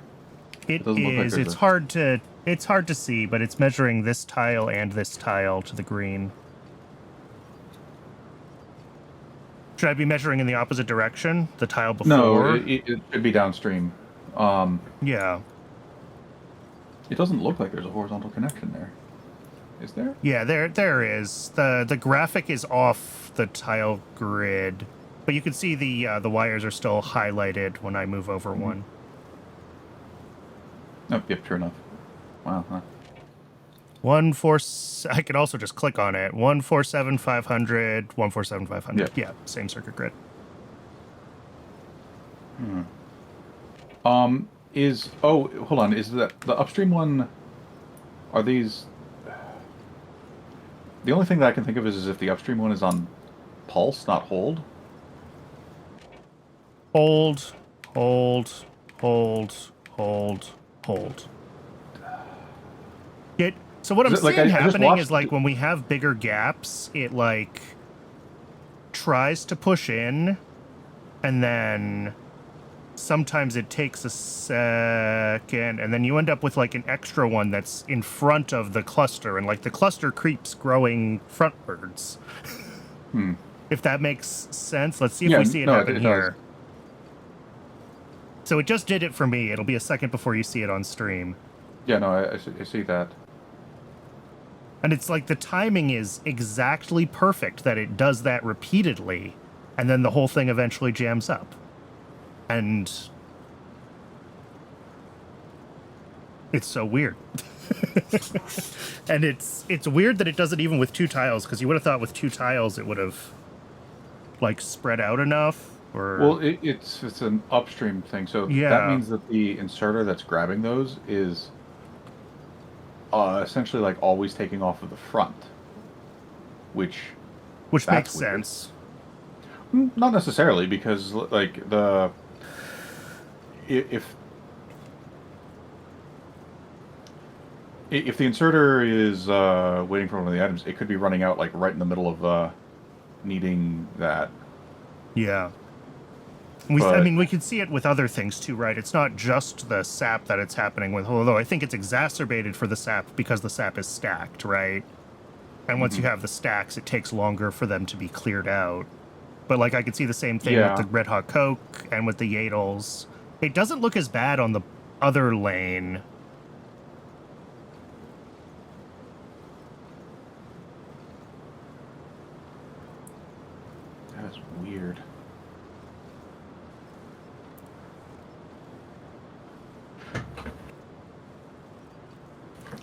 I also wonder if this is like um, being exacerbated by just the incredibly slow consumption rates.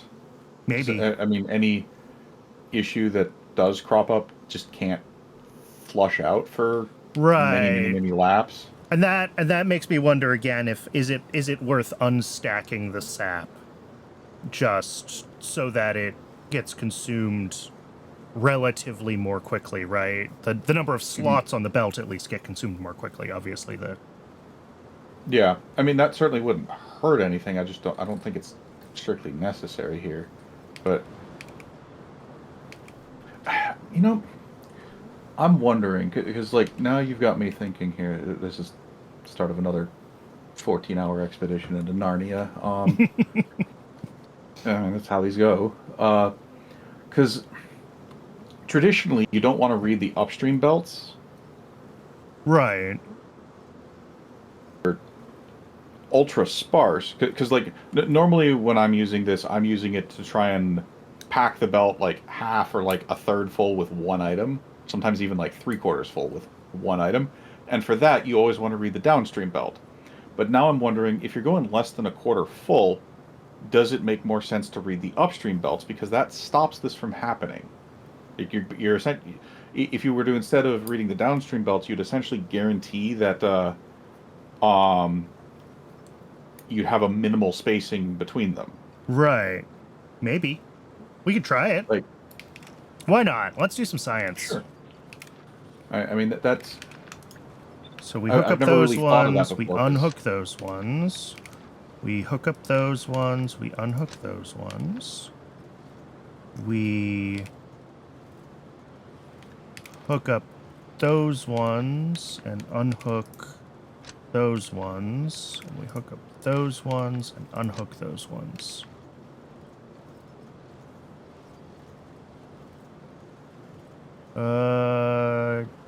Yes, that looks like it's all the right circuit networks.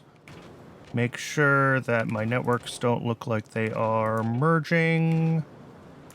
They are not merged. We have 2 green networks and 2 red networks. All right. I'm just going to leave this to run for a little while then, and we'll check back in on it and see if this has helped it, like, more consistently spread stuff out. It's the uh, barrels and the Yeah, sand, whatever bio thing. that need the extra amounts. Yeah. Mhm. And those are not the ones that Um, are jamming up. And those are both still set to 2, so they'll still... I mean, they'll behave a little bit differently with the upstream versus downstream mhm. settings. We'll see if they overpack themselves. Yeah, you might need to make those 3 with this. Well, I mean, you probably don't because um, We're really right on the edge of a quarter of a belt being enough, right? So even if it's yeah. not quite giving us double throughput, it should still be enough. I don't feel like doing the math.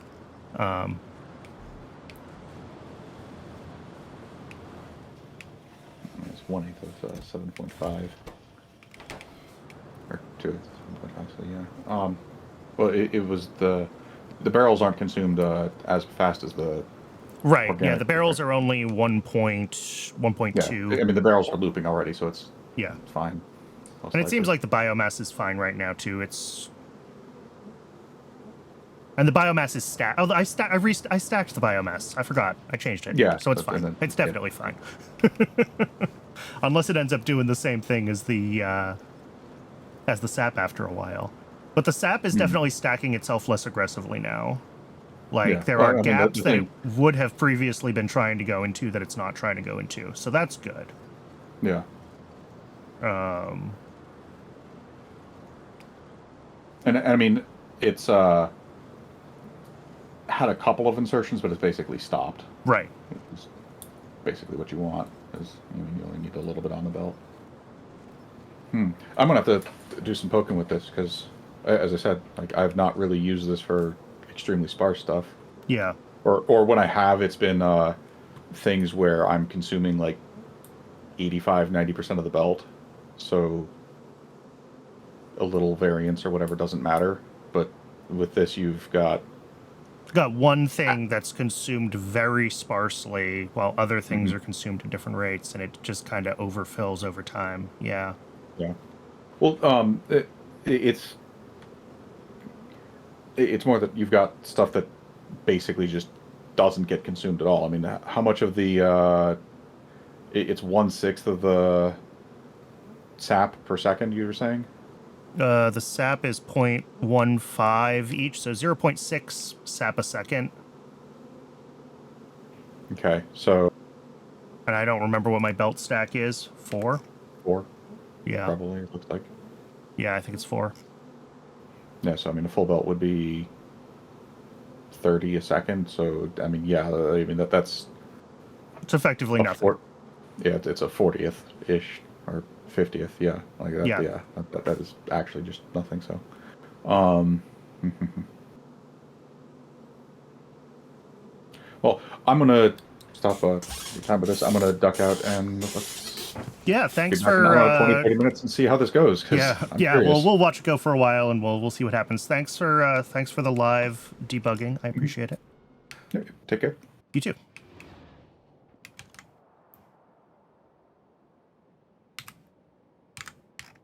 All right.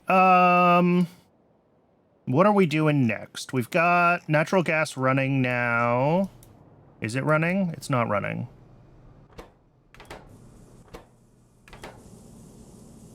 Oh, the raw gas is not keeping up. Oh, that's probably a thing where we just need more trains.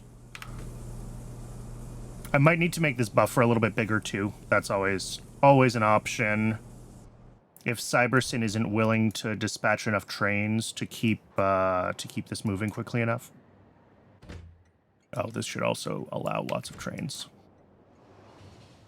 We'll see if having like 2 or 3 trains in flight at once, because that's what we'll have with the default 70k buffer, is enough. If not, I'll add another tank to the buffer.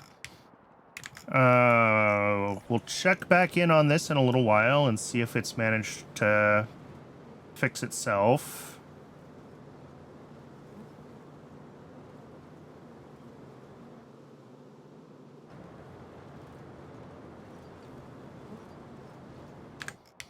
For now, I think we can get back to what my plan was, which is we have acrylic to build.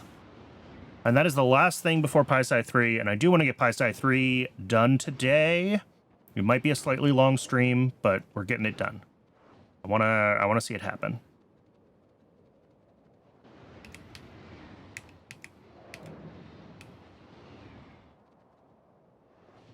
What I should probably do, actually, real quick, before we build acrylic, is if I pop back into YAFC, we've got all the parts for these 3 acrylic things. I grabbed those already. We should start the mall on manufacturing the buildings for PySci 3, just so we have... This better not try to put 324 characters in my blueprint. I hope it's... I'm sure it's smart enough not to do that. I've done blueprints for things with spoilage before.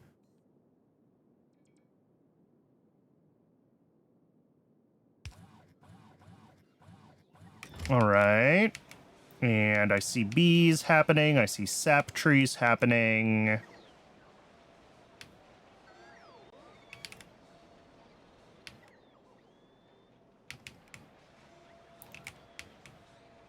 Do I see? We see whatever this thing is happening. The molecular assembler. I think that's everything that I was worried about.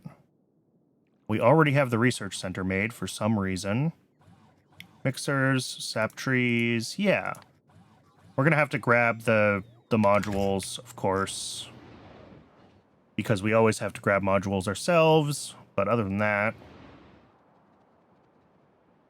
should be good to go.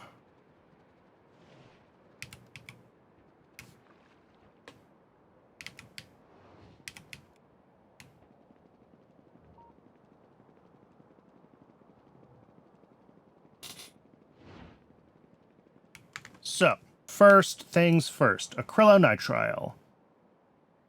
This has 2 inputs and 2 outputs. Is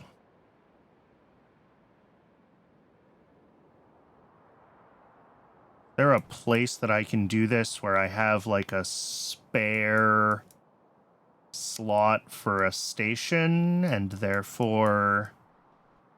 Yeah, not really. Next question. Did I build these farms way too close to the train tracks? Can I do this? Oh, I can. Okay. I was real worried that I made a big mistake there.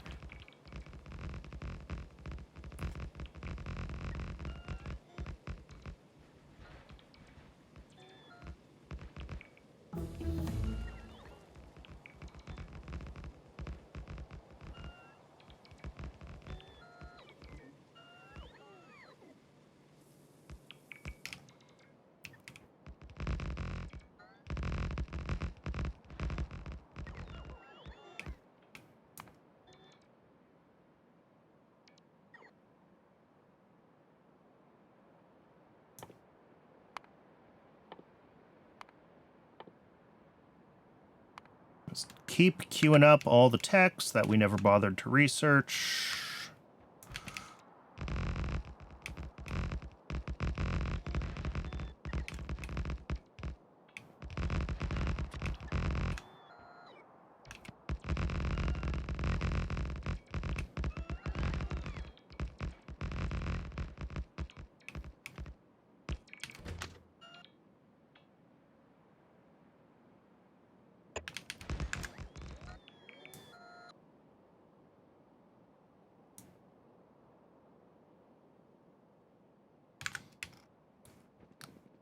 I wonder if we can do, or should do, I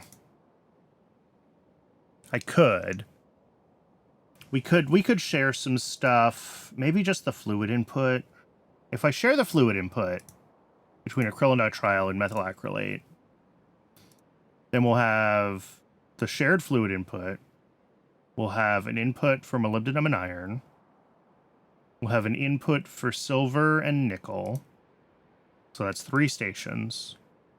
We'll have the acrylonitrile output. We'll have the cyanic acid output. We'll have the methyl acrylate output. And that's exactly 6. Or we have plenty of space here. You know what? I'm just going to make this longer. Let's just make this longer. We'll just make room for extra stations.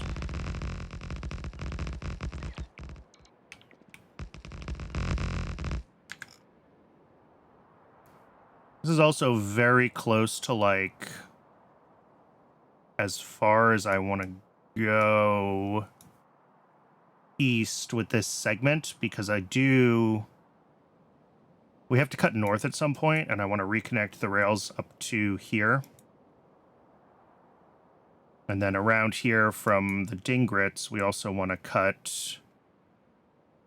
curve north and then curve west, and that'll connect through, and then we go north through here. So let me actually just get a little bit of that marked off. Oop. Let me get a little bit of that sort of marked off, like what we're looking at.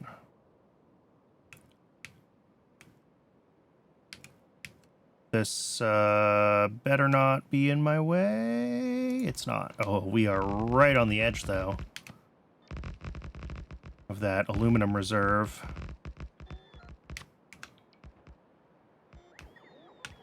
And that... Oh, nope, that doesn't work there. That's what I was afraid of.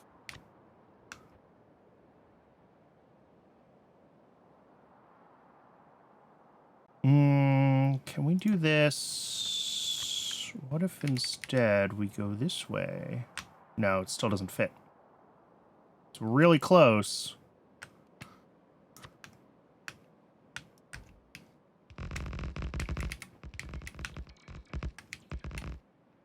Is this too far east?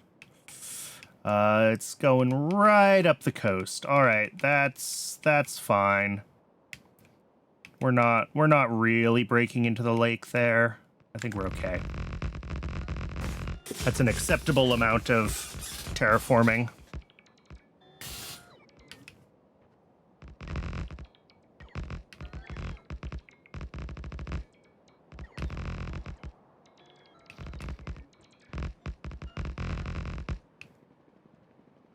And then at this end, I think we've got one more horizontal segment. Then we cut south here. And I'm going to run out of train tracks, and we're going to have to go back to the mall before we can actually build the acrylic stuff, because I still need train tracks to make stations.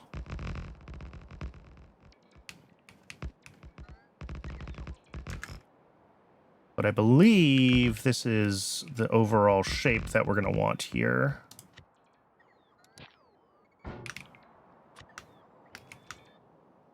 And then these come right down.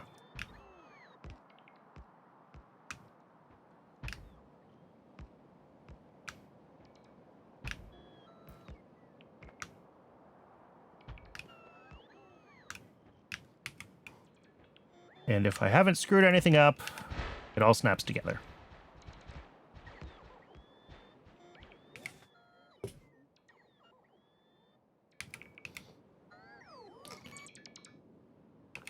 Come on, bots. Oop.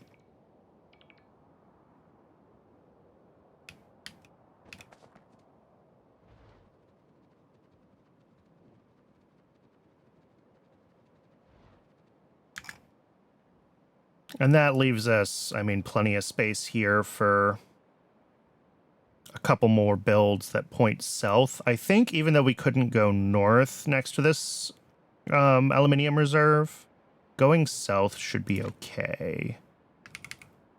Just because, like, yeah. Yeah, that should be fine.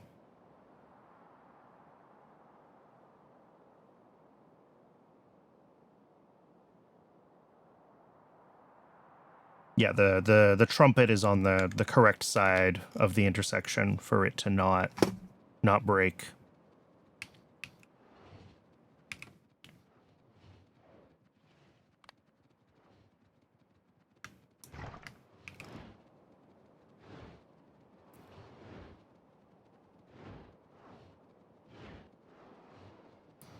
Well, I think the advantage of all this time we spent debugging bees is it should have given us plenty of time for other stuff to, like, get done and get sent out. So we should have some dingrit spikes maybe happening. Look at that. We have dingrit spikes happening. By bees, I mean mutalisks. Yes.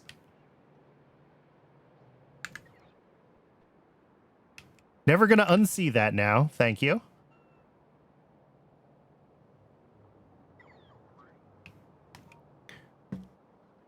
I think the game calls them wasps.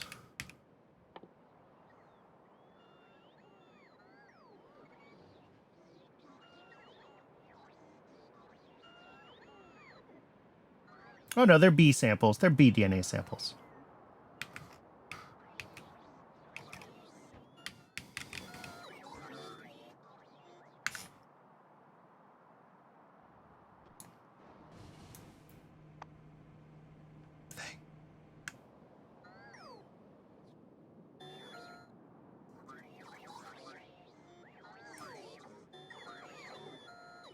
I also wish I could see... Yeah. So... when I started transitioning to the new trains, I didn't have enough of the fuel at the depots yet, and I had some trains that ran out of fuel. And I manually dropped some new fuel oil canisters in them without even thinking about it, and never emptied out the old empty ones. Which, in theory, if they then never went back to the depot, they could hit this situation. But surely every train has been to the depot since then. Do I have an outserter at one of my depots? Can I add has more than 80? Oh. I could do that. to the train schedule to interrupt them in some way. Yeah. Although I think if you interrupt and send things back to the depot, Cybersyn gets sad. But like every time I've looked at a train in the depot, it's been behaving correctly. So I've never caught a train in the wild that's like in the process of having this failure. They have always either been fine and are sitting on mostly full on fuel with no empty canisters, which is what you expect.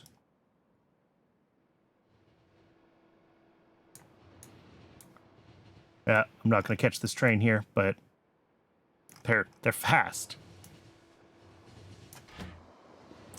Caught its cargo wagon. But yeah, I've never seen this in the process of happening anywhere. Like, all the trains at the depots seem correct. I mean, I'm just spot checking, obviously. I'm not checking every single depot slot. But... wait a second. No, that should be fine. There's one that's being refueled. Yeah, and it was fine. Activity might be an issue, maybe. I mean, I can bump it up from a 1 second activity to a 2 second. Yeah. And maybe that's the issue, is that they... every once in a while, one will have activity issues. If that is what's happening, I haven't been able to catch it happening yet, though.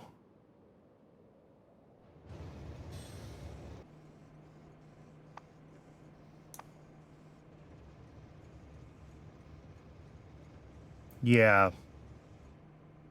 Oh, yeah, I can add a circuit condition on the stations, too. Yeah.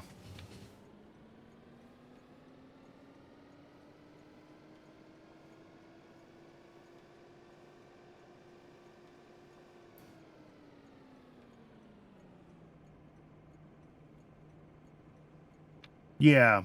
Yeah, that could work. Read the hand contents of the unload inserters and make sure that they're empty. Not just that it's inactivity, but also that there's no...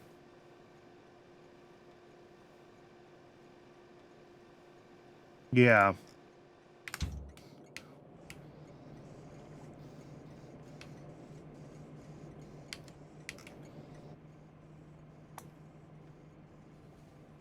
Because, yeah, this one's... I mean, unloading itself, actually. Not as quickly as it was able to be loaded. But it's gonna work out. Ooh, you were just in here. What did you do? Let me click on you. Let me click on you! Yeah, I'm looking at this one that came in the station and left quickly. Oh no, this one just didn't need a lot of fuel. It's actually fine. Darn it.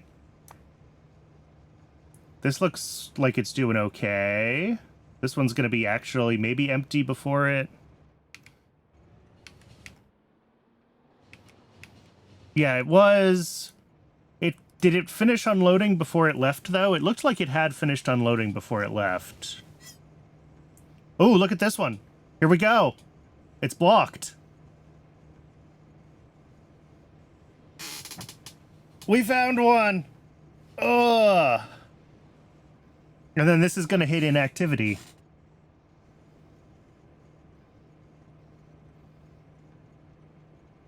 And there it goes. All right, there we go. We caught it happening.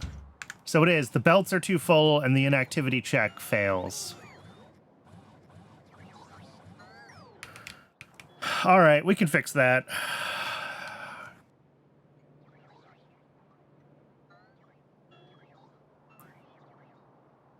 I mean, it could be a combination of the two.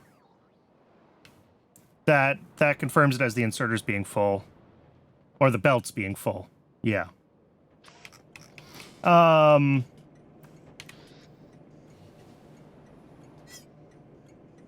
Yeah. This one, I already did a partial upgrade on. I have them I have outserters on both sides, so it can... Does it not do both sides of a belt when you do it this way? Do they still always output to the right? I would have thought this would have done both sides of the... But no. Factorio, why are you like this? It's the right lane relative to me, not the right lane relative to the inserter. Yeah.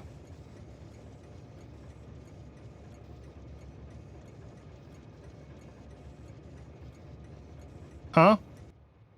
This one's loading coal because it's an old train. They're still coal-powered. That's normal. I haven't upgraded them all yet.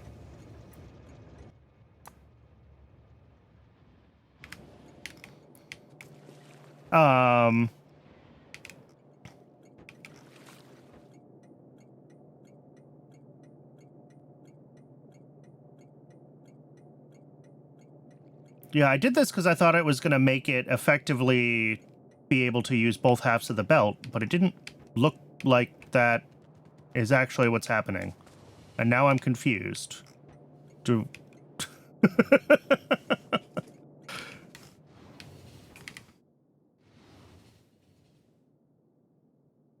Am I that bad at this game?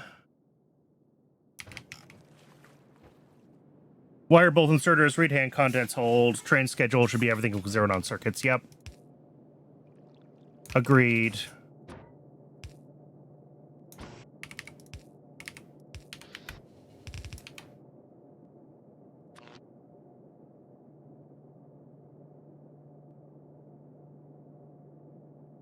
I mean, that's fine. But yeah, define the fuel types or whatever we have to wait on. Yep, they go to the same side of the belt when you do this. Well, okay, it was vertical in my other design, but like, same thing, right? They go to the same side of the belt.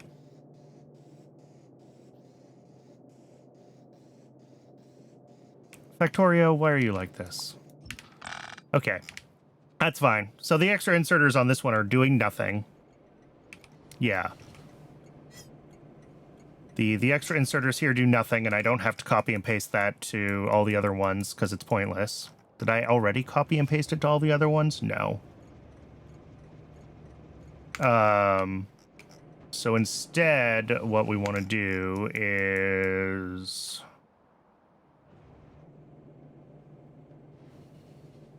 Which ones do we have? It would be the ones aligned with the coal. All right. I'm going to take up half of these because they're pointless.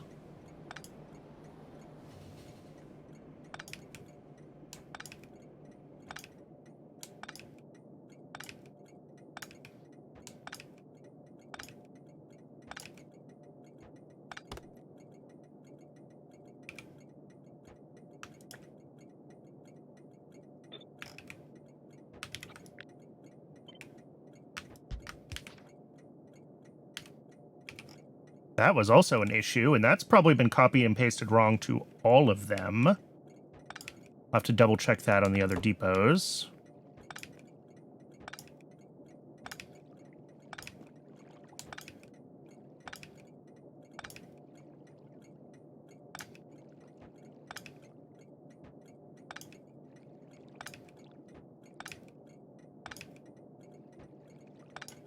Okay. So that's half the inserters lifted up. But then all of these need their outserter to be wired in to read hand contents, hold, send to train, and then the train schedule, add a wait condition, circuit condition.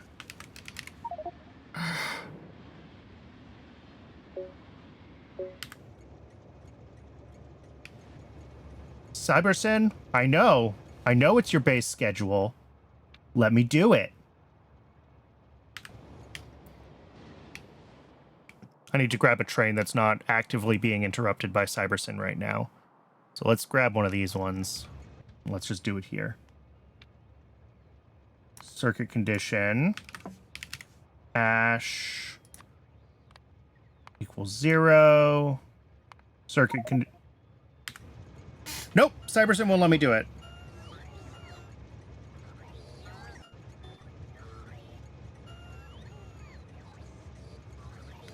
It is actively preventing me from adding additional conditions to the station handling.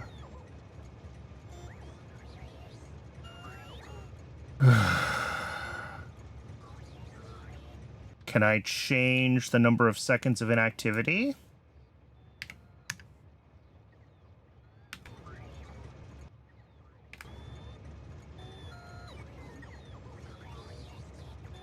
That seems okay. It's okay with that. But not additional weight. Nope. Not additional weight conditions. What if I put the train into manual? No, it's that. It's the specific train schedule, the train group that Cybersyn like latches onto and takes ownership of.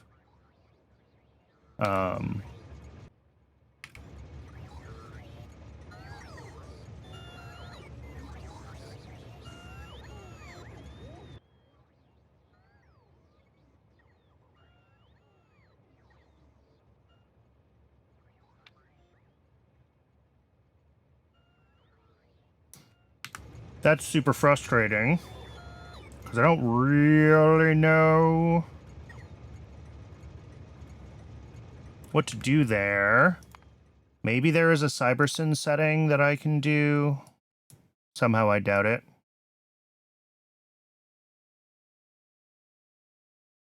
No.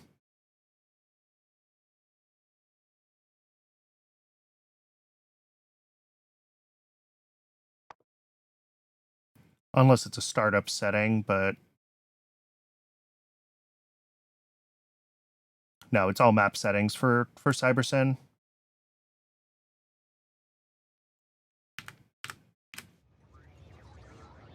I mean, what we definitely can do is upgrade all of the fuel belts to red belts, like, which will not solve the problem, but not solve the problem.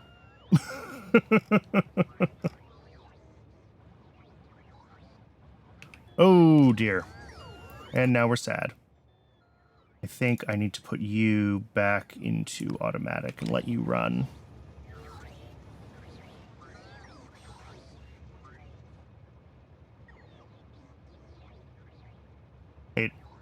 When I switched that train to manual, it decided that this was empty and it allowed the interrupt to fire for another train, so that's fine. Just swap them out.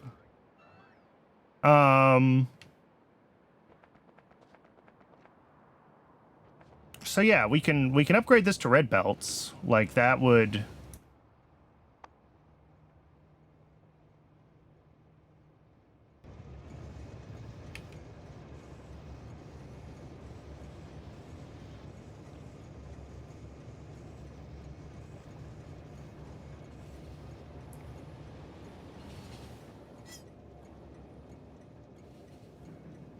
Could add one piece. Oh, that's true. If I move the fuel belt over, we could do a perpendicular belt to side load, to be able to unload at the full width of the belt.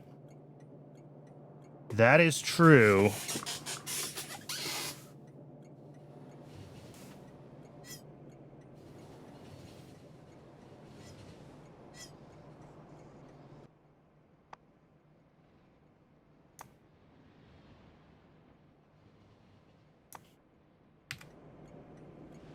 Because, yeah, this is going to keep happening, unfortunately, when the stations are busy.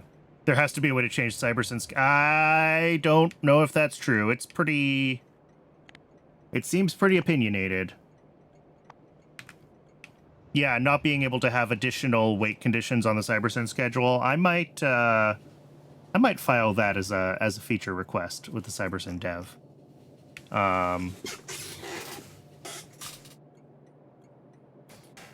Because, like, the way CyberSyn works is by having a base schedule that just says go to the depot, and then it assigns interrupts to your trains, at least as of 2.0.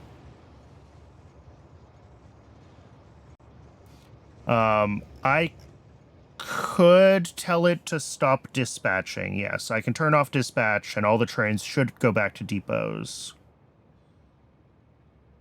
once all their existing interrupts are expired. Do I have enough stations, depot stations, for all of my trains to go back to the depots simultaneously? I don't know.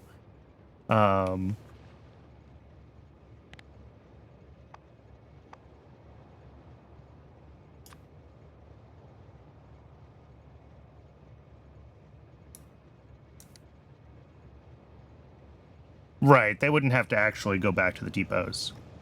Let's find out. If I turn off the scheduler,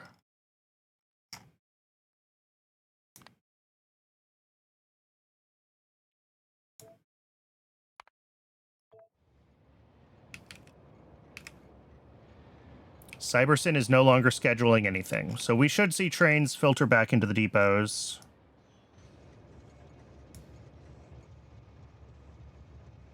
I add stuff now. See, even with the scheduler disabled, CyberSyn still thinks that it has control.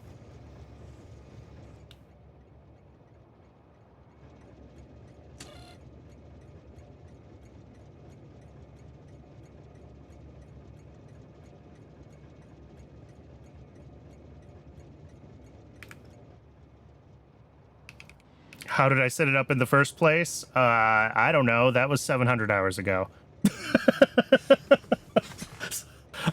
Like, I'm pretty sure you just make a schedule that looks like that. And then once CyberSyn sees your train with that schedule, I can use rail signals on the exit blocks for all. Oh yeah, instead of, I know.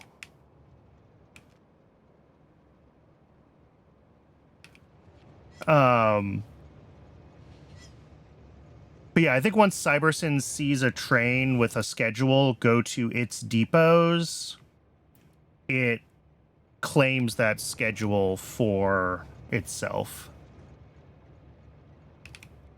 And yes, using regular instead of chain signals would help with trains in and out of these. I know.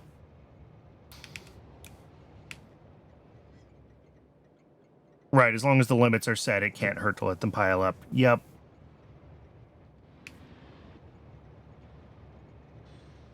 I was very aggressive with chain signals on some of the early infrastructure for some reason.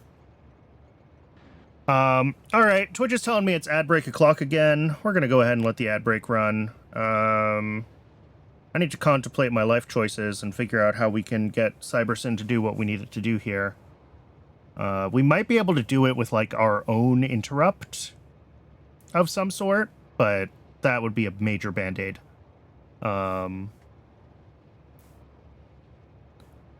But I'll see everyone in just a few minutes, and we'll figure out what's going on.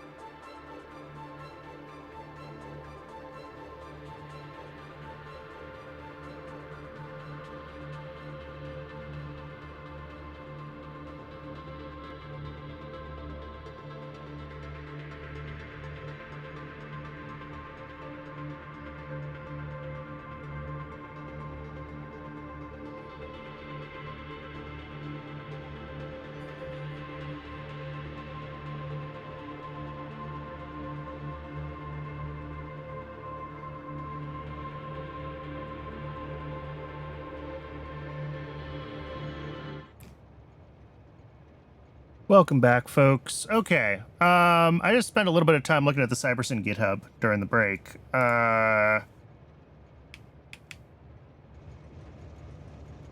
Nothing jumped out at me. I think I'm going to upgrade this to red belts just so we have a little bit more throughput. And I could adjust this so that we can do both sides of the belt. That's a little more work, but might be worth it.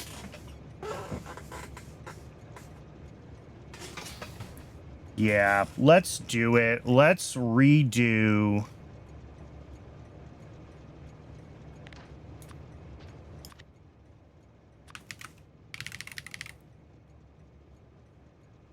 Limit stack sizes to 1 is also a Band-Aid fix.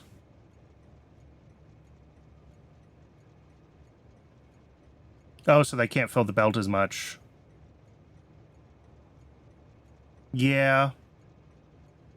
I'm hoping with red belts, and if we get it to load both sides of the belt, that will be sufficient.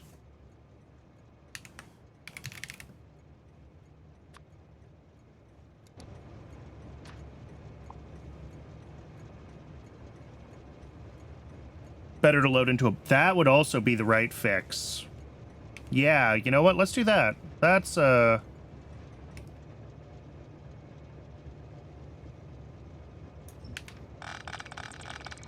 if they all unload into a box and then unload into a belt... I mean, we're still going to have potential issues where those boxes could, like, way overfill, but...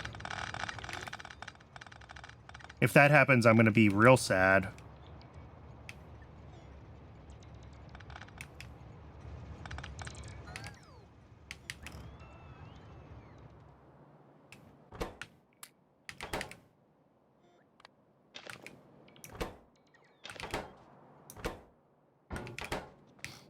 All right. Right. If the belt is that backed up, then we're having other problems, I would tend to say.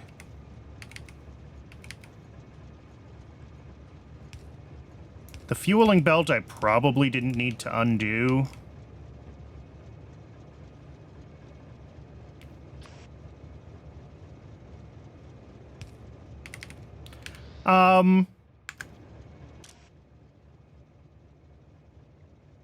If I set these to hand size 1, do I still need to have 2 different input inserters, one for each fuel? Because I was having an issue, and the reason I had one filtered on each side was that a train would leave with one fuel, and then another train would come in and the inserter would have crap in its hand. But I should be able to just set it to hand size 1. And then it won't be a problem. Yeah. Okay. So that's that part. That's the input. And then output-wise, we're going to do it in red belts, for one thing.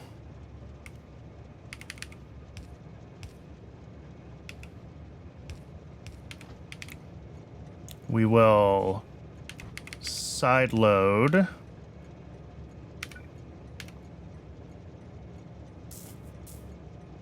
If doing the box, we should be fine with the yellow. That is true. If we do a box, we're probably fine with yellow.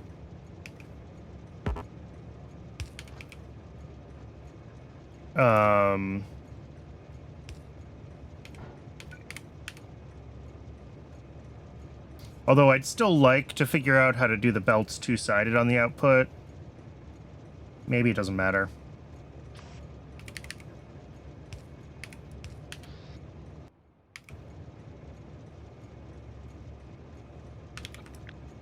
But, like, that should do the job, right?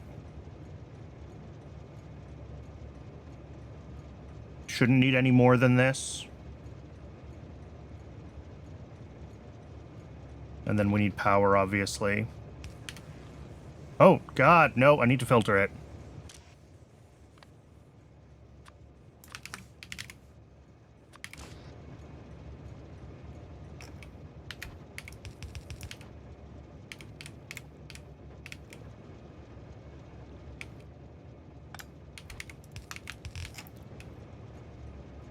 Yeah, I don't know why I went for blues. Force of habit.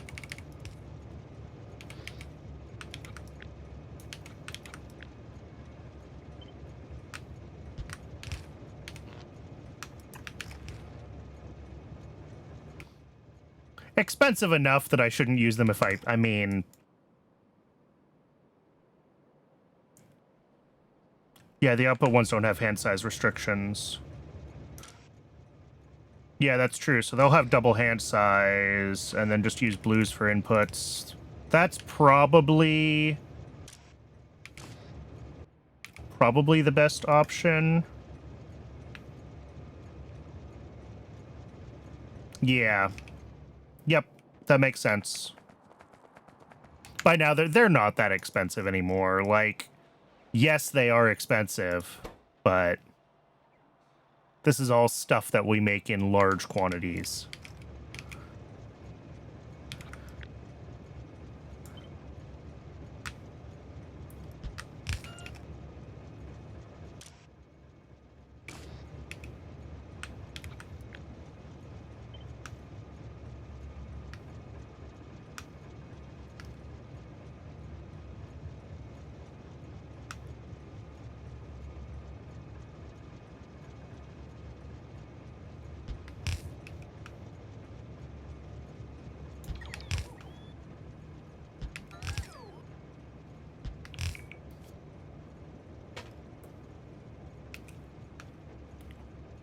Train to box blue while the others are yellow. Yes, that would work if that was all I was concerned about. But I do want the blue on the input because I have the stack size set to 1, like Ravager was saying. And that's to keep them from jamming up with the wrong fuel type.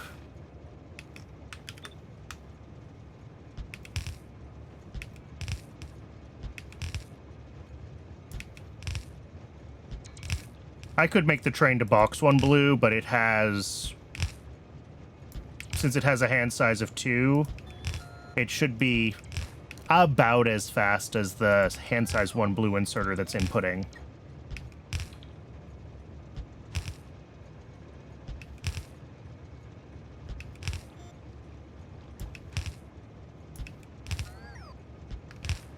Soon TM to be 3. True.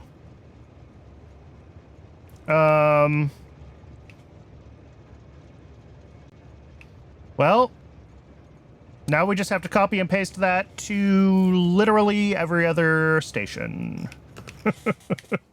we have lots more depots to go fix. Fortunately, we're mostly shuffling around stuff that was already there. I do need the boxes for the buffering to, those probably don't have to be steel, but you know what? I don't care. They're gonna be steel. Just bots, bring me like 150 of those, and we'll go, actually, that could be enough. How many more depot setups do I have to fix? 1, 2, 3, 4. I have 6 more depots to fix. And I used like 28.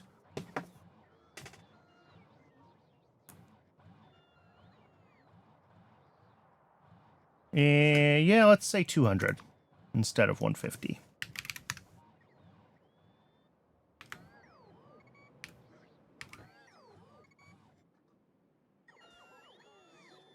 Oh, but I already have 50 in my normal requests. So yes, 150 extra ones. I was right the first time.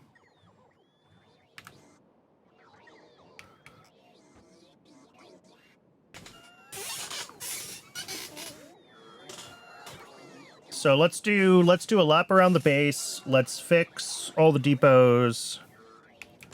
Why can't I set hand size for yellow inserter? I'm not sure what you mean. These ones are set to hand size 2 because they can unload as fast as they can unload. I don't care about stopping their size.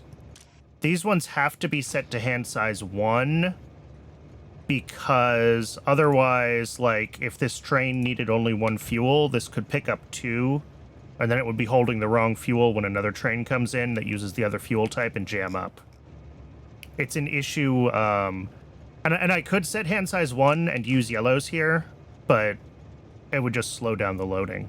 So what I was doing before was I had a yellow inserter on each side with hand size 2 set to be filtered to the individual fuels, but a blue inserter with hand size 1 is just as easy. I don't know if I explained that well.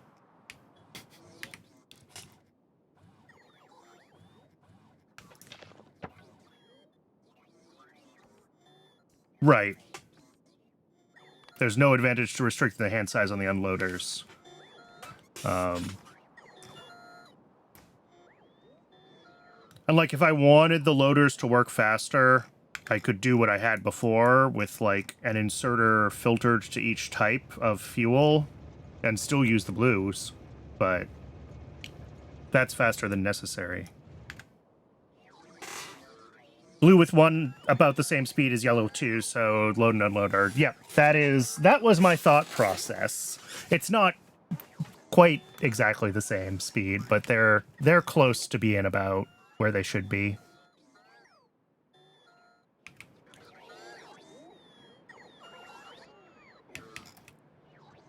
All right, let's go do the same thing to a bunch more train depots. And hopefully... I mean, the thing that we're really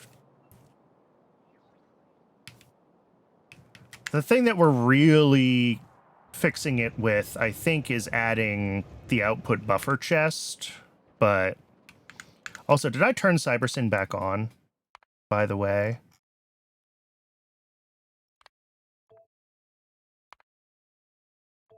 CyberSyn is going to be real mad. We're gonna need a bunch of deliveries dispatched all at once. Because I've had it off for a little while. We're not building a cathedral. If we are, it's a monument to sin. Yeah.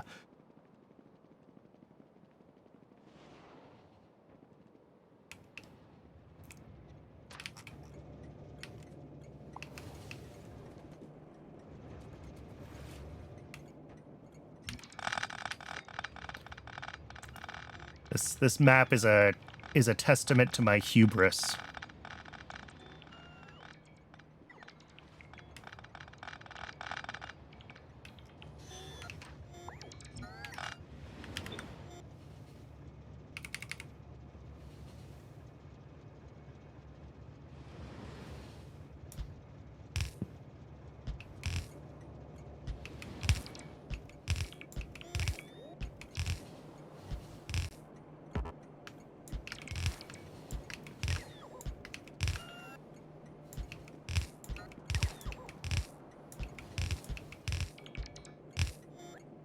Add 6 tile grid snaps to... Oh, that would be a good plan.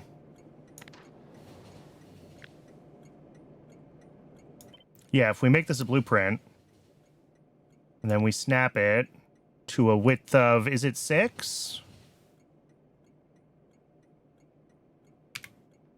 Relative. Create blueprint.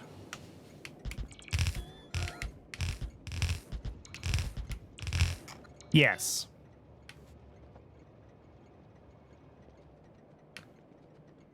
That was much faster. Oh, you can click it into your toolbar. Interesting. Okay. I knew there had to be a shortcut for it, but...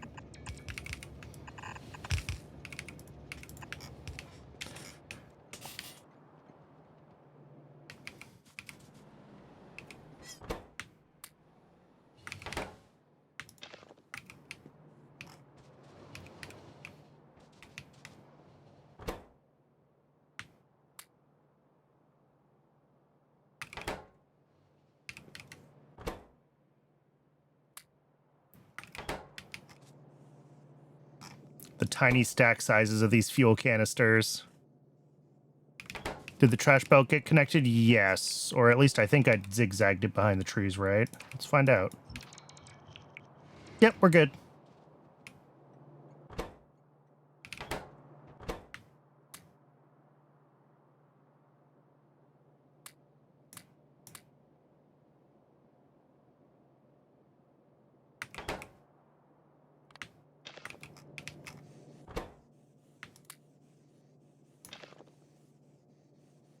I'm not going to sit here trying to get every single one of these stacks of coal back in here, but, like, my trash slots are going to be very, very sad if we're not trying to return the things back to where they were. All right, on to the next one.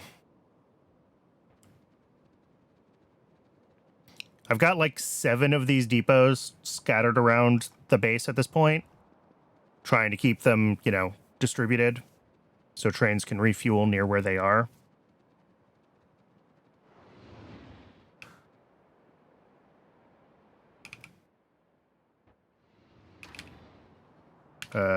Deconstruction first.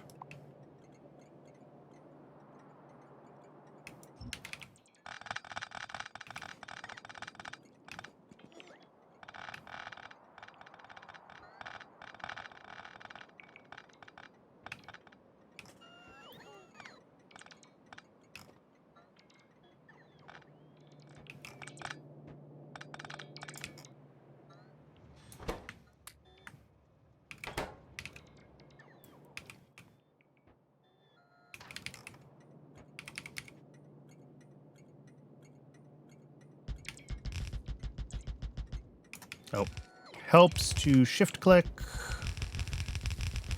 when we might need landfill.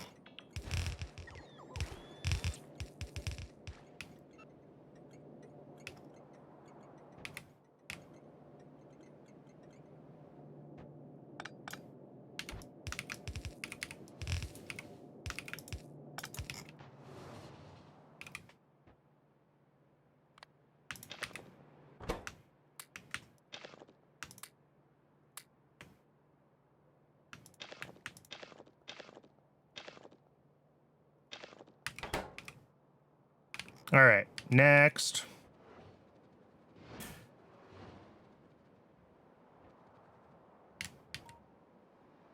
Yeah, Cybersyn's a little bit sad right now. Can't schedule some trains for deliveries. But also, we have a bunch of trains that are blocked behind the 2 that are out of fuel, because I haven't gone and fixed those yet. I want to have all the depots upgraded before we go and change it. Careful, when a fast train follows a slow train, it stops and... Ooh, fun. So that's a good excuse to finish upgrading my trains, is what you're telling me.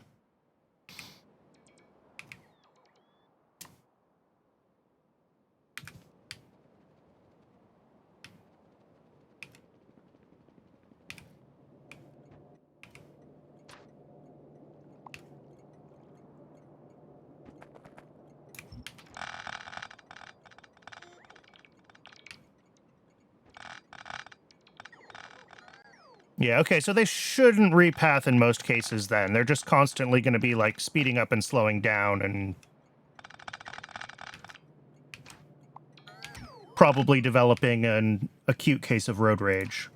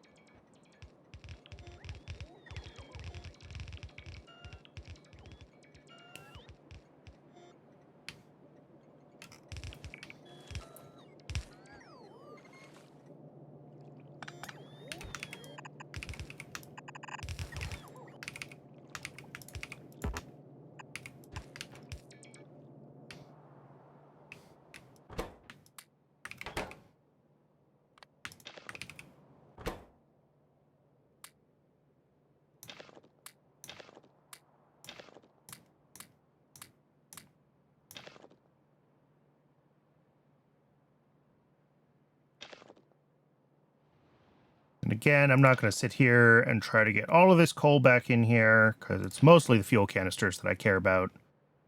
But we will try to get some.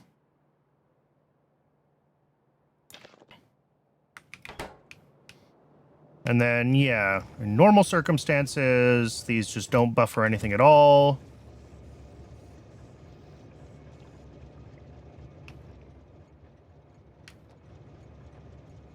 which is fine. Okay.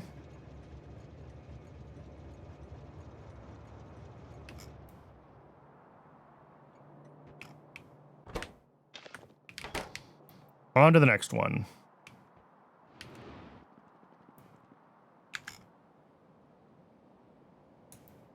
And where are the trains that are dead? One there and one there. All right. Our remaining depots are here, here, and here. So I think we can fix up those trains on the way to the remaining depots. And we're good.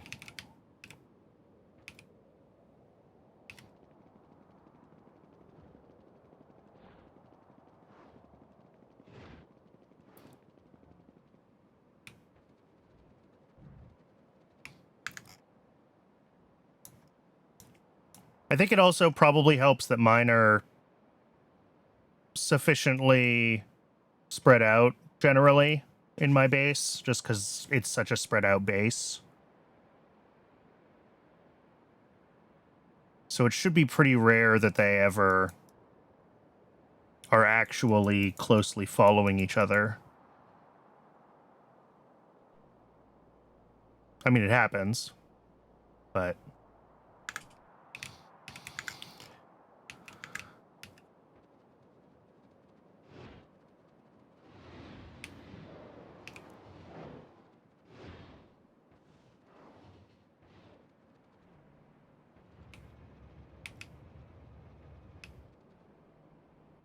You? It's you.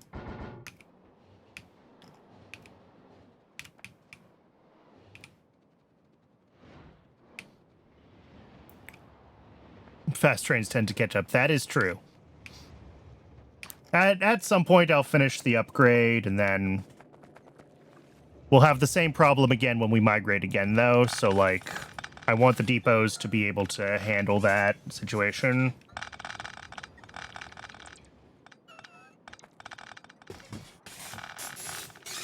Because the next upgrade will also not be instantaneous, right?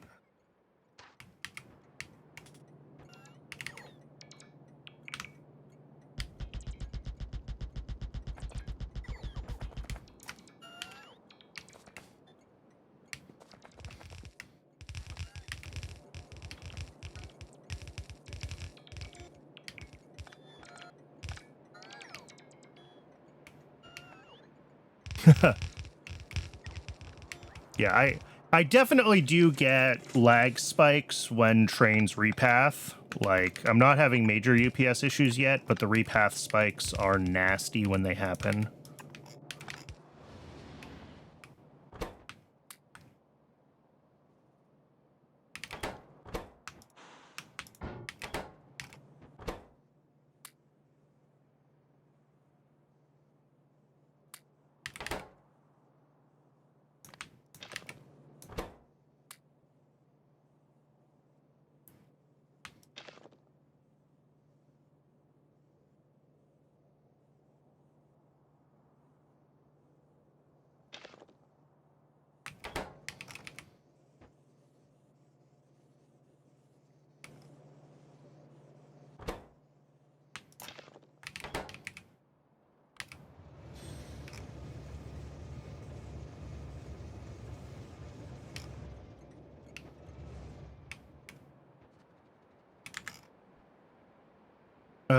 We got 2 more to do. Let's actually go right first, and we'll do that one. Because I can free a bunch of trains that are backed up behind this train with no fuel, because that's one of the major paths that trains around my base take. And I've just let it sit here busted for like an hour. I know. You're very mad at me, Cyberson. And you should be.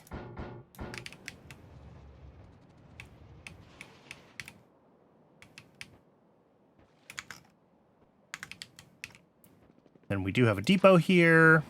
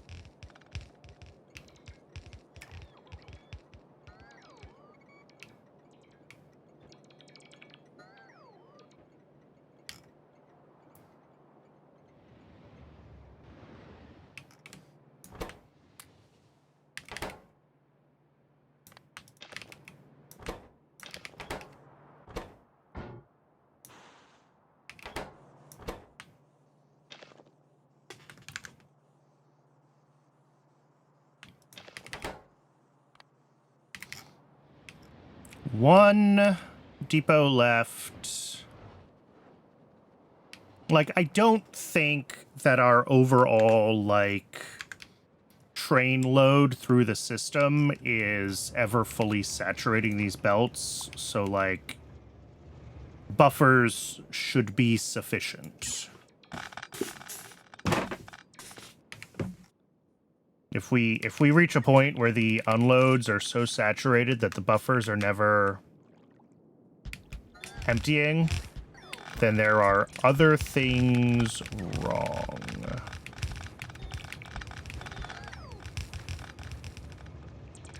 If it's saturating things, the fresh fuel belt will completely drain first. That is also true. Well, yes and no.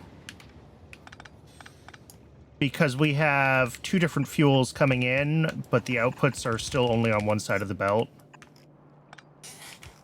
So if one of the... Uh-oh. Well, and this is broken because I ran out of...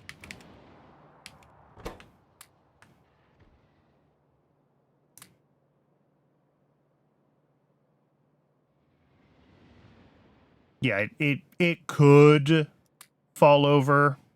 I don't think it will.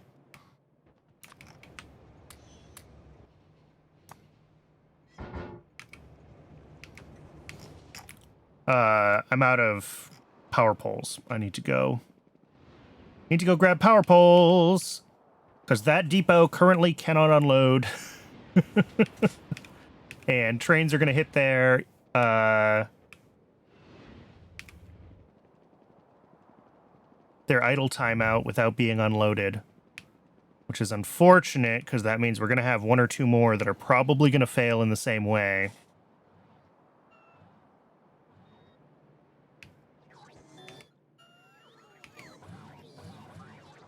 How long do the fuel cans last? Quite a while.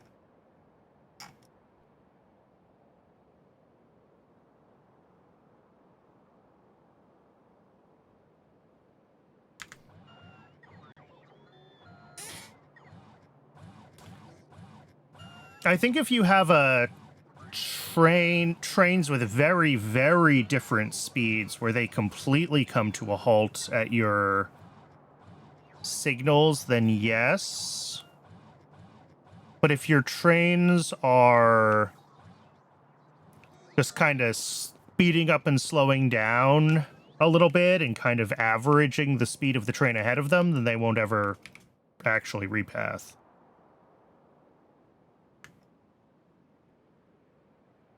I'm trying to see if I can see one. And it probably depends on, like, how your rails are signaled and other things. But...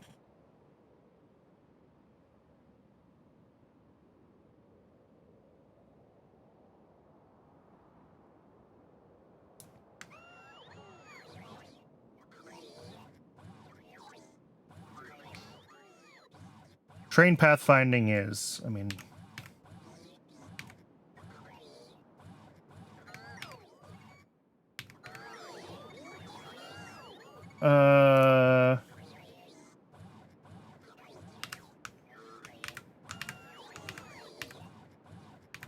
There it is. Oh, God. Train pathing isn't awful for me.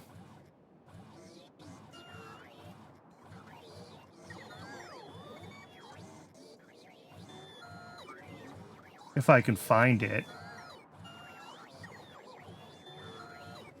Trains, I mean... Train Pathfinder... half a millisecond right now. Just sort of at the base steady state doing stuff. That's not bad.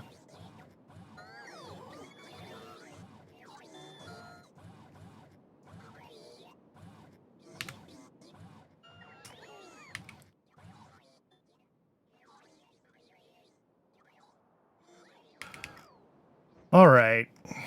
I think we have... well, hopefully we fixed the train issue. It's probably because I had CyberSyn disabled for so long. It's going to be a little while. Oh, right. I got to go finish making this. Let's go put those power poles in place before I forget. And then we will have hopefully fixed the train issue.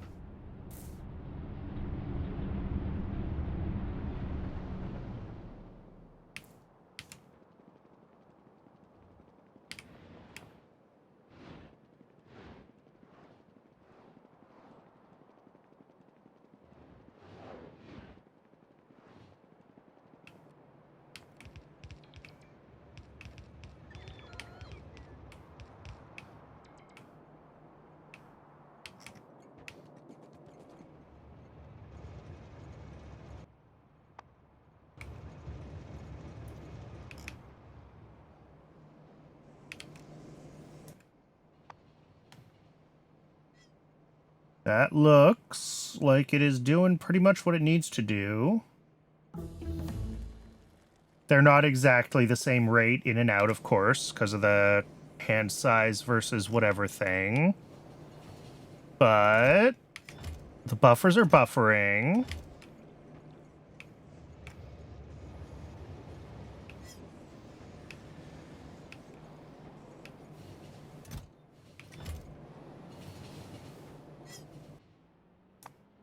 Yeah, all right. Buffers are doing their jobs. I'm curious to see if we have actual long-term throughput issues with clearing out these last couple of buffers.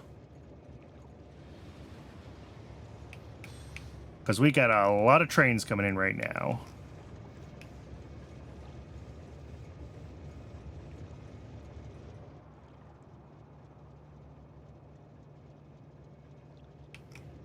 Nope, they emptied.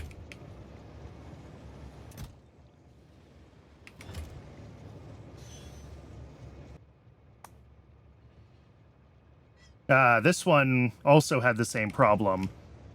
And that's actually going to be a thing, isn't it? With some of the coal-powered trains, because ash can stack to 1,000, some of them are going to park their butts and just unload a bunch of ash.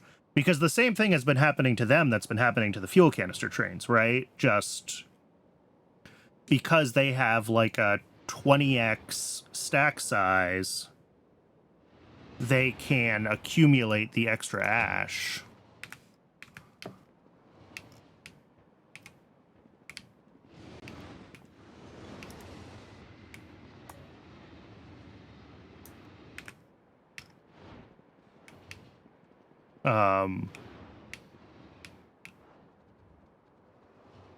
Right, exactly. I didn't mean they're going to be breaking down the same way. I meant that they're having the same thing happening to them. They're just not breaking down. But what that means now with the buffered outputs is that those trains should sit and fully drain their ash into the buffer.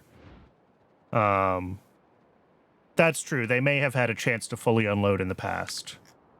They will definitely have a chance to fully unload now, though. So worst case, you know, some of those sit around and unload. And I guess prior to the fix, those ones attempting to unload their accumulation could have then re-induced the same issue in a different train.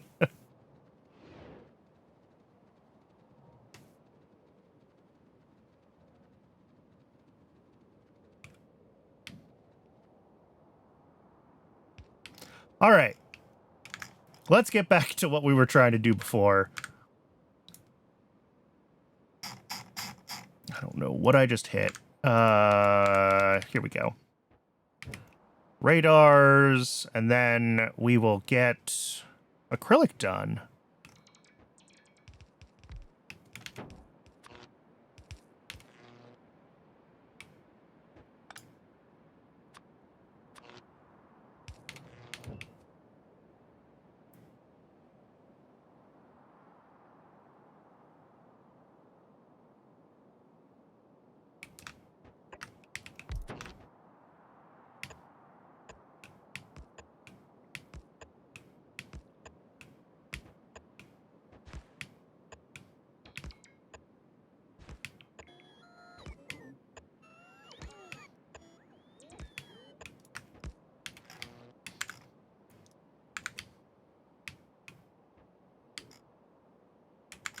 As everything else that we did kind of had a chance to run and work and function, this looks like it's still running, which is delightful. Yeah, lots of the advanced substrate done.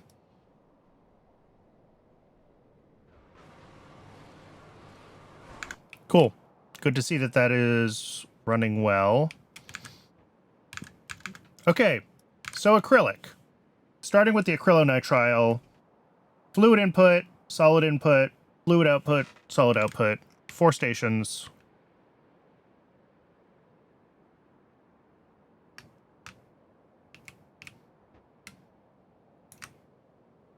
What are we bringing in?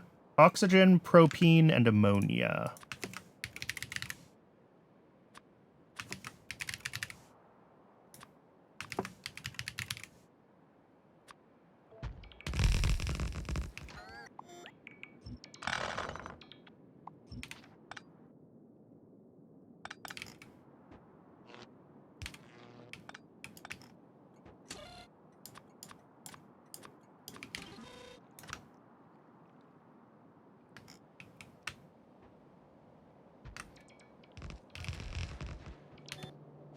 And molybdenum and iron plates.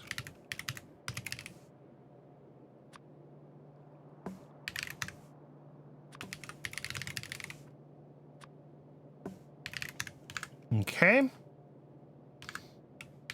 Those are one of each. All right, we'll just do this. Doesn't matter.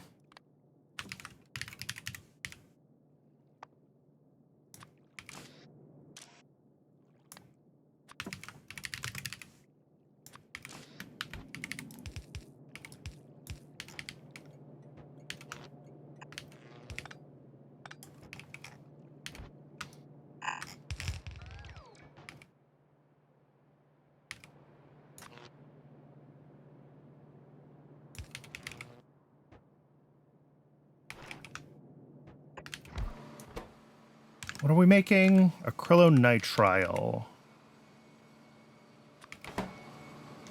And as always, this is a truly atrocious input layout.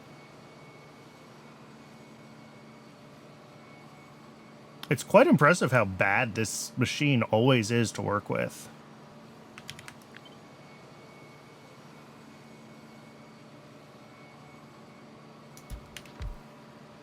But I think we can grab, like, oxygen to here.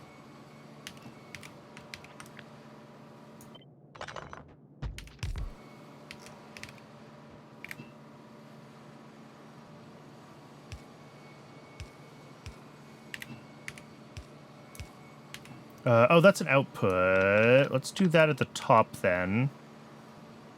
All right, so that makes the input on this side easier.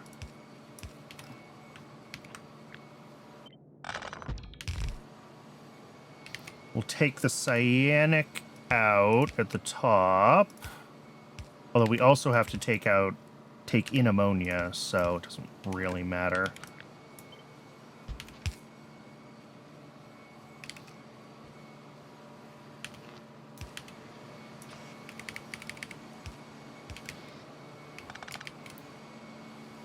And then on the output, I think we're going to have to use a long-handed inserter.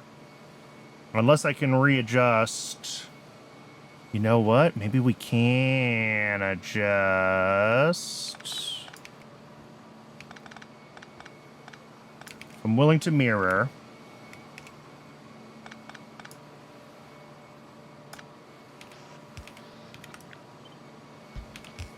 We can do that. And then bring in or bring out the ammonia here. And then take the cyanic out here.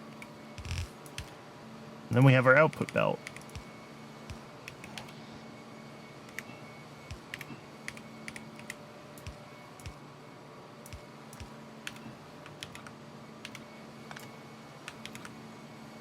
Now the question is, does this tile? Yes, but not the power pole. Okay. So So we do still need power pole in the middle.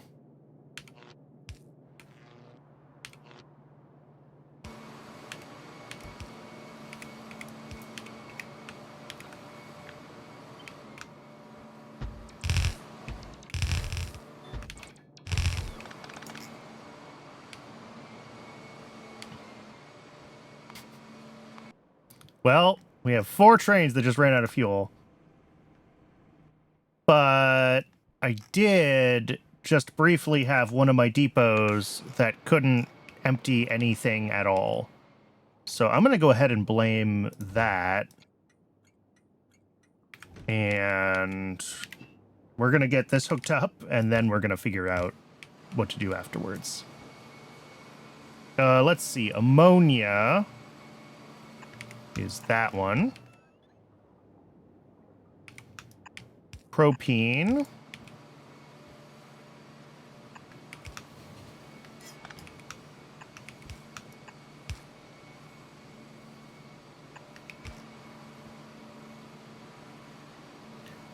Probably would have been smart to not hook up the fresh belt. I don't think it matters, because it still would have been no activity, right? Although at least it wouldn't have topped them up, so they still would have just thought they were low on fuel and then gone back to the depot, I guess, is what would have happened. Yeah.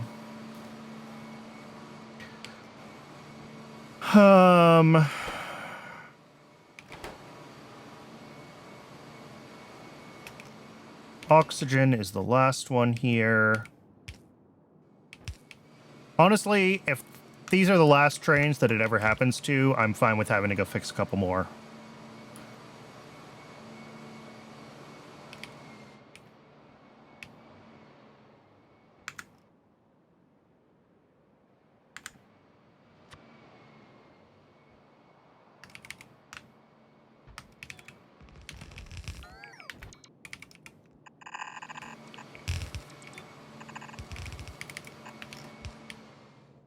How much acrylonitrile are we making? 1.2 per second. Woohoo. 1 inserter.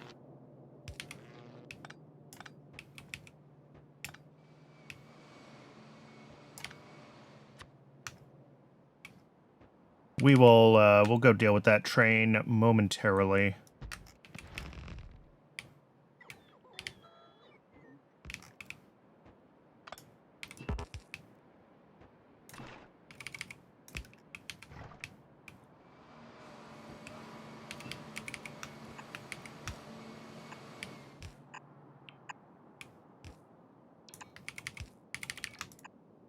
There we go.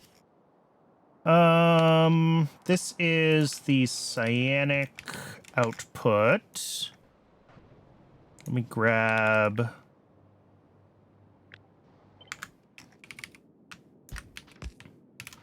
void logic and cyanic acid. So that should be acrylonitrile once it gets all of its inputs. We're not getting iron plates delivered, and that makes me scared. What's broken? What's broken?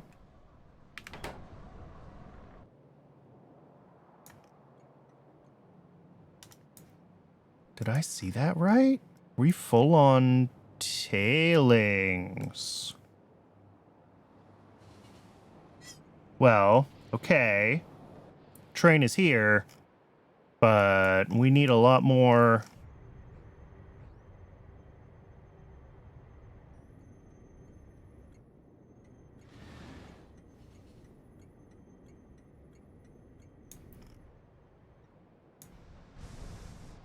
Because this is idle.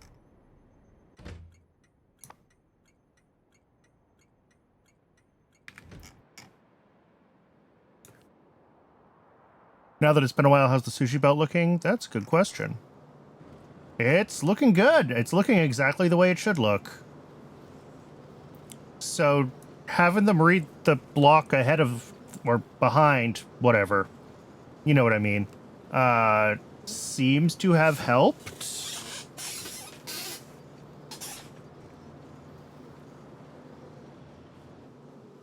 Some things are not running. Natural gas barrels. Interesting. Well, that's an issue here.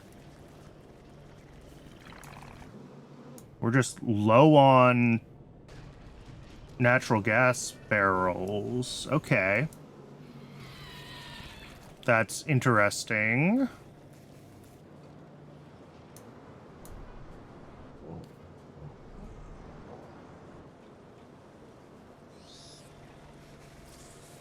Like, that should eventually rebalance itself so that more barrels end up getting pushed to the natural gas side.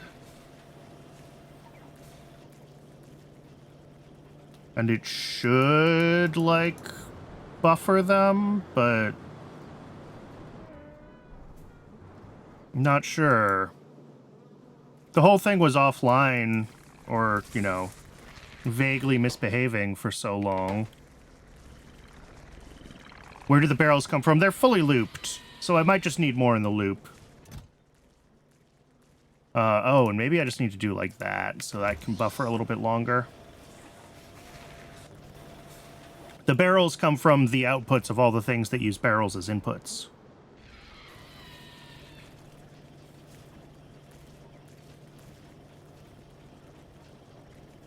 It's possible that a blue inserter just isn't enough, and I just never noticed that because other things were causing issues with them, or I wasn't watching them closely.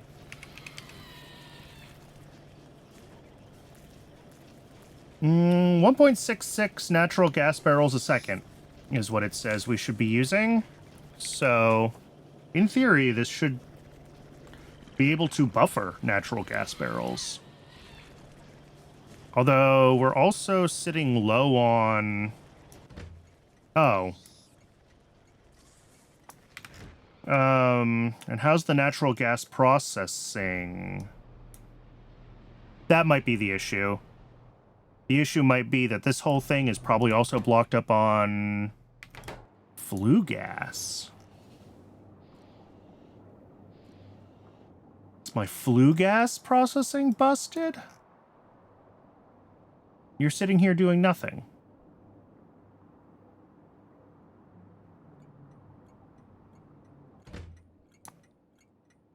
Oh, well, okay. Yeah. I get it now.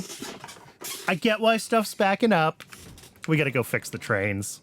That's the issue here, I think, more than anything else.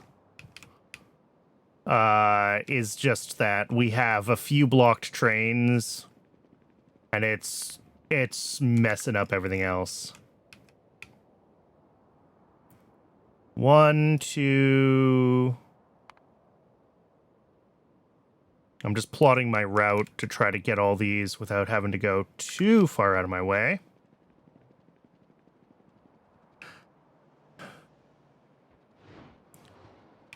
Four directly spread across the entire base. Yep. Perfectly balanced as all things should be.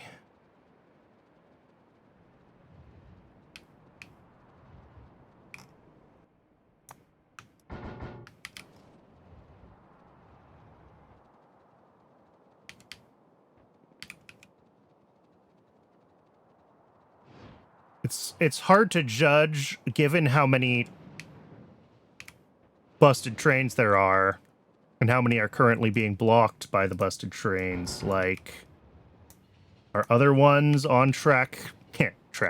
Are other ones on track to also fail, or are these really the last 4 after the fix?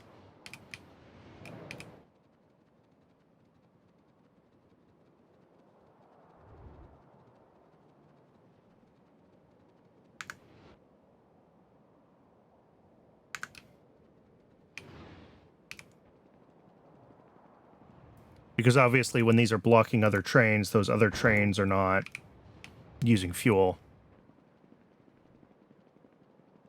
I'm glad we finally did catch the failure at the depot and figure out what was happening with it.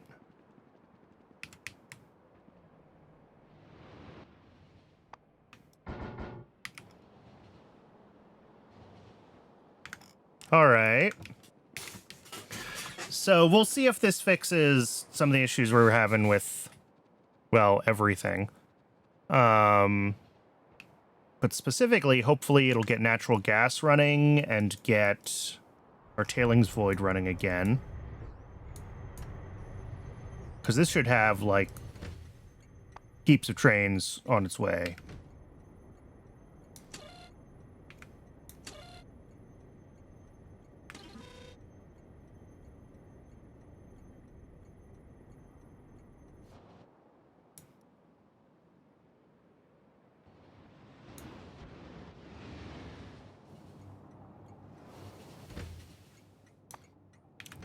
Why? But why are you sitting with no trains assigned to you?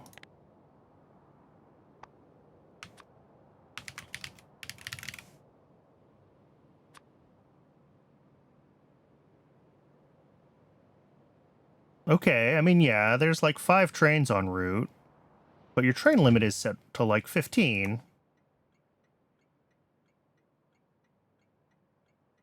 And your total request amount is 300,000, so Cyberson should be able to issue more trains to this.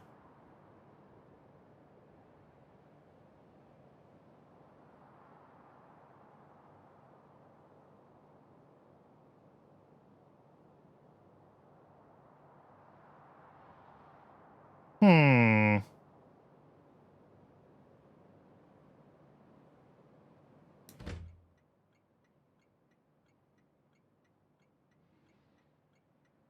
What is this?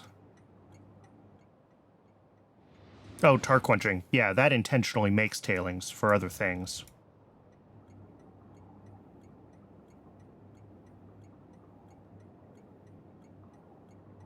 I think.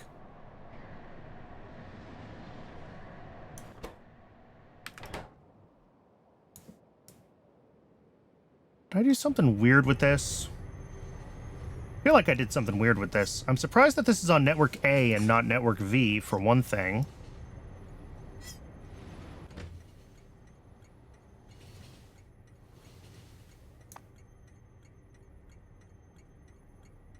Well, it seems like there's always 5 trains assigned to this, so possibly Cyberson is just...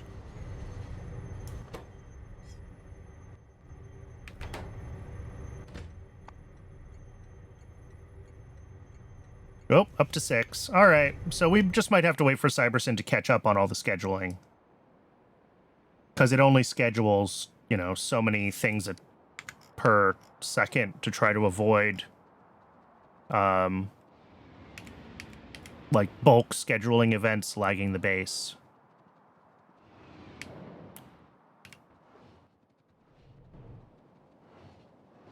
So we'll see if it catches up.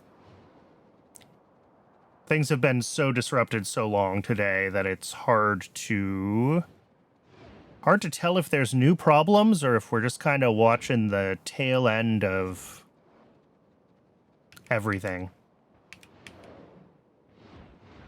It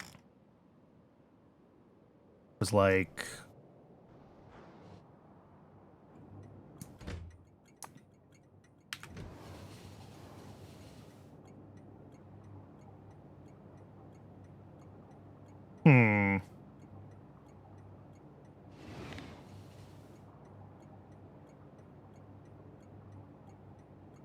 Yeah, that seems weird.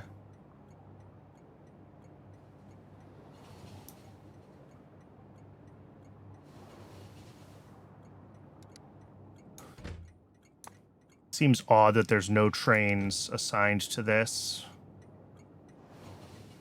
Well, okay. Twitch is telling me it's ad break o'clock again, so we're going to go ahead and let the ads run. As always, I run just 1 ad break an hour, just long enough to keep the pre-rolls turned off, because I hate pre-roll ads. When we're back, we'll finish working, I guess, on the acrylic build. And we'll go from there. Hopefully, we'll, like, catch up on tailings processing, and we'll be all set. But I'll keep an eye on this while we're waiting. I will see everybody. Oh, yeah, it just got 3 trains. So I think it's just scheduling lag. I'll see everybody shortly. Thanks for sticking around through the break.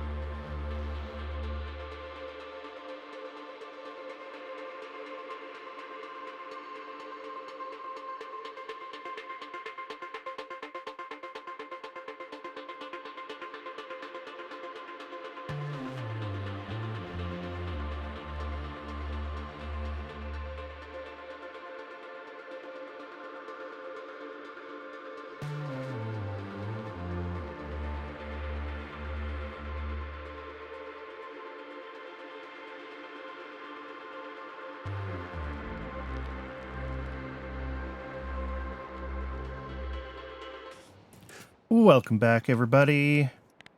All right, how's Cybersyn looking? Cybersyn is looking better. We are starting to drain some of these bigger tailings piles. So that is good.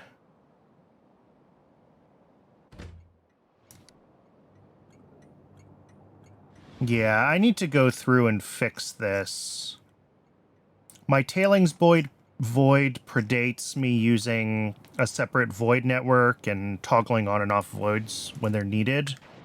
It's a very early piece of infrastructure, and I really should bring it up to modern standards because it is a fairly crucial part of keeping things running. We generate a lot of tailings, and a lot of that tailings being turned into acid gas in a timely manner is how we're keeping our sulfuric acid running.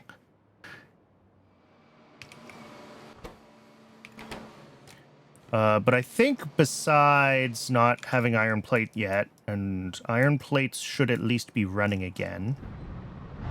Yes. Once we get iron plate delivery, the first chunk of acrylic should be good. So I think we can just start on the next part of the build, which is going to be the methyl acrylate. All right.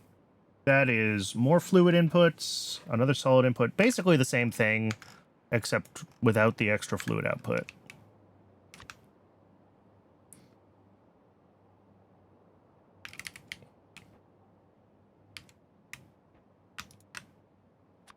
What are we bringing in? Sulfuric acid. We're going to bring in methanol.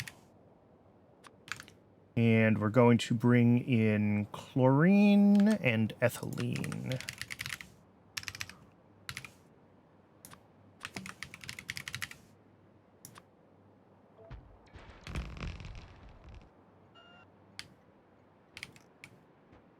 What am I out of? Oh, I'm out of these tanks. Fortunately, 4 of these are redundant.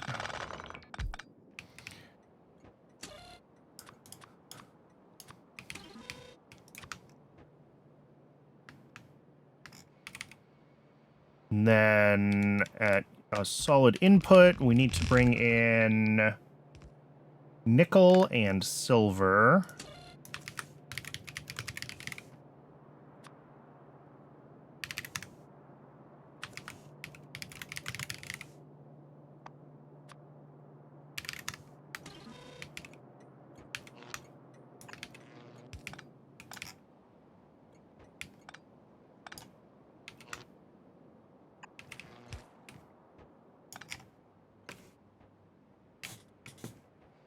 Cool.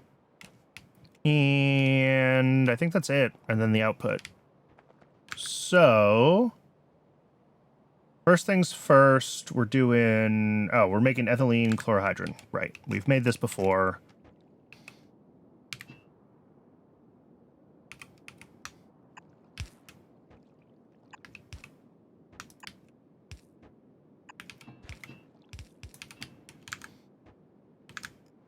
That is going to feed 2 fluidized bed reactors, which, of course... We probably could have decided to centralize this, but it's only used in a couple of things.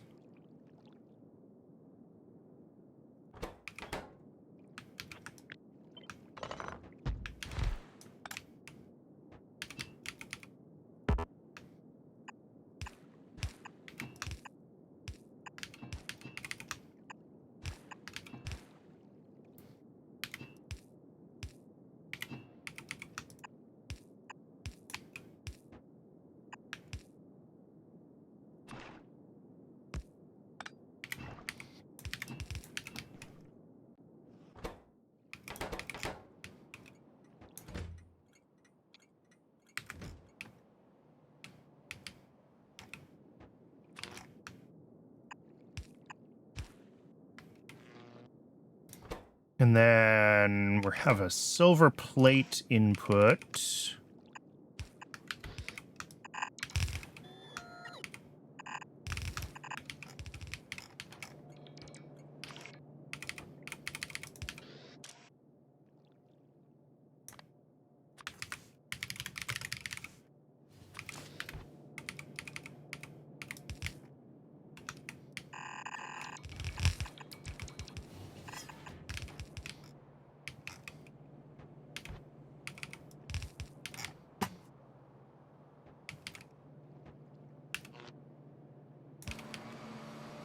And then I think that's it. We have our output.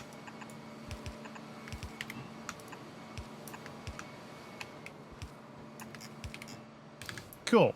Next, that goes into 5 methanol reactors. These guys.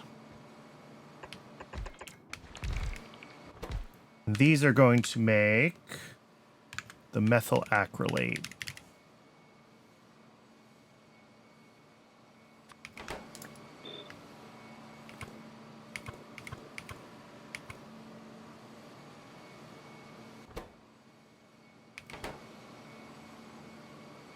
And we're going to just have to figure out how we're routing all this. Oh, those are...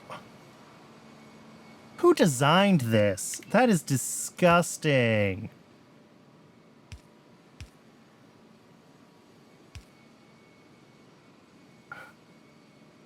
Well, we're going to have... If we have a belt coming in anyway...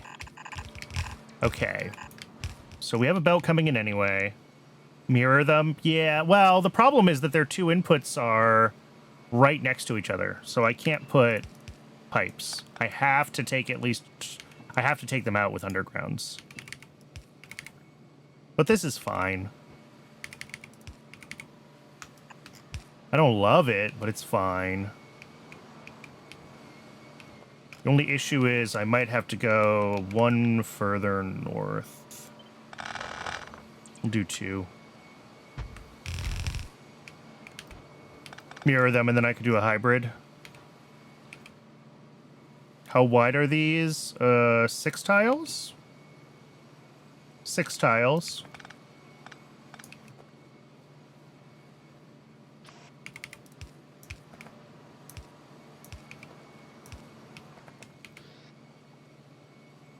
This is fine. It's not beautiful, but it's fine.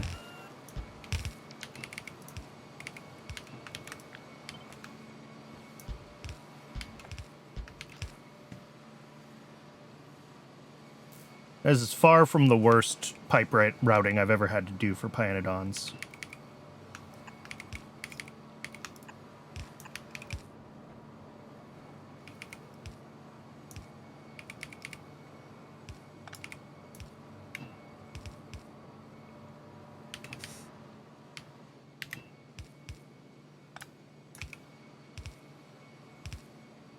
Well, okay, I don't have to do that.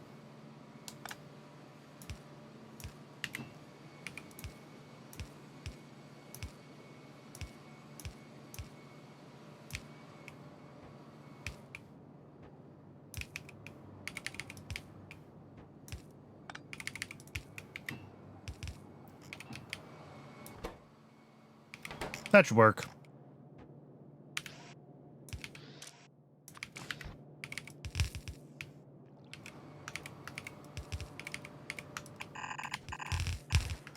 Okay. And... I guess just power alongside all of their inserters. And we're waiting on methanol to arrive, and I'm hopeful that's what this is. Yes.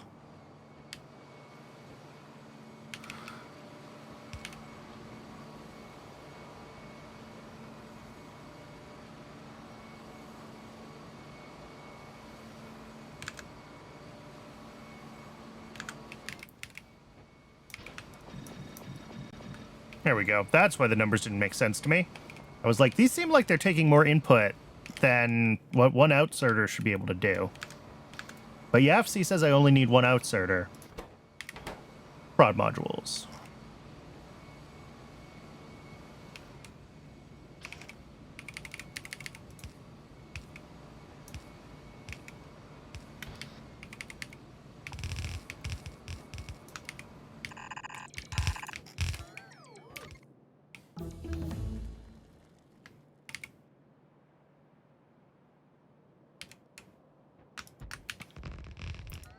What do we got? That would work. Trading some underground pipes for underground belts in the layout. How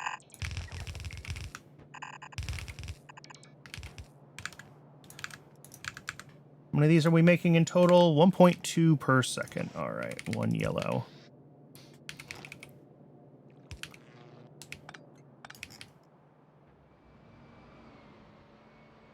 Could go slightly more compact if you move the set of horizontals intersecting the...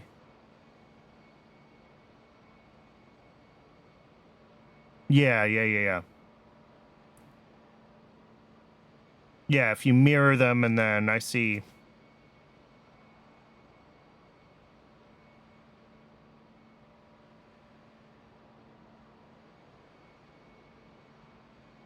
Yeah, that would save a couple of underground pipes, and it is slightly more compact. Compactness has never been a concern in this base, though. We have so much space. All of our space is taken up by train inputs and outputs.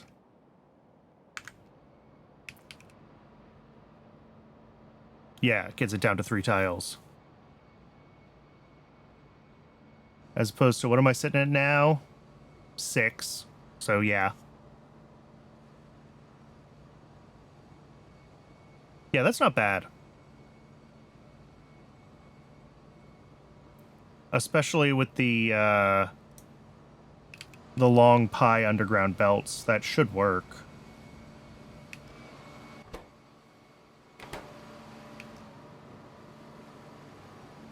Oh. I'm an idiot.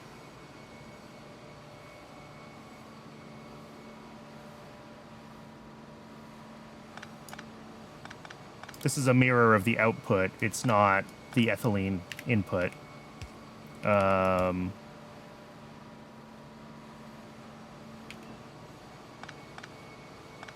if I just pull that right down, we're going to hook up to this, which would be bad.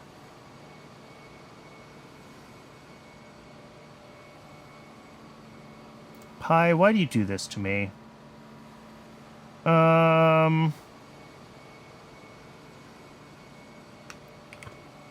We rotate this way. We still have the chlorine in the same place. We still have our output in the same place. We get rid of this water. Well, we'll reroute the water is what we'll do.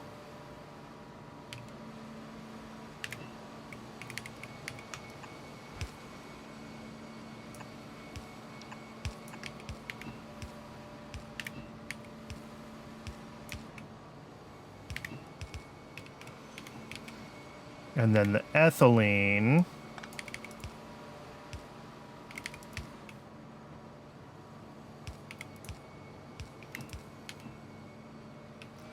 Yellows have a reach of 9? I think so. Does it say? Yep, 9.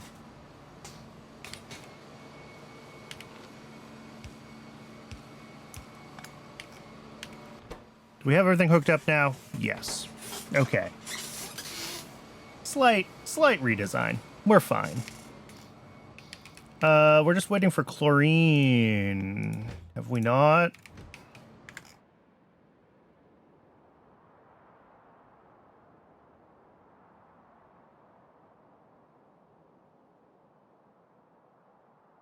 Where is...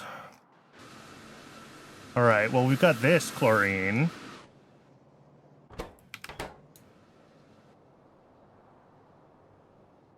Which is not keeping up.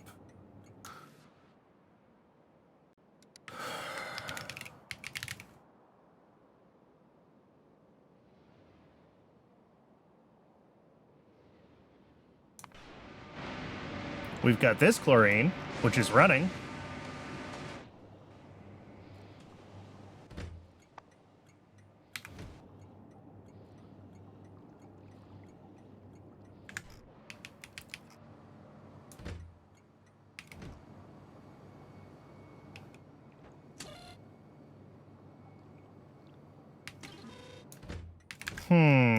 Why isn't that being dispatched?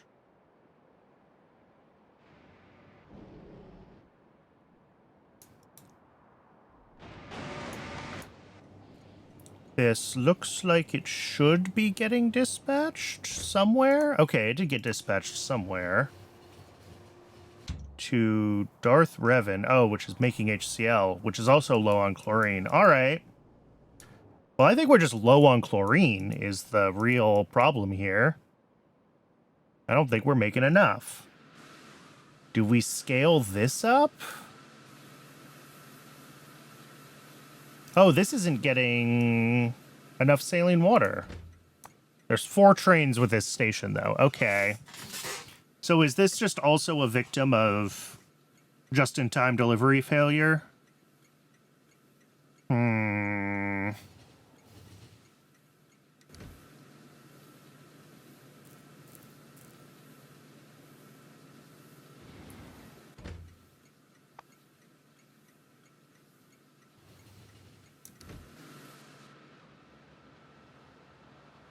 Because, like, realistically, we don't have...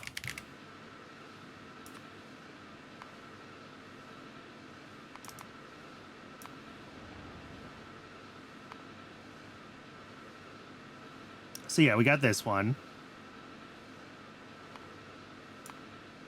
We've got this. We got this.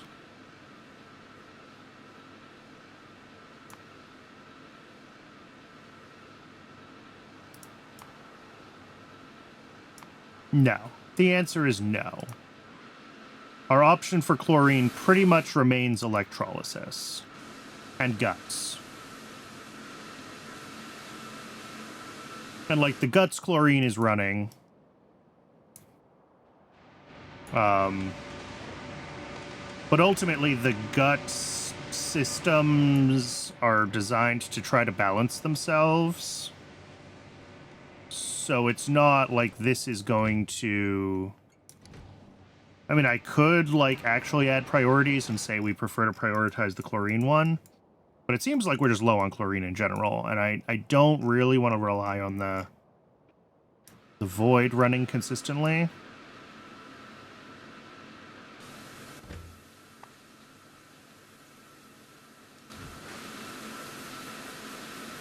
Yeah, we're almost out of water again. And there's only 2 trains assigned. Does that mean we're not making saline water fast enough, or that we're not assigning trains fast enough?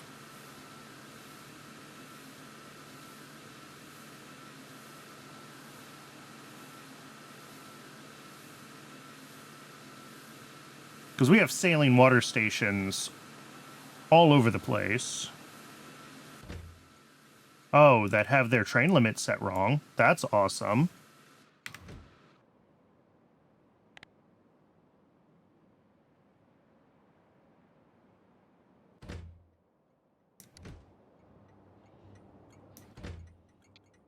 These are probably all wrong. Let's just go around and do this by hand. It'll be faster. This one, all set.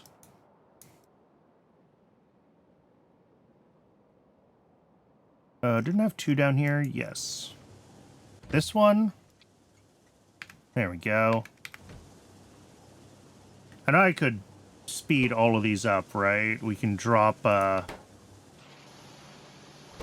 speed modules into the mines and whatever is necessary into the washers to get enough.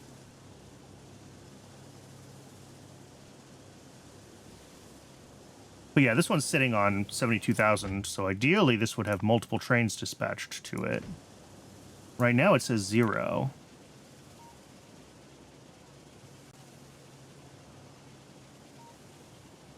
Yeah, and this has got to be chlorine. And it is fully dispatched for the size of its buffer now, which is good.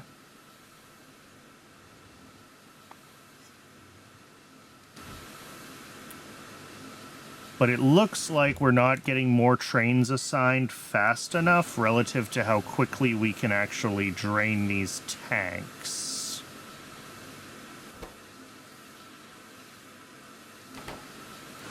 How much does this use per second? 800. It's a lot, but it's not like a lot.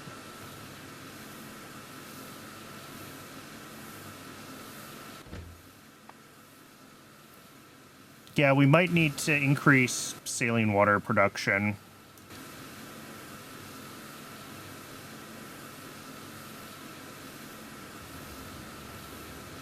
Because this should have, like, currently 3 trains assigned, and it's at 2. So we're not... Cyberson's not able to assign... Oh, there it goes. There's a 3rd. So maybe, just maybe... Maybe we're catching up now.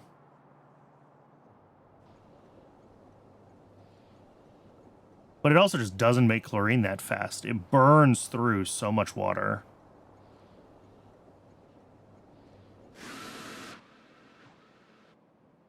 Well, we'll have to see. This chlorine? Okay, we are at least getting a delivery of chlorine here, so it might not work perfectly, but it'll work. We're still waiting on iron plates as well. I mean, yeah, everything's running here, so I think that's just a matter of,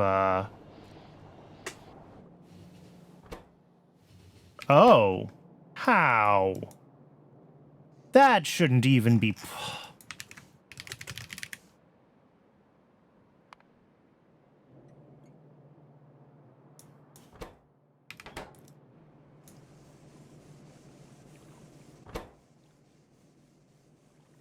Ugh.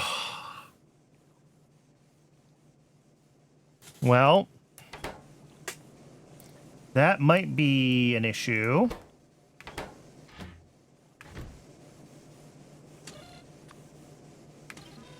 Set to request 30 stacks at a time, and I can push that up.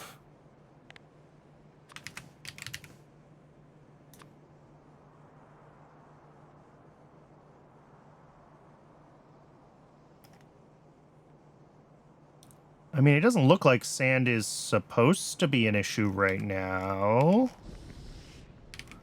So I'm surprised that this was, like, completely dead.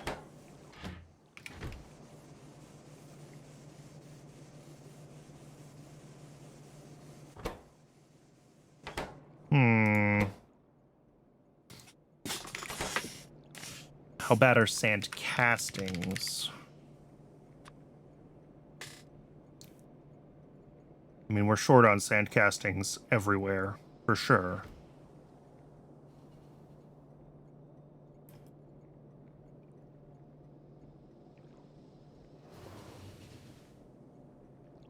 I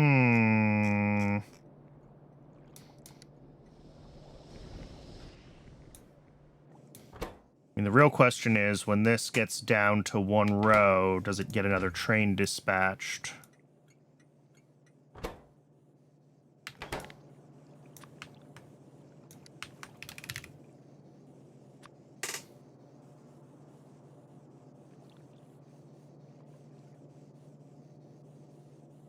Because, like, we have sand in lots of places. We have plenty here. Yeah, this just makes sand.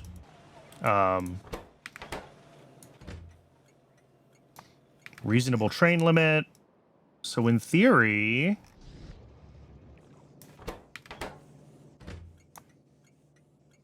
it is coming from all the way across the base, so maybe we just need to... do that. So it'll dispatch a second train.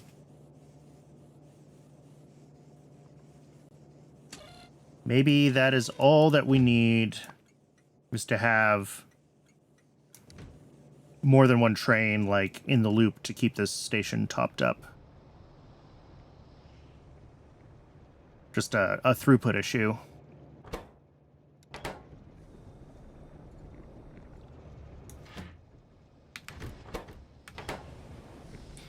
Like, we definitely also could... well, I think this is set to pull... yeah, this pulls a whole belt of sand. And I'm assuming we can't prod these, no.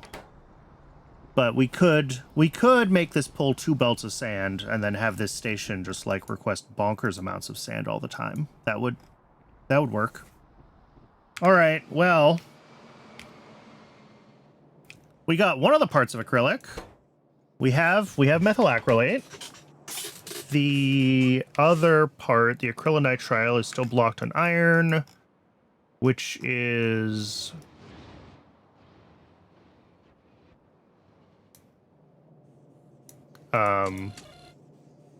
sand castings. Hopefully sand castings catch up and we're fine there. So I'm going to keep pushing forward. Dingrits are still running. Dingrits are still running. And what about the Dingrit? rendering over here. Oh yeah, those are going.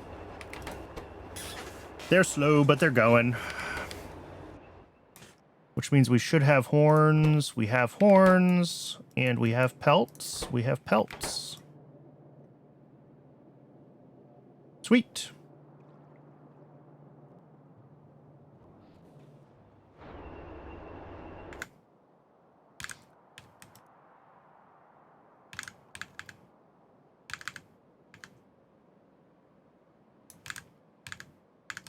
All right. So last things last is the acrylic itself.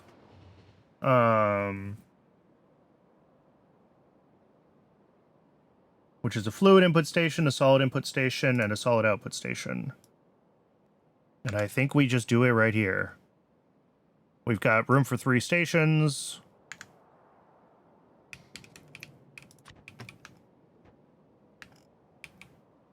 Why not just do it right here? So what are we bringing in? We're bringing in natural gas that we went to all that trouble of expanding our natural gas processing for.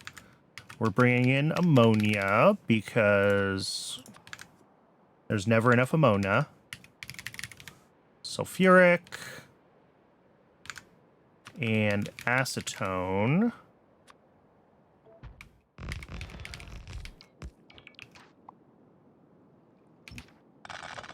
And I don't have enough tanks. Okay, we're going to have to run up to the mall and grab some more parts.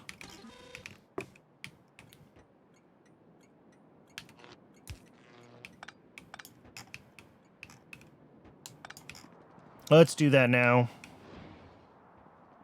Before stuff starts getting delivered and the trains back up, because that's what's going to happen.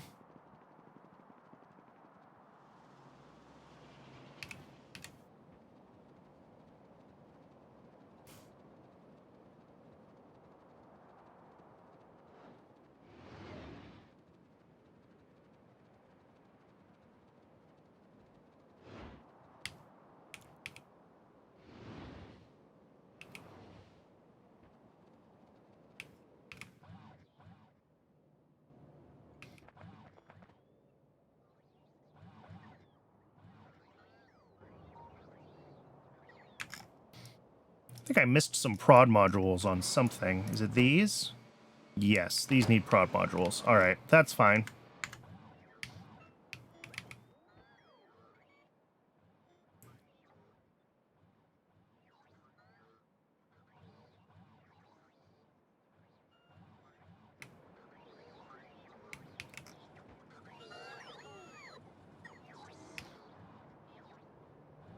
Okay, I got the tanks I need. I think I have enough of everything else to finish up this build. So let's just go finish up the build.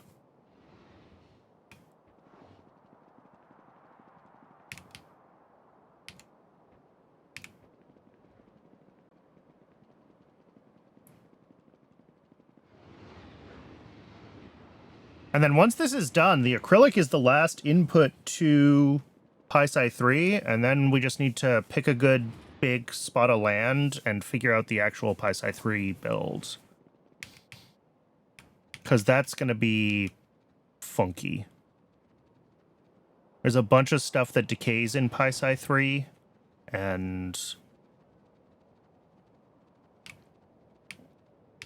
figuring out getting all that built at the right, crafted at the right times in the right quantities is going to be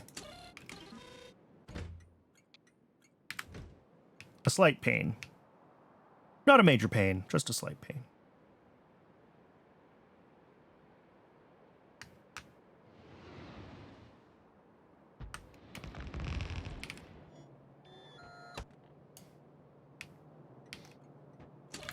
Our inputs are the methyl acrylate and the acrylonitrile, of course.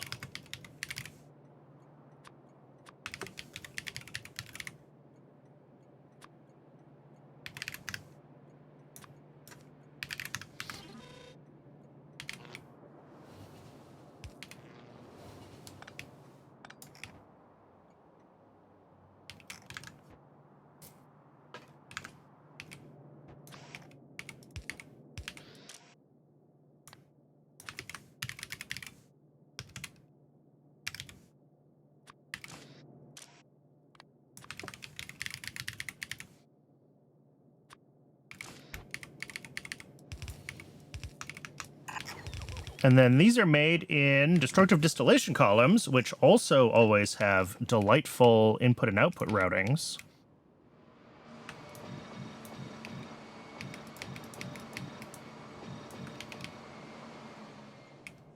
So that's going to be fun.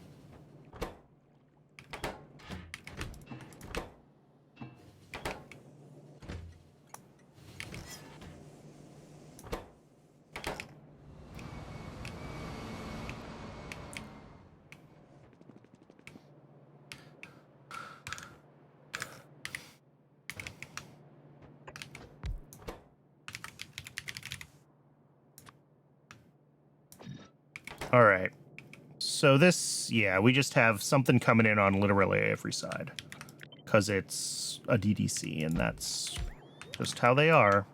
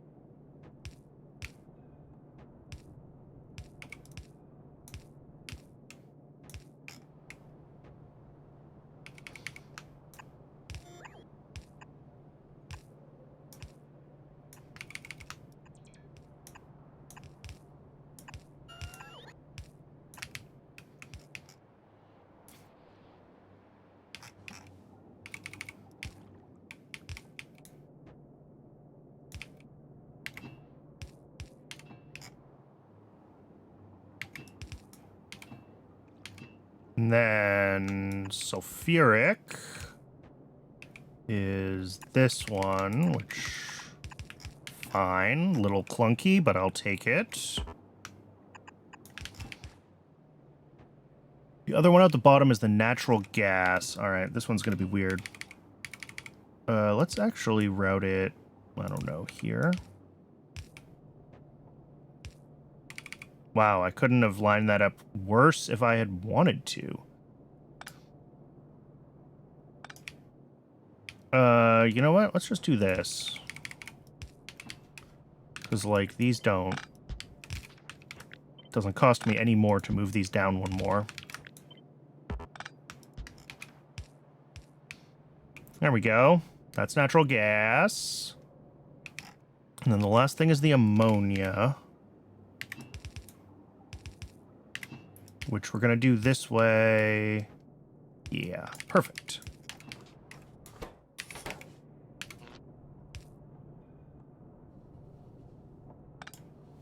Right. And these are just slightly too long to reach. Power poles across? Oh, no, they're not. They're exactly the right size to reach power poles across. I just slightly positioned them differently than I meant to. Oh well.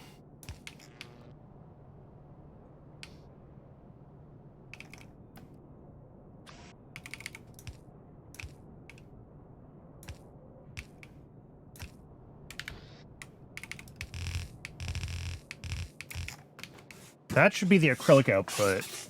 Once we get the rest of our input fluids and, well, the two actual ingredients. Acrylonitrile is still waiting on iron, which is probably still waiting on... Yeah. Are we doing on sand castings? Are we catching up on demand here? Hard to know. So many of these are going to be like really low quantity uses of them. But seeing so many of them so messed up, I wonder if we really do just need to be making more sand castings at this point. We really haven't, like, scaled them up ever. I just, like, I built it to a belt of sand in however many hundreds of hours ago.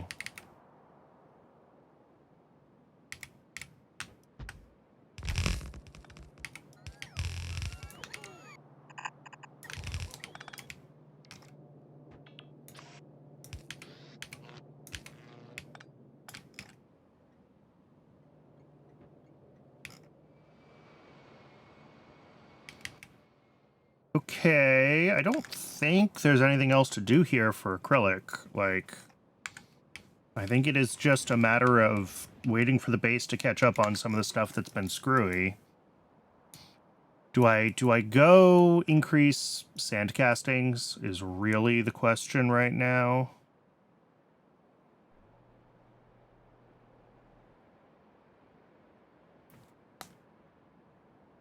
Because, like, we could double them up.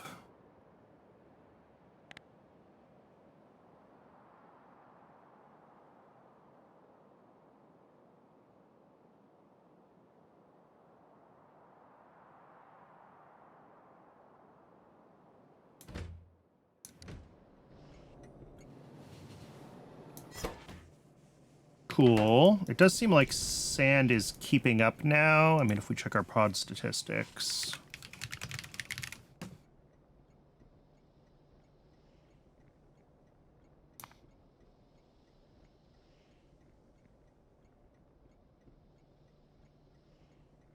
I mean, it's hard to tell if we really, but this shows that, like, yeah, it was down for, like, half an hour or whatever. The noise on this is very surprising, but I guess if it's been having trouble keeping consistent sand deliveries, then that's what we're going to see. So, like, if increasing the amount of sand requested is sufficient to keep this going, then we should at least be making them more consistently now.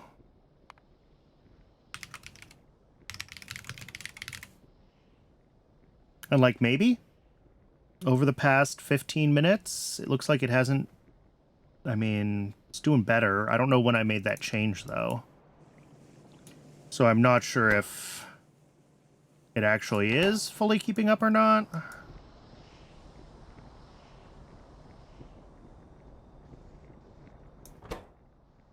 But I also don't know if this is going to be enough... I'll definitely allow more train deliveries, because you're about to hit the point where you can send out 2 at once.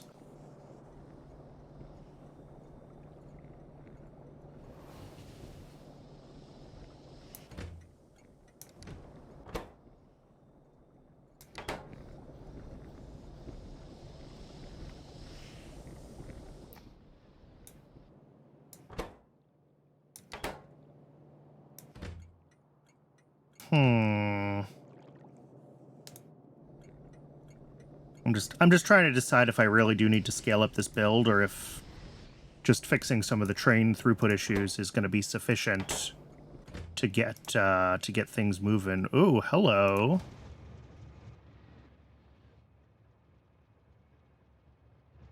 We're all just stopped. Why are we stopped? You want to go that way. You want to go also that way? You want to go there. But you're filling up with this.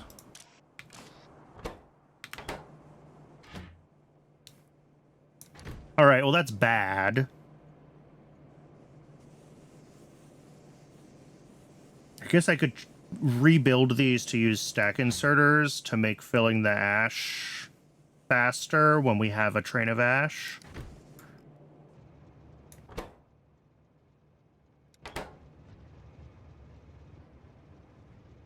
Because, yeah, these trains down here are all stuck behind this ash train. Because this wants to also come in here to empty, as does this one. Maybe I should just set the train limit lower. Because if the train limit was only 2, then this train waiting here wouldn't block the trains that are trying to come in here for their deliveries.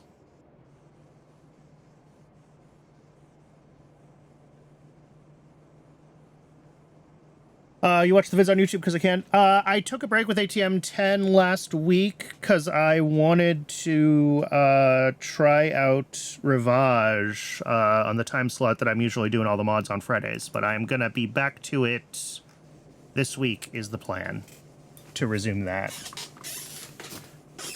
Just a scheduling content with a new game demo dropping, or scheduling conflict.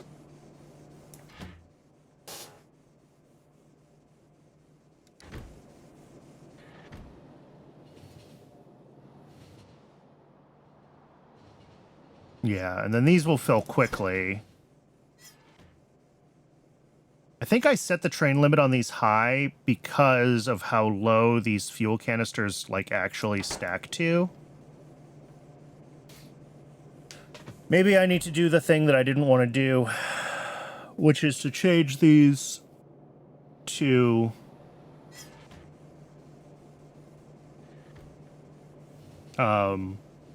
to loop their canisters locally and deliver liquid fuel instead, because that would save a lot of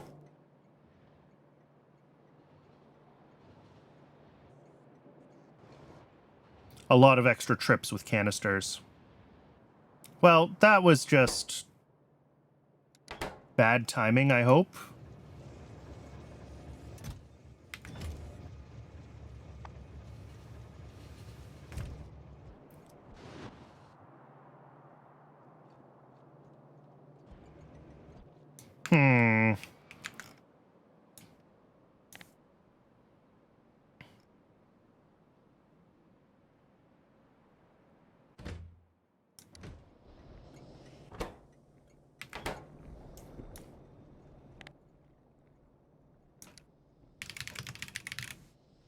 It does seem like this is running very consistently now. Or at least it has been for the past 20 minutes. So I'm calling that a good sign.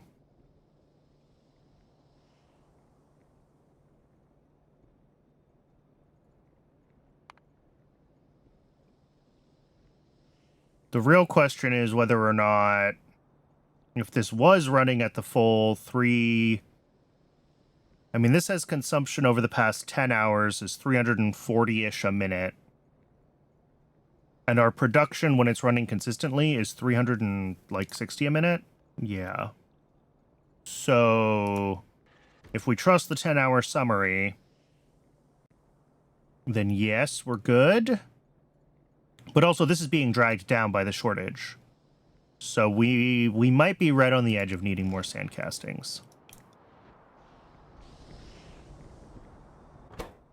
All right. Well, that's a problem for maybe later on. Let's get the build for PySci 3 done. Obviously, it's not going to be able to run. There's stuff that's broken still, but let's get the build built. Let's kind of get a handle on all of the inputs to it and where everything's coming from and going to.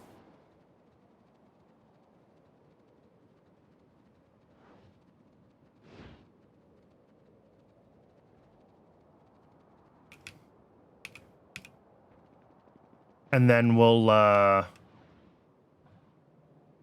go around and fix bottlenecks until we trigger the milestone. Because I really want to get this done today. I want to see it happen. This looks like everything. Yeah, we're going to need sap trees. Oh, and we need some bees. Okay. Let me go grab 20 sap trees and 100 bees.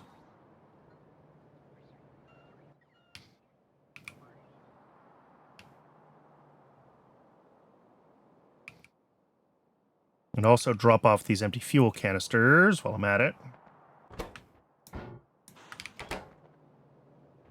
So the sap trees should be right here. The bees, we're going to have to go all the way to, you know, where the bees live.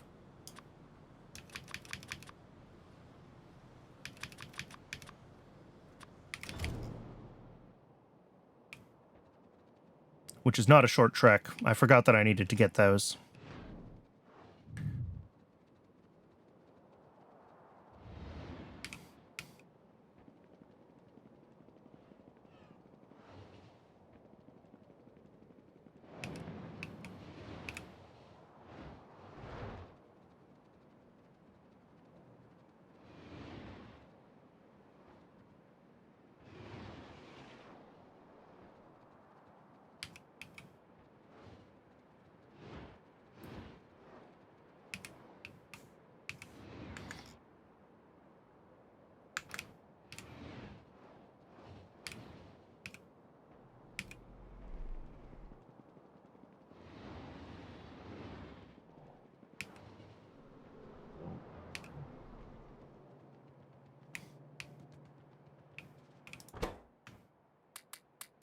All right, 200 bees to be modules. This looks like it's all still running fine. Yes. Yeah, we're fine. We finally saturated the egg loop. Okay, so that should greatly increase our... Oh, no, we're not fine. These are all stopped on natural gas still.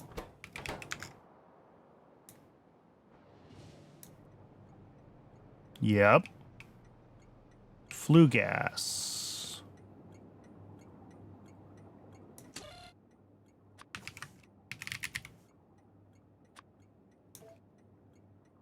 I mean, that shouldn't matter. It was wrong, but it shouldn't matter, because if we have enough flue gas capacity...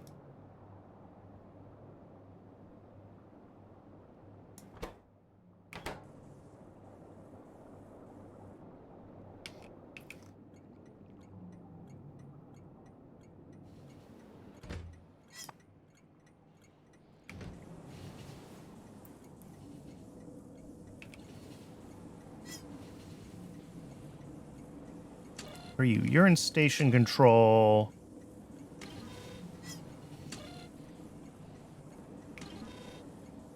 So what I think this says is that this is just low priority for flue gas, but normal priority for gasoline, because I did something weird when I set it up. And that's fine. Just seems like Cybersyn is not respecting the train limit. Like, I set this to a high train limit on purpose, and it's staying set at, like, 5. We have the capacity here to pull through a lot more flue gas a lot more quickly. This will do 2,000 flue gas a second if it can get the deliveries.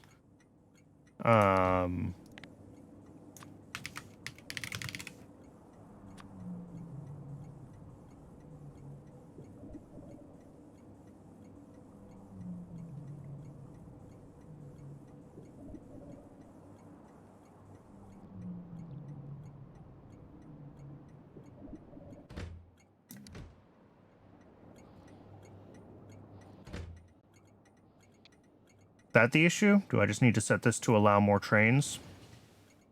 That might have been the problem. Train limit on this station.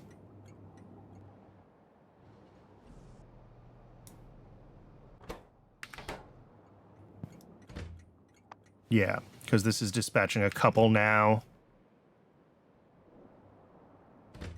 And this is up to 7. Okay. I think that might have been the problem. Is the train limit on the outgoing stations rather than on the... Yeah, that one's set to 4.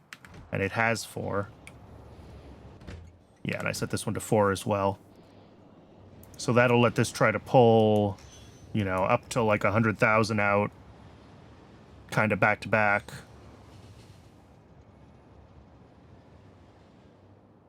Okay. That might have been the issue. This, the train limit here set too aggressively. Or too unaggressively.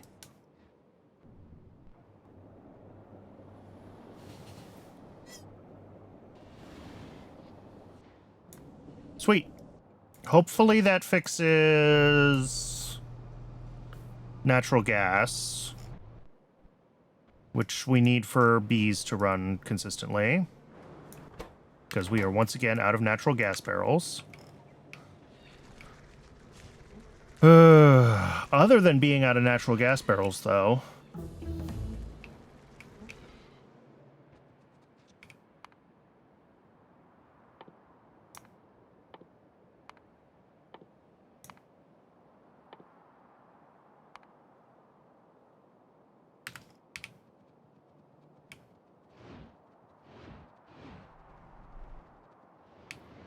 think we're good. I've got the bees that we need as modules. I've got the sap trees. Yeah, let's get this build done.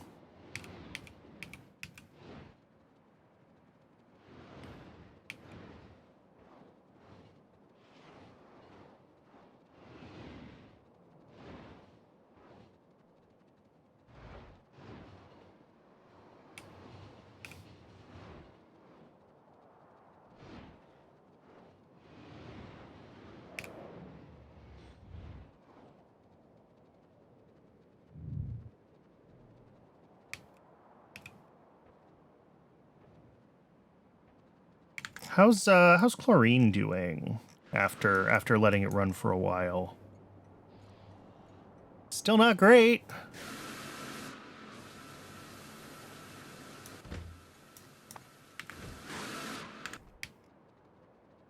Yep, we might have to probably scale up both our saline water production and our chlorine production. It might behoove us to co-locate chlorine with a salt mine and do it all in one place.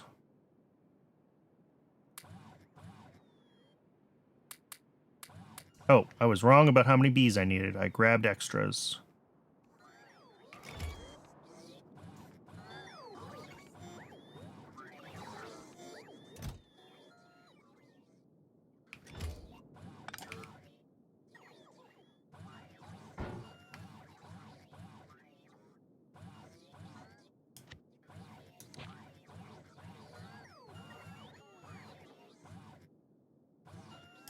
Don't need that anymore. I guess I don't need this one anymore. Taking up space in my inventory.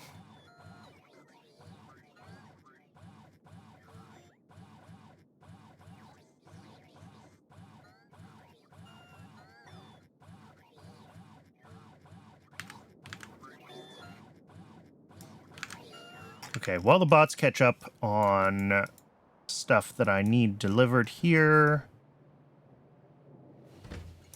Yeah, this still hasn't gotten...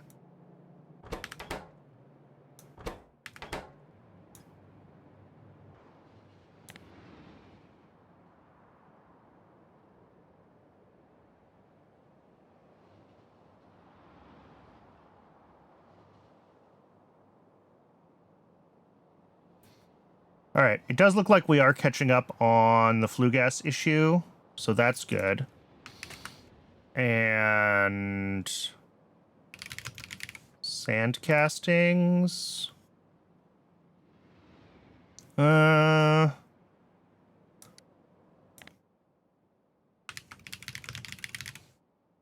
still making them consistently.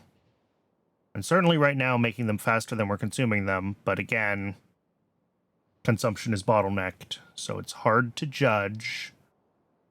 All right, it's at break o'clock. I need to go get some more water. So I'm going to step away during the ad break. I recommend everyone else also take the opportunity to hydrate. Take care of yourselves as human beings. I do run just the one ad break an hour, just long enough to keep pre-rolls turned off. So I appreciate folks sticking around.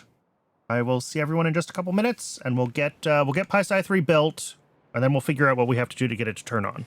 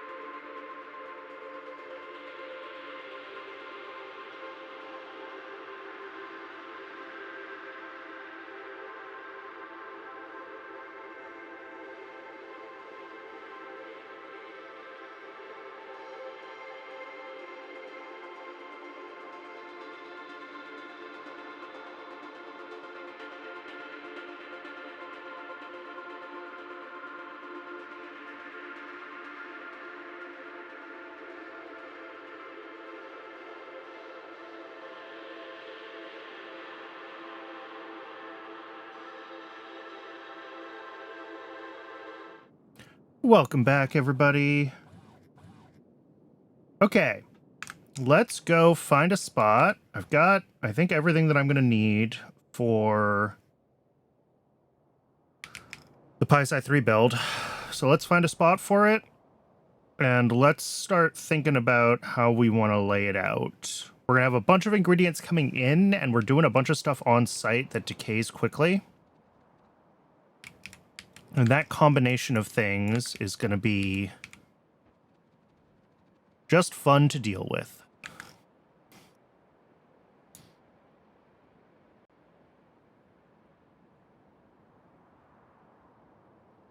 Maybe we pull out a station like this. Oh no, I said I could go south here, and then we have kind of all the space over here to work with.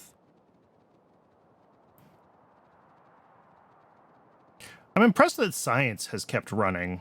As much as everything else has been screwy with the base recently, science is still chugging along.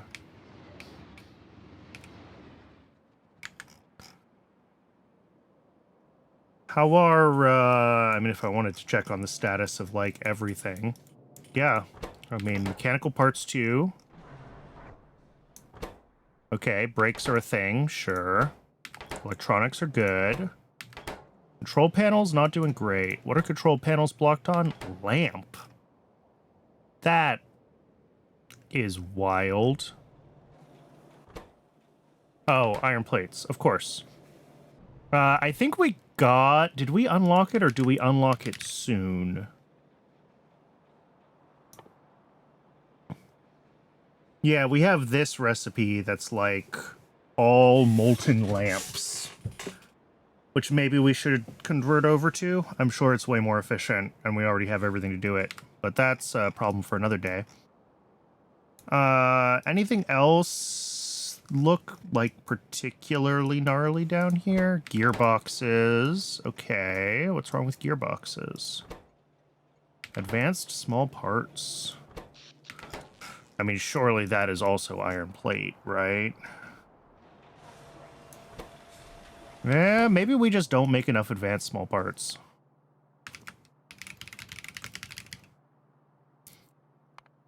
We've been running those pretty well. We had a couple of blips, but like...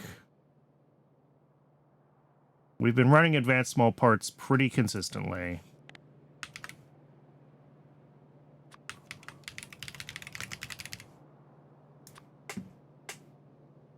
And we have quite a bit of demand for them. Okay, I don't think we make enough advanced small parts.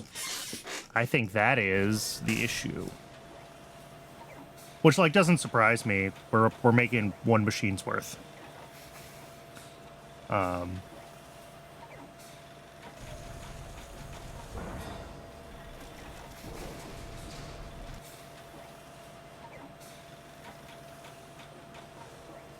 So I think we could probably improve this somehow.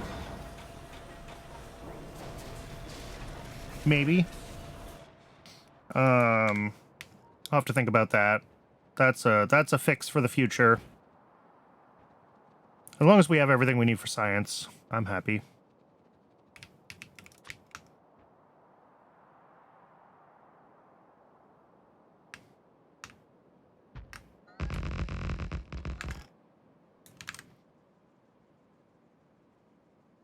All right, this is the... Whoops, wrong button.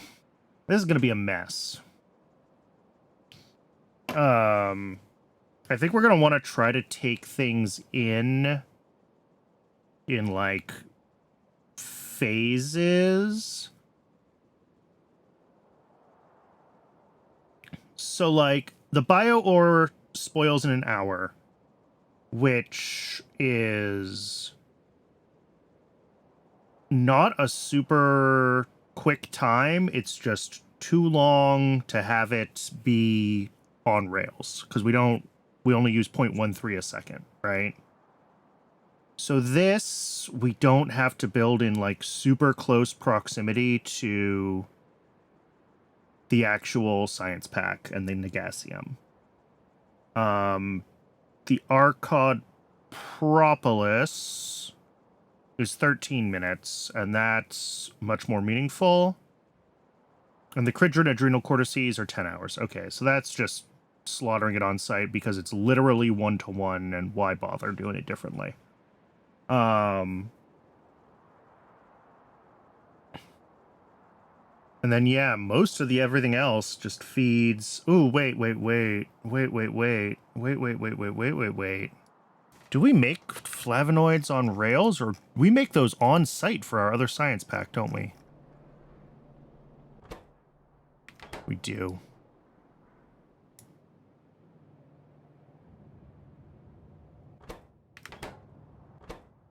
Out of plastic bars, of all things?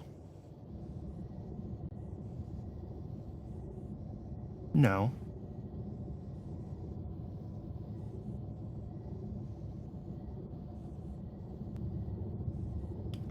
Possibly this just doesn't actually have enough throughput of some of these items running in this configuration. We might need to tweak this belt.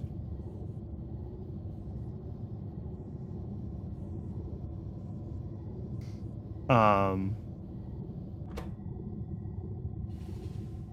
yeah, that needs a lot of plastic bars. Maybe plastic bars just shouldn't even be loaded into this. Although it's pretty much the same ratio as casein.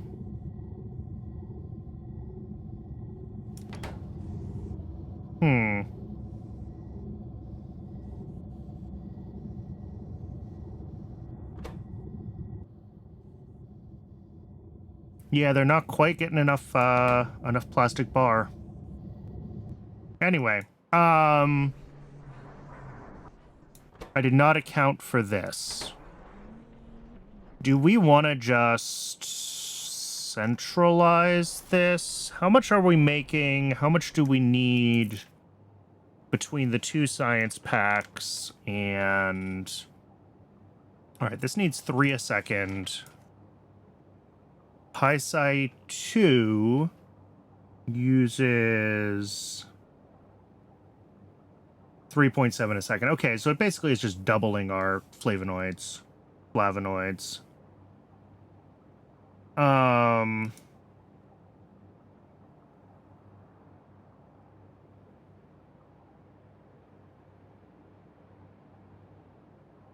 Okay.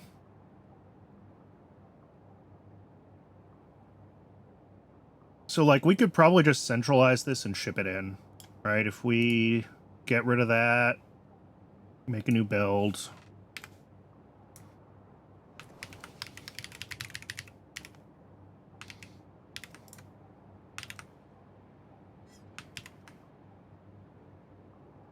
And we need, like, 7 a second.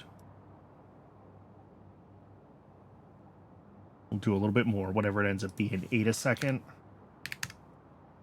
No, of course not. It's, 7.2 a second? Hey, that's a number. Let's actually say 199, because that just makes sure that things get rounded correctly. I'm worried that that means we need a bunch more Yadels, because I'm not sure if I planned for this. Other than that, it's fine. This is an easy enough build. We only need 1 more biofactory. Okay. Rather than doing a major refactor of that... Oh, I was already zoomed in on the right place. We could just hook up 1 more biofactory and add another station here and have this overflow. And that would be sufficient, I think, for this to work. Work for both packs. And then the next time I do need to do, like, a real refactor of this one, and we're gonna have to, apparently, because I didn't calculate the throughput correctly for this sushi belt. We will...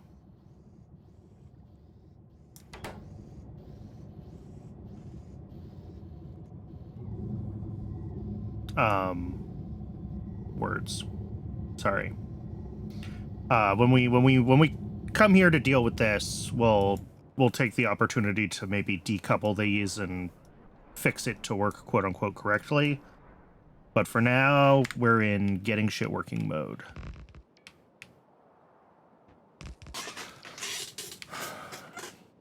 But let's do that first because we're going to need that as an input, and it'll give the other things we're going to need as inputs a little more time to try to sort themselves out. How's acrylic doing? Have we gotten... No, we still haven't gotten iron plates, which I guess shouldn't surprise me. Yeah.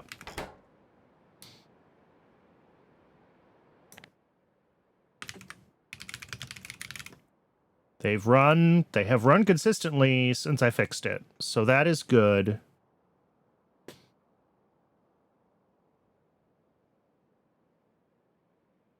I just don't know that I can trust. I mean, our peak usage is like 500. You know what? If we're going to change things, if we're going to grab buildings and be manipulating stuff, let's fix that at the same time we're going over there. I think that is also worth just getting fixed now. I really wanted to get PySci 2 done, or PySci 3 done today, and I don't know if it's going to happen. It has already been a 7-hour stream. And I need to think about, like, eating dinner and stuff soon. So we might have to give up and finish up on Thursday, unfortunately. But let's at least fix these things, and then...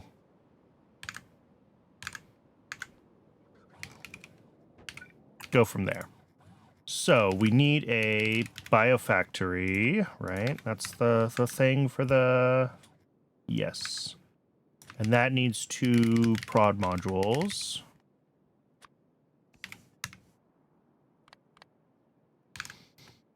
And then as far as the sand castings go... I mean, if we just double this up to do 2 belts of input...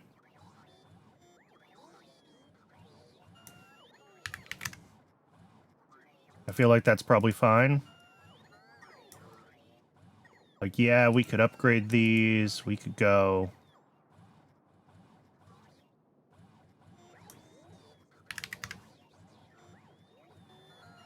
We could go wild, but I don't think that's necessary.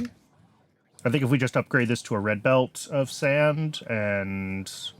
I mean, maybe we do just make them Mark II buildings, so we don't have to change any of the layout. Sure, why not? We still have the option of adding more buildings if we end up needing to. Is tar processing unit Mark II in the allow list? That's a question. No. It is now.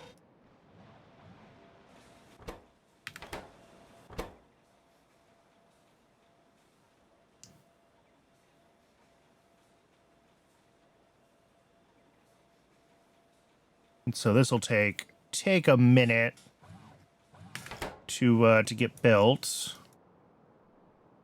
But yeah, as far as the actual sand casting build here goes, I think I might change this to a high throughput station. It's maybe not totally necessary, but I'll just do it.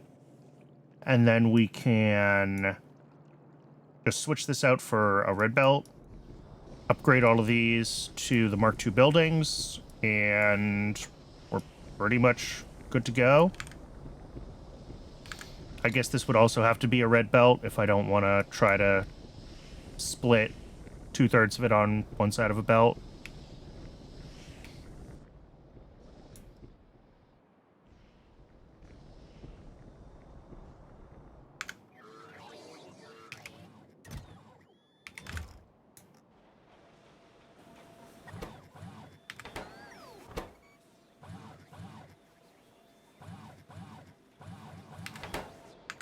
Ugh. Oh, the Logibots are busy filling up my inventory with crap, not doing what they need to do to run the mall.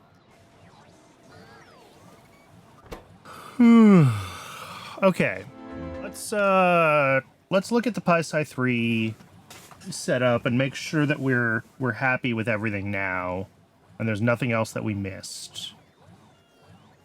So yeah, the bio ore we make on site because it decays too quickly to be shipped by train in such small quantities. The propolis definitely decays too quickly, and that's all set here. Dilmos we bring in, Renias we bring in, naphtha, wax, no problems.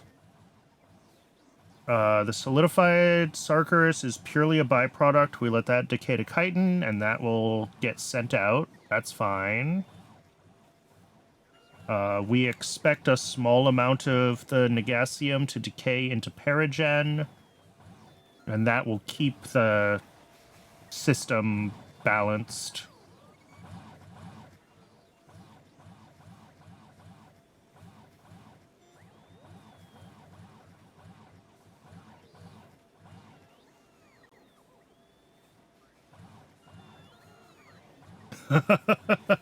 Yeah, some of the K2 buildings are big, and Pi buildings are even bigger. Pi has huge buildings.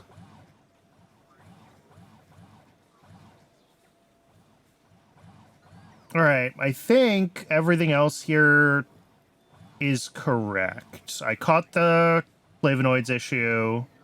We're making nanofibrils. We're making great alien samples.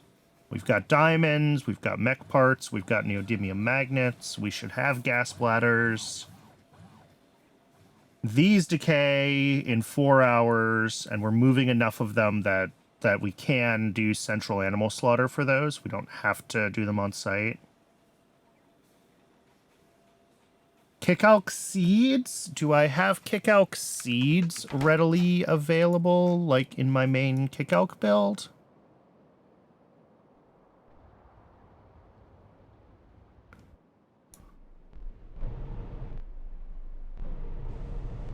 What is this? Oh, that just makes biocrud. Okay. That's a build that I have. Where are Kickalks, actually? Ah, there we go. And the answer is we don't export their seeds. Okay. So that means we're going to have to do the Kickalk seeds on site. So I do need to grab a botanical nursery as well. That is a missing building. I think most of these other things are things that we will ship in like as is. It's just a matter of figuring out what all the input stations are and how we route it all.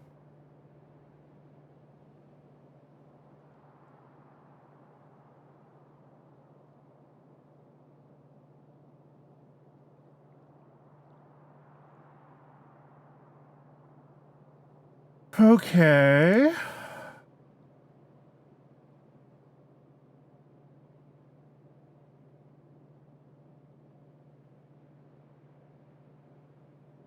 Fortunately, with only one research center doing this, we can bring stuff in from like every side if we so desire.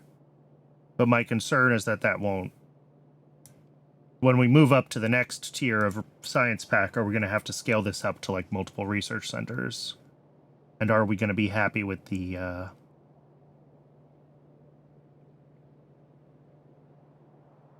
amount of stuff that we have?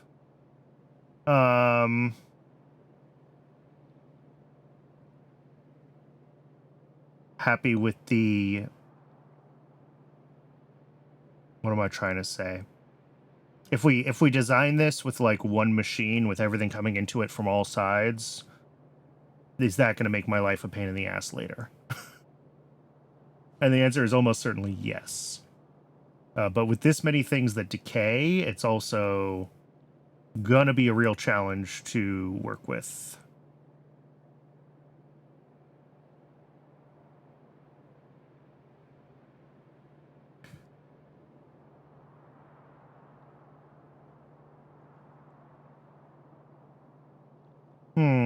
Okay. I'm gonna have to think some more about how I want to route everything in this build. But do we have everything here that we need?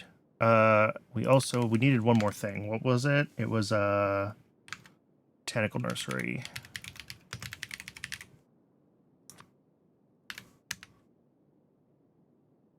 Yeah, and that'll just get delivered right away because we still have a bunch of those in storage. All right. Well, I'm sure I'll think of other things that are broken or that are wrong that we're going to have to go get more buildings for, but hopefully I have everything that we need to be able to do it. And it's just a matter of trying to figure out where we're bringing in all of our different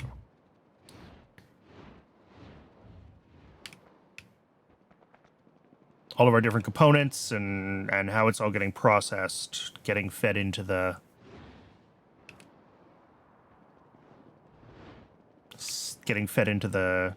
research center.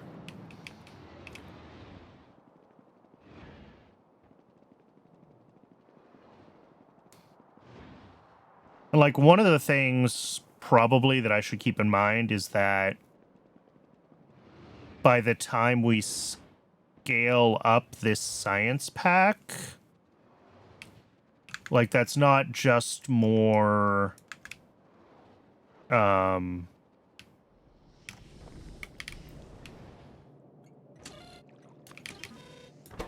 it's not just more, it's more of the inputs and potentially more buildings making science packs, but it's also, you know, when we have more of something moving through more quickly, like the amount of time that something spoils versus how long it takes to like get enough of it to load up a train changes. So like even some of the decisions that I'm making, the trade-offs around this science pack will be better I think will be a little bit easier to deal with when we are finally actually scaling it up. So maybe I don't need to worry too much about it, is what I'm trying to get at.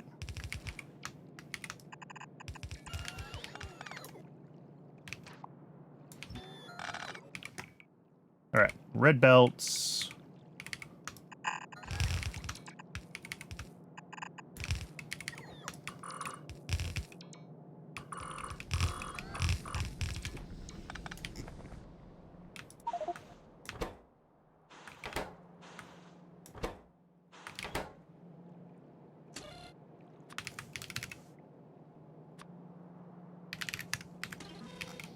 All right, this thing will just try to keep itself fully saturated now.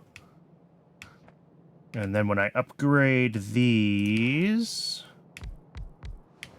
what's their input amount? 10 a second? All right. That's like...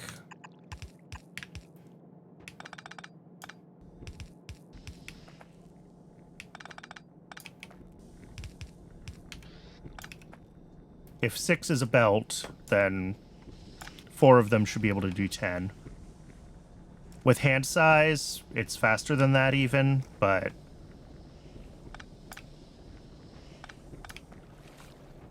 getting stuff on and off of the belts doesn't always give you, like, full hand size bonuses.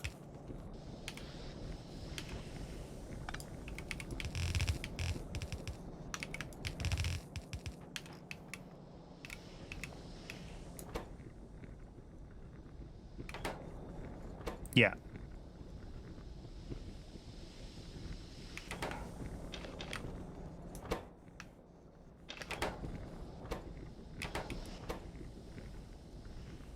All right, this does look like it's keeping up. Just barely with one inserter, they are keeping up.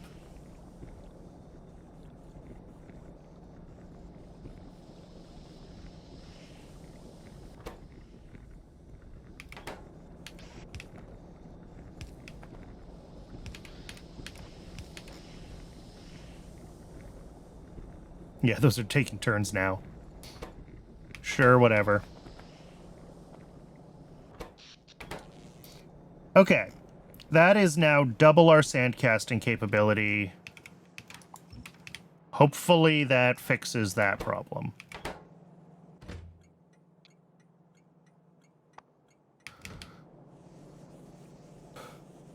Is it definitely going to? I don't know. It's possible that we need more than double, but it seems unlikely, so...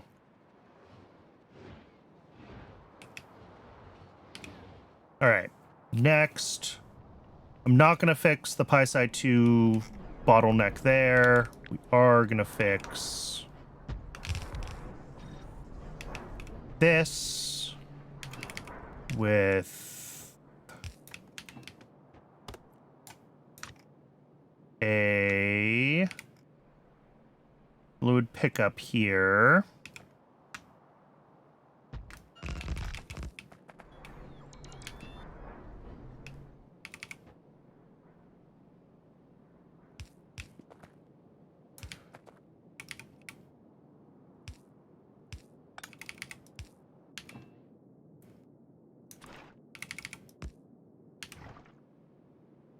And, oh, this needs an overflow. And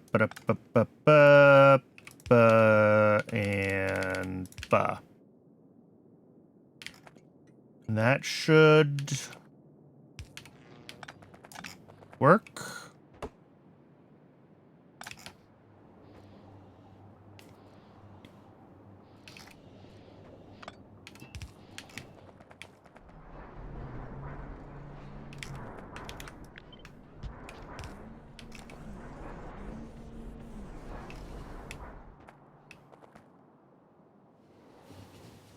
The overflow valve is green. The valves I use are from the configurable valves mod because when I started this save, the pi valves were still broken.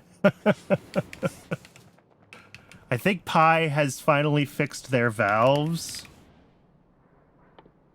But, yeah. Check valve, overflow valve, underflow valve. But I'm still using the configurable valve.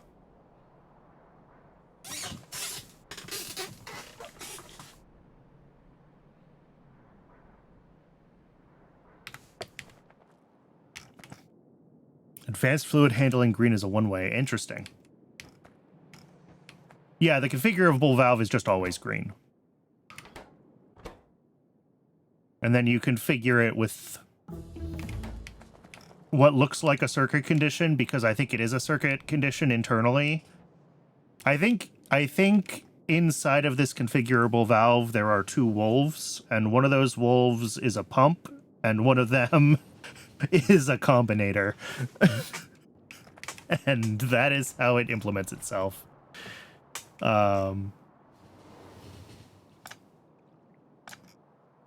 Which is why you configure it with a circuit condition.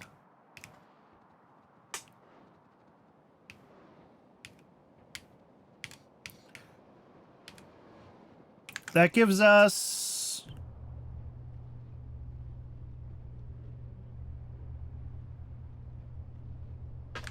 Nullius uses those ones now.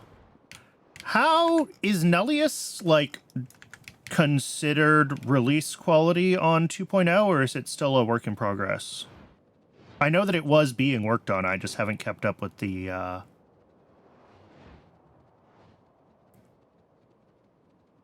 ongoing effort.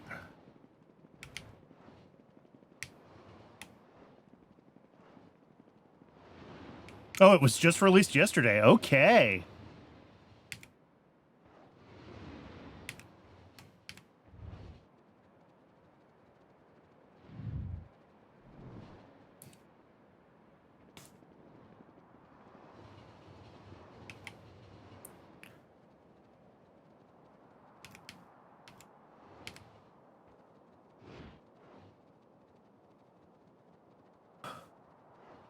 Well, maybe since we are just about to hit PySci 3, and that is a big milestone, maybe it's time to take a hiatus from Pi and do some Nullius for a little bit. Change what we're working on. Yeah. I'm sure there's going to be fixes coming in.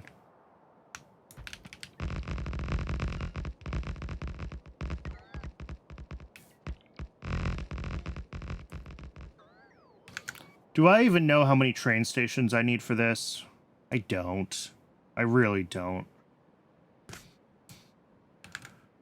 All right, I think I'm giving up for tonight. I just looked at YAFC to try to figure out like what my first train stations are, and like it's just noise to me at this point. It's been a long stream. So Thursday we will definitely finish PySci 3. I'm sorry I didn't get to it today, everybody. I really wanted to. But we had some fires to put out, and well, honestly, we're still putting out fires, so but soon, so soon, we'll have PySci 3. Like, we got all of the major prereqs done. We're just waiting for a couple of things to unblock themselves. Oh, well, this one stopped running. What are we blocked on? Oh, yeah, chlorine. Let me put that on the to-do list.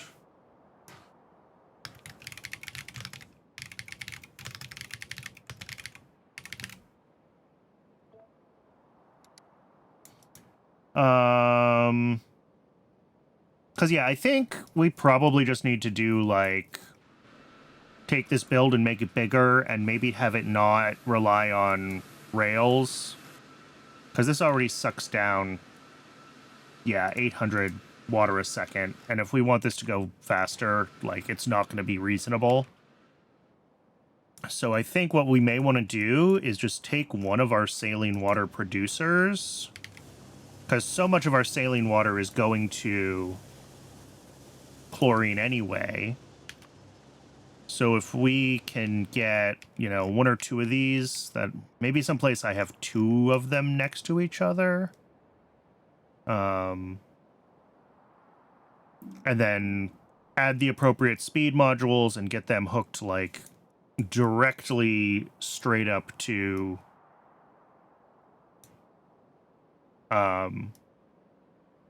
the chlorine manufacturer instead of putting the saline on rails. And then we can just go bonkers with it. So I think we got to fix that next time, because that's a problem. And we use chlorine everywhere.